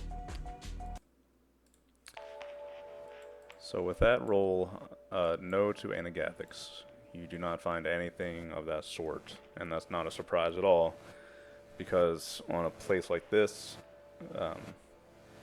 it's going to be heavily regulated Yeah, and controlled. she figured as much. Honestly, She's if you just wanted to find checking. anagathics, you need to be looking up, not down, if you catch my meaning. But, She's gonna look both places, first down, then up. so, but as for chemicals, hell, what do you want? Ask around, see what they've got. It's usually the like the designer stuff. You're not gonna find like meth labs like you did back on Fontramas. Instead, you'll find a merchant will come in and they brought in a shipment that's been distributed out to lower levels, and then they sell it around. Pills and stuff that make you see pretty colors. So she's looking mostly for different types of stims. Okay. We can definitely talk more over chat later. Okay, and figure out what we can find here. great. Armand, for this trip, has been staying in the ship, and the closer you get to Caledon, the more anxious he appears. He's following his duties well enough. He brings everybody breakfast in the morning during the jump, but he spends a lot of time sitting in the cargo hold, pacing around or flicking endlessly at his comm. He is clearly nervous, and for this trip again on Sterling, he confines himself to the ship just to not raise any kind of attention. Anybody who goes out and about on Sterling during the day, go ahead and make a recon check. Ooh, okay, cool. So question, how it takes us about 5 hours to do the initial trading, and then the doctor and Moira are kind of busy with that stuff. Are we just busy all day for the first couple days, or? Yeah. Cool. Then I am busy. Okay. If you think you're going to be out and about outside of the ship, you can go ahead and roll it. Yeah, aren't you out and about looking for one? Birch is gonna roll it. Apparently, she really sucks at it. Foon has been just going to tea shops. Hmm. So, but he has also found looking for a place to listen to poetry. Who can roll it too? Yeah, Faust, I got a 13, and my guys is going around just. I'm trying to really think. What is Yadir really gonna need or want? Motorcycle armor. Someone take this guy's No. motorcycle away from Todd. Boarding. I'm trying to think. Do they have any like survival gear kind of stuff? Here, there are survival shops, but honestly, Yadir, if you go and look at it, it's like very high-priced crap. It's like, it's not. I mean, it's not bad. It's high quality and stuff like that, but it's to It's your like- mind, like it seems tourist- overpriced, like- and it seems overpriced, and like the technology maybe is like too much for you. You know what I mean? Gotcha. This is a station pointed towards very wealthy merchant ships and elites. So you'll find what Gotcha. you're looking for, but you'll probably pay a premium for it, and you might not understand how some of it works.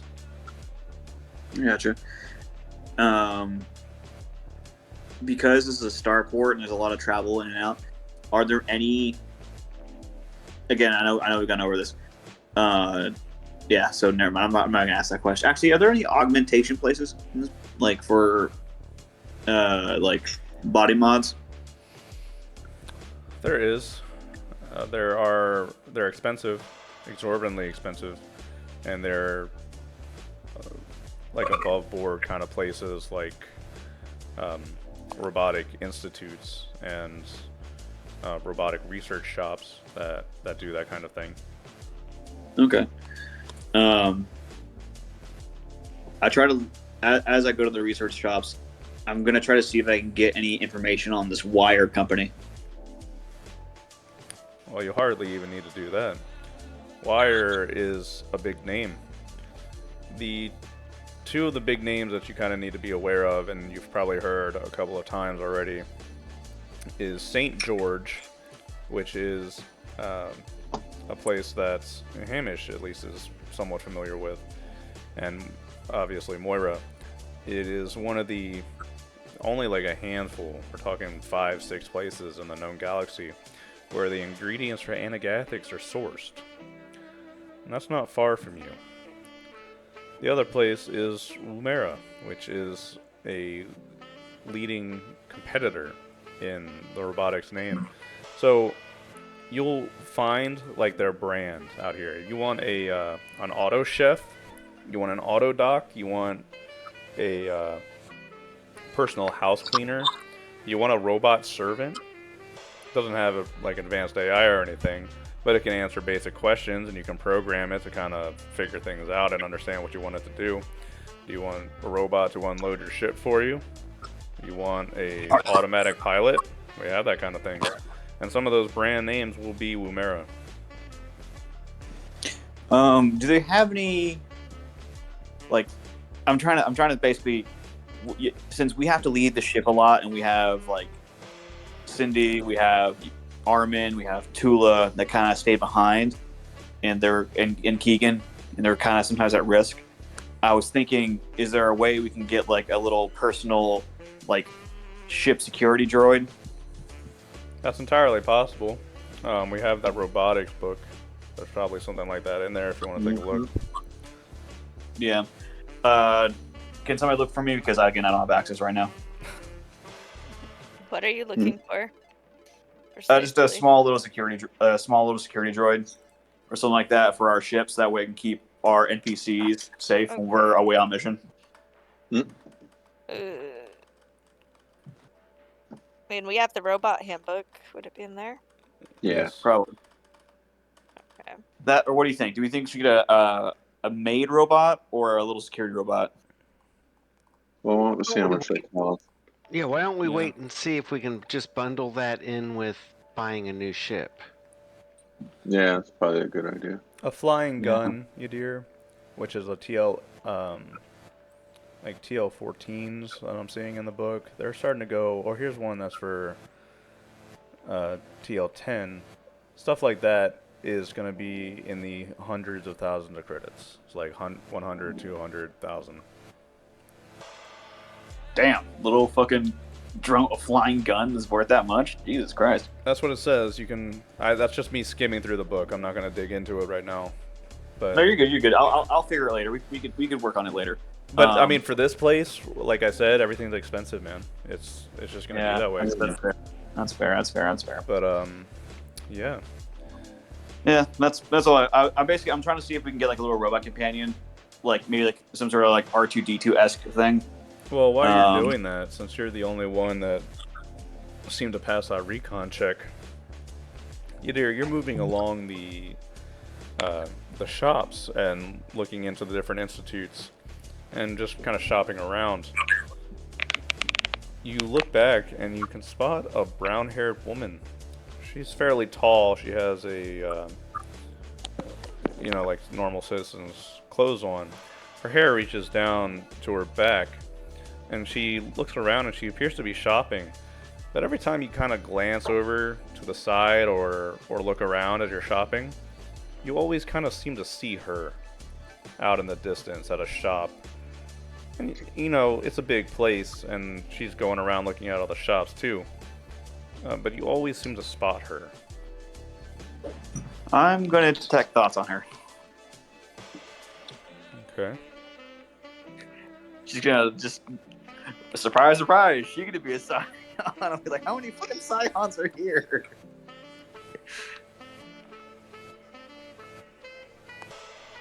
$14, it passes. With a... that's a effect of 6.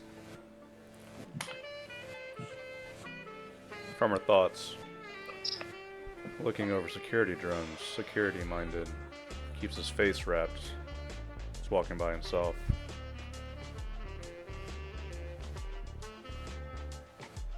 Okay. Things like that.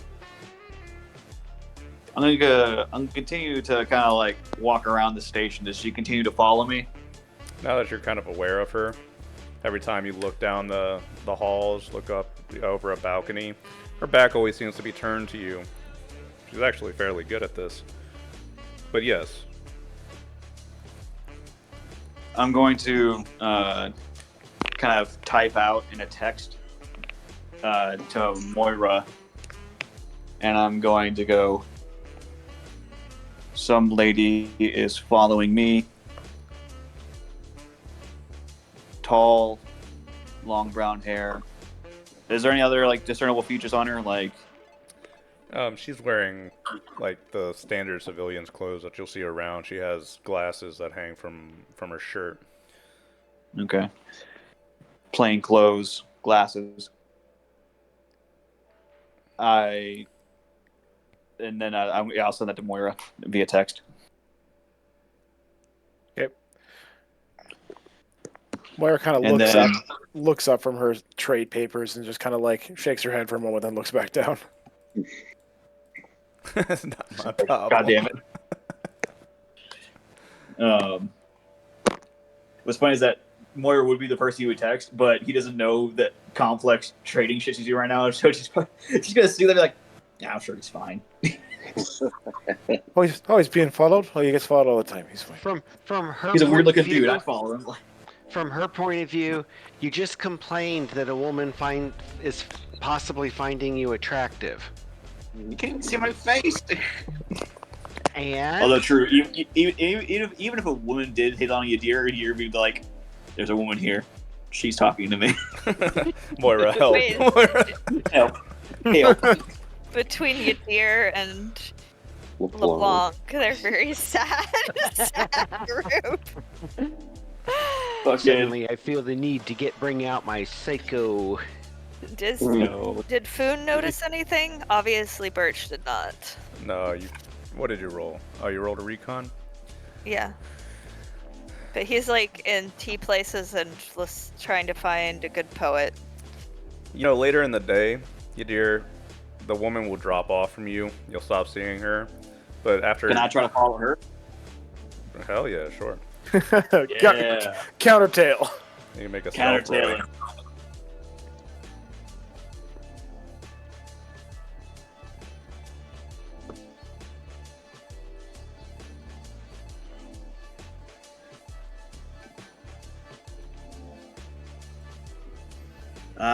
Dang, I got 7.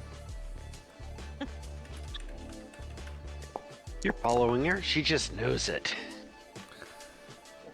You try to she tail would her know that down I'm some following her, probably. halls. Yeah, you try to tail her down some halls, past some shops, and she stops and looks in a clothing store, and you see her lift up like a shirt to look at it, and then as she goes between the racks. You know, maybe try to enter into the store yourself and look around.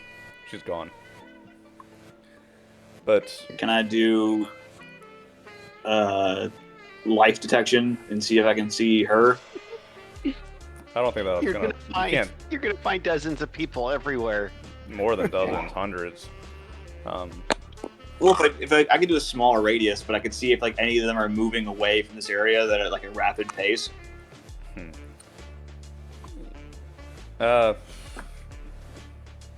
I mean, sure, man. Go ahead and roll it if you feel like it. I think LeBlanc's idea is right, where it's going to be very difficult for you to pick her out. I mean, But- yeah, you can make a DC for it. Yeah. Since you only sent that message to Moira Foon, you are, sitting at a tea shop, and you've been walking around going to the different shops here and there, and you'll see that Got a 16, by the way. a 16. Yeah. You psycho man. All right, man. I'll give it to you. Sure. Yeah, let's go. You lose her in the shops, but it seems like she threw you off. You actually can watch as she descended down a level while you weren't looking and is walking the opposite direction. She's off in the distance now. And All right, I'm gonna continue to follow after. Yadir, you keep a distance and you try to follow and watch her, and she seems to have moved from you to Foon. And Foon, you can kind of register that you see this same lady every now and then in the shops. Maybe doesn't seem like much to you, but Yadir, you can tell that that she moving from one of your crew to the other. She's just watching or following.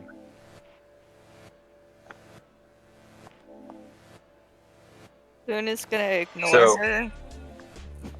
Do I see that Foon's there? Yes. I'll text Foon.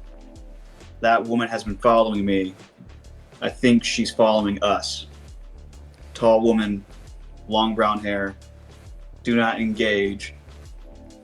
And I'm trying to follow. In the distance, Yadir, you can see her, and she looks up at you, and she sees like your comm is out. She stands up and approaches Foon's table, and actually, Foon, she sits across from you. Hi.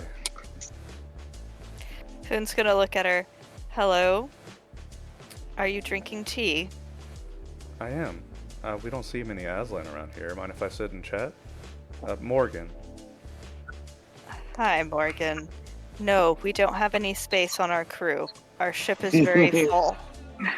Your ship is full.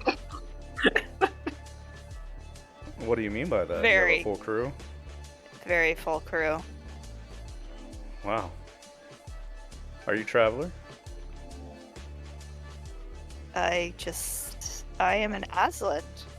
Oh, of course, but we have some Aslan living around here. But I can see that you're maybe not from here then.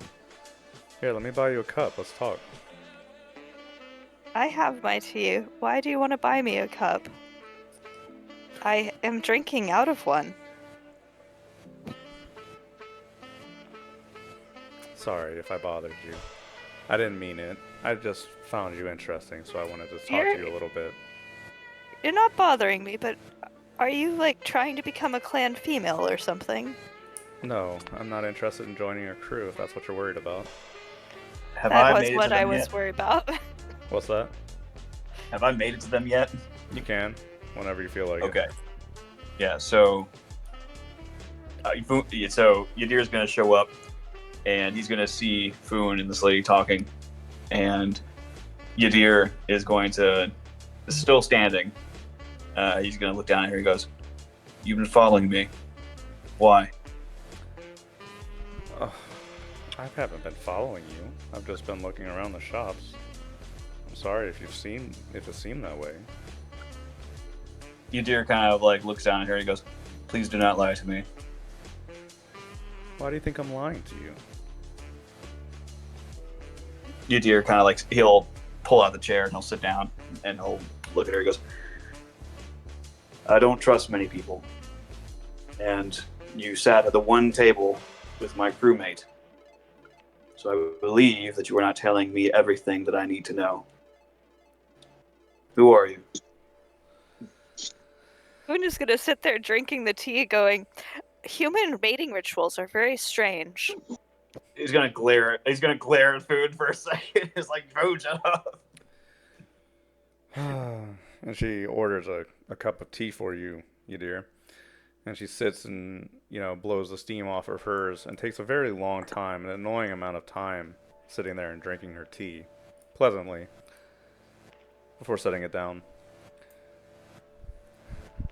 Morgan Devereaux, it's a pleasure.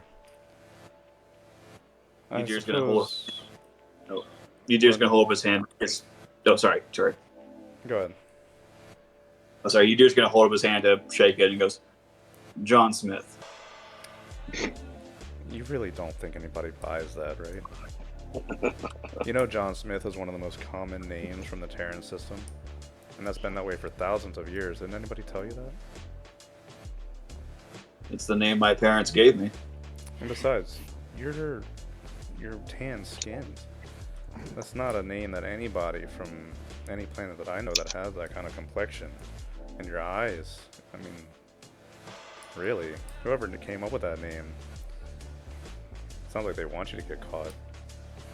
I think the Yadir kind of looks her up and down, and Yadir kind of looks her up and down and just kind of goes. He doesn't confirm or deny it. But he just goes, "Who are you and what do you know? I know you told me your name, but who are you?" Would you believe me if I said I was a friend? I don't believe people's words. I believe their actions. Prove to me that you are. Sure. Let's start at the beginning.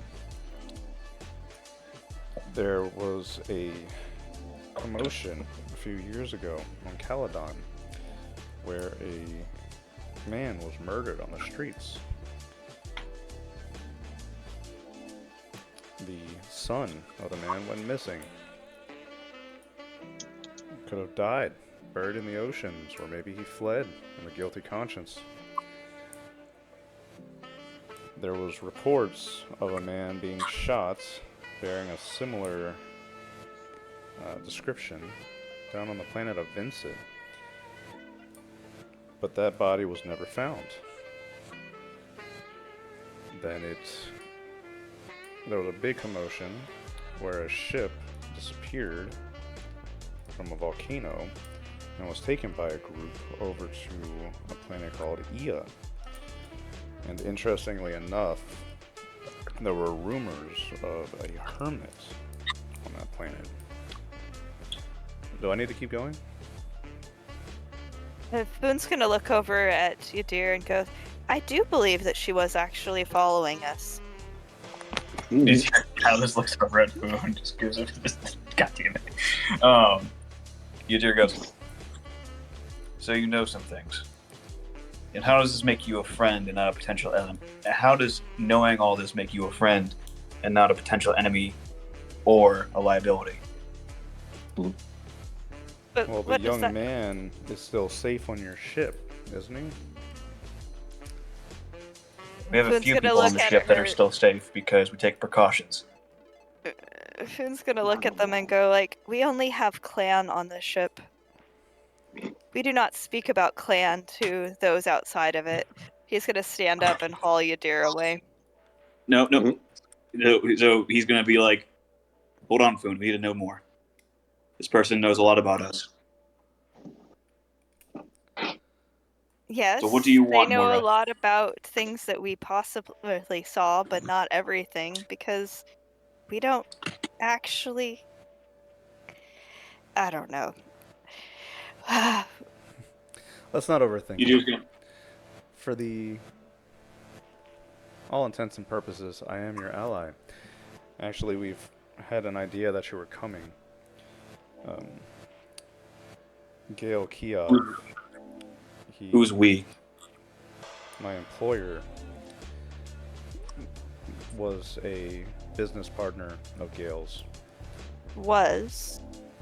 Was, because Gale is dead now. Oh, right. We're sympathetic. We had Sympathetic an to what? inkling that the Guild T was a ship that was carrying our young man that we're all concerned about. My employer is waiting in Dunbarton. There's going to be a political fundraiser there shortly. And we'd like to invite Armin to come. I believe right now what he could use is allies, because he certainly has a number of enemies. I'm sorry if I bothered you by following you. I just wanted to observe you before I made contact. Okay, Foon is gonna be like, well, if we meet some young man named Armand, then I'm sure that we can give him your card. Do you have one? I'm And afraid he's gonna not. hold out his hand. Then I don't know how we're gonna get in contact with you. I can give you my comm number. Everyone's so are uncivilized. Cards are so 2,000 years ago. As she's talking about what they're doing and all that kind of stuff, I'm gonna do detect thoughts, like to see if she's actually being honest and know what she's talking about, or she's like, let's see, like with her whole like they're friends of Armin's and they're trying to do right by him and all that kind of stuff.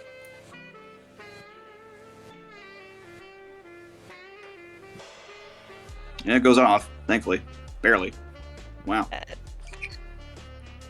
Foon is gonna be like, well, I would like to have it written down or something.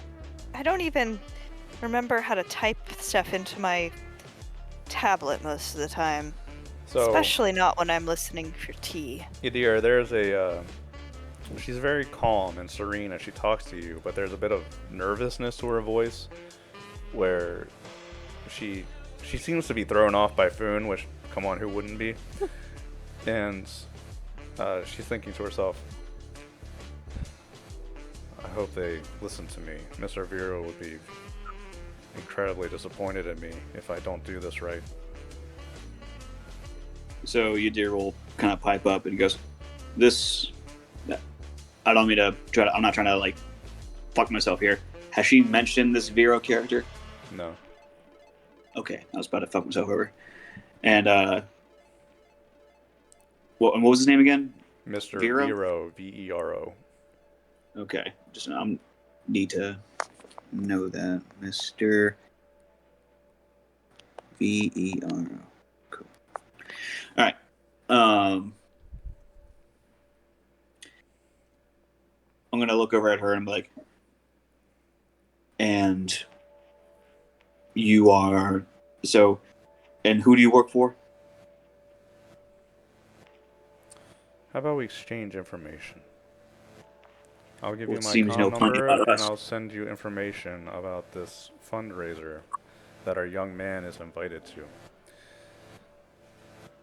He's And a friend. So all young men are invited to this? Is it like a ball? A fundraiser. So, but all young men are invited. Foon, at this point, she's gonna start ignoring you and focus on Yadir since she's actually managing something resembling a conversation with him. Ew. Does that sound reasonable to you? I know you're in a bit of a tight spot. There are many people watching this situation. And if we know about your ship and who might be aboard it, then others might be as well. It's a good thing that I found you first. this and he kind of looks at her and he goes, many people have found us. Now, I just have to discern if you are truly a friend or not. You seem to know much about us, but I know very little about you or who you work for. You say that you are a friend of this man's descendant who was involved with some terrible accident. What would him coming to this ball entail? Meeting with my employer. Yes, and what is your employer's name? I know about you. You spent a lot of time on Ia, and before that you traveled around. You didn't really settle into any kind of civilized place, did you? You had it hard, as I understand it, although I haven't heard too much about your full situation. I'm gonna help you this one time. This isn't the backwater. This isn't the jungle or the desert. This isn't a tribe. This isn't a little village. You're in the information space. Information isn't free. The fact that my employer is here offering this hand to you is a blessing. And it is not something to be scorned. Boon's gonna look at her and go, so, as I understand it, you're wanting to have some form of discussion, but you're the clan female, but they haven't given you all the information.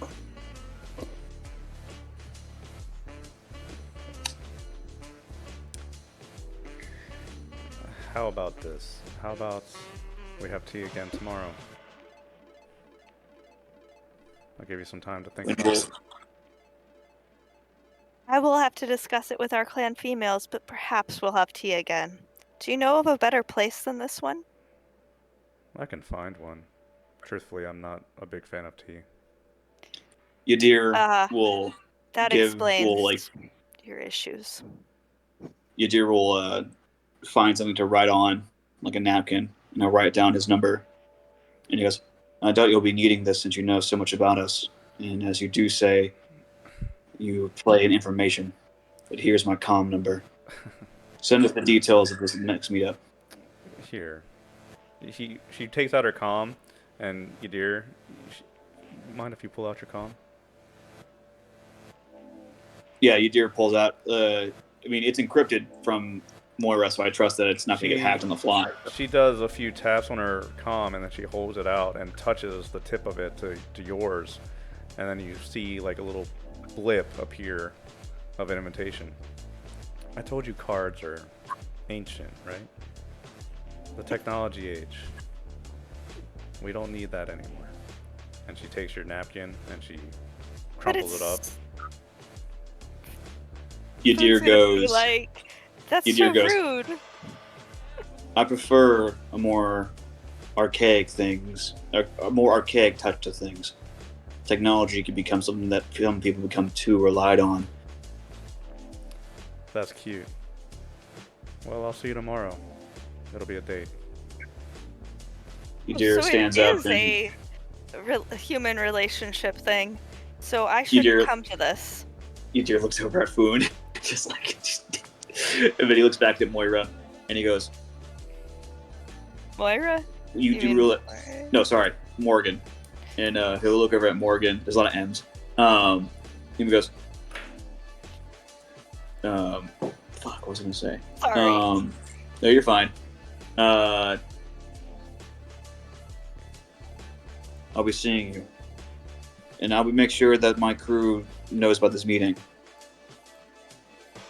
She gives you a very pleasant smile, bows her head, and says, "We'll see you then." I'm It's going gonna to be detect like- her thoughts again. Just gonna keep detect this girl's thoughts. Come on, damn it. Go for it. Touching tits with my deck is not allowed. What? I had protection. You made sure it was encrypted. Don't care. No touching tips. No touchy. That's Alright. that's something you only do with special people. What's she thinking about as she like gets ready to leave? She has this calm, serene, in charge attitude, but her thoughts is, oh, I hope I didn't screw that up. I hope they come. Oh, Mr. Vero, help me. Jesus Christ. All right. So, with that, I'm gonna text Moira.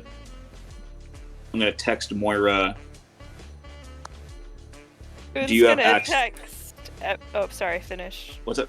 No, I was text Moira like, do you have access to information at the moment? Moira responds, yes, wrapping up here. Not good price. Moving on to Dunbarton. He types Good. back, we have possible issue. Need to speak with the crew later. Heading back to ship. Who is gonna... Moira sends you like 3 angry emojis and says, you should have handled tail, and then says coming. Boone is gonna text the whole entire crew that Yadir Oh, has don't a reply date. all. No. Yadir has a date. Kitty face.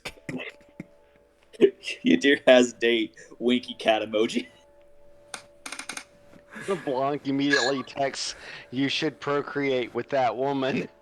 God damn it! Keegan just comes back. Oh boy. Well, we have a couple minutes. That's the text that they send out. Yadir has date. Yes, precisely. Like that. We have a few minutes left. Is there anything anybody would like to do before we wrap up? No, I'm pretty much set. I'm really No, we're good. I'm really That was excited awesome, about this Mr. That's why I didn't want to fuck up and be like, so this Mr. Var. I was like, wait, did you mention this guy before? Hamish, one last thing for me, just because we have a minute. Also, John Smith is a perfectly good name. No, it's I not. just want to make sure. No, it's not. Hamish, If as it's you the come most back common, from it should be the most common. as you come back from trading during the day, you come into your or your stateroom, and Cindy and Tula are probably out and about with everybody else, and then you find a synthetically wrapped, like high quality little bouquet sitting on your bed. Okay. Oh, that's sweet. And that is that. Let's go ahead and call it here and pick up in 2 weeks' time. Cool. Sounds like a So day. excited. Sweet. Good start again. Thank you. We're back, good. We are back to Traveler. That was fun. I like these sessions. Yeah. It's like, No, That was a good. good, nice session. No one got shot. It was a good, nice session. I get to play 2 troublemakers in 2 different ways. Mhm. Squid. I think I'm gonna take a robotic science one this time, just for that the help. Yeah, for sure. Yeah. Foon, you are so Foon, you know? So, boom. It's hard to like maintain a character's personality when I'm talking to you. I hope I don't like I don't want to offend you by being like she starts ignoring you, but honestly, if I was her, I totally would. Just like I can't deal with this. This giant samurai cat that's just like asking all these questions. Yeah, it's like, oh, then you don't know shit. Oh, you're like, it's like, oh, you don't understand how things work. It's like, oh god, I can't deal. How am I supposed to be like this cool, serene business person with this happening to me? And now we gotta deal with Armin's problem. Well, yeah. Hamish was already trying. We got Well, he's your boy, so I'll let you handle this. Mm. the Yeah. big major obstacle before we move on to the rest of our lives is Armin's junk, which we've been building up for 30 some sessions now. So I like how like we're right there. Caledon is right there. Dude, We jumps might away. not make it. just right there. 2 jumps away, and we can literally just go. No, we're not skipping the quest line. We're not skipping the side quests. Well, it's not it's not gonna take all session. It's just gonna be. Oh, it could. It could, I guess, but Well, I kind of hope it's a ball because I would love to see all of us in like a formal setting, like high society formality shit. oh well, then that's perfect. Go. Birch is gonna Totally. have tons of fun. She Dunbarton wanted to is go to the a- high society to find some drugs. Dunbarton is a very wealthy little planet, so any fundraiser that some elite's having on their high port is gonna be rich. I can imagine Food goes there in like his normal outfit, and then by the end of the night, he's basically like now like the head like busboy. He's like, "You need to have three cups of tea on that table. Why is that not ready?" And how cool is that? Like having all these like super rich people. It's like, oh yes, I'm going to go up to the fundraiser up on the high port. Get the grab vehicle ready for me, will you? Mm. You got We're all just like Oh, man. like shit. Like a month ago, I was licking on rocks in the desert for moisture. Let me tell you about this time that we screwed over the Scotians. Yeah, one of our friends almost got her hand evaporated. That's wild. Yes, I remember the last time I was invited to a gala, although I was acting. Let me show you a clip. Yeah, it's like, I'm actually a famous actor, John Smith. You might have seen my infomercials. you may remember me from such famous infomercials as Gill Tea, the tea that's wet. And Guilty too. The T strikes back. Finding the meaning of life in tea. No, all Yeah. number 2s are It's the Guild T2 Electric Boogaloo. Oh god. Well, that was That's a lot right, of buddy. fun. That was a lot of fun. It was a lot of fun. Okay, I gotta bail, y'all. I gotta figure out some making dinner. It was great seeing and talking to you guys again. Can't wait for next week. Likewise. All Hell right. yeah. Bye. See you later. All right. Bye, y'all. Yeah. Bye, everyone. Everyone. Yay. Loved it was it. good. That was Fun fun. to play Birch. That Fun to was play Foon.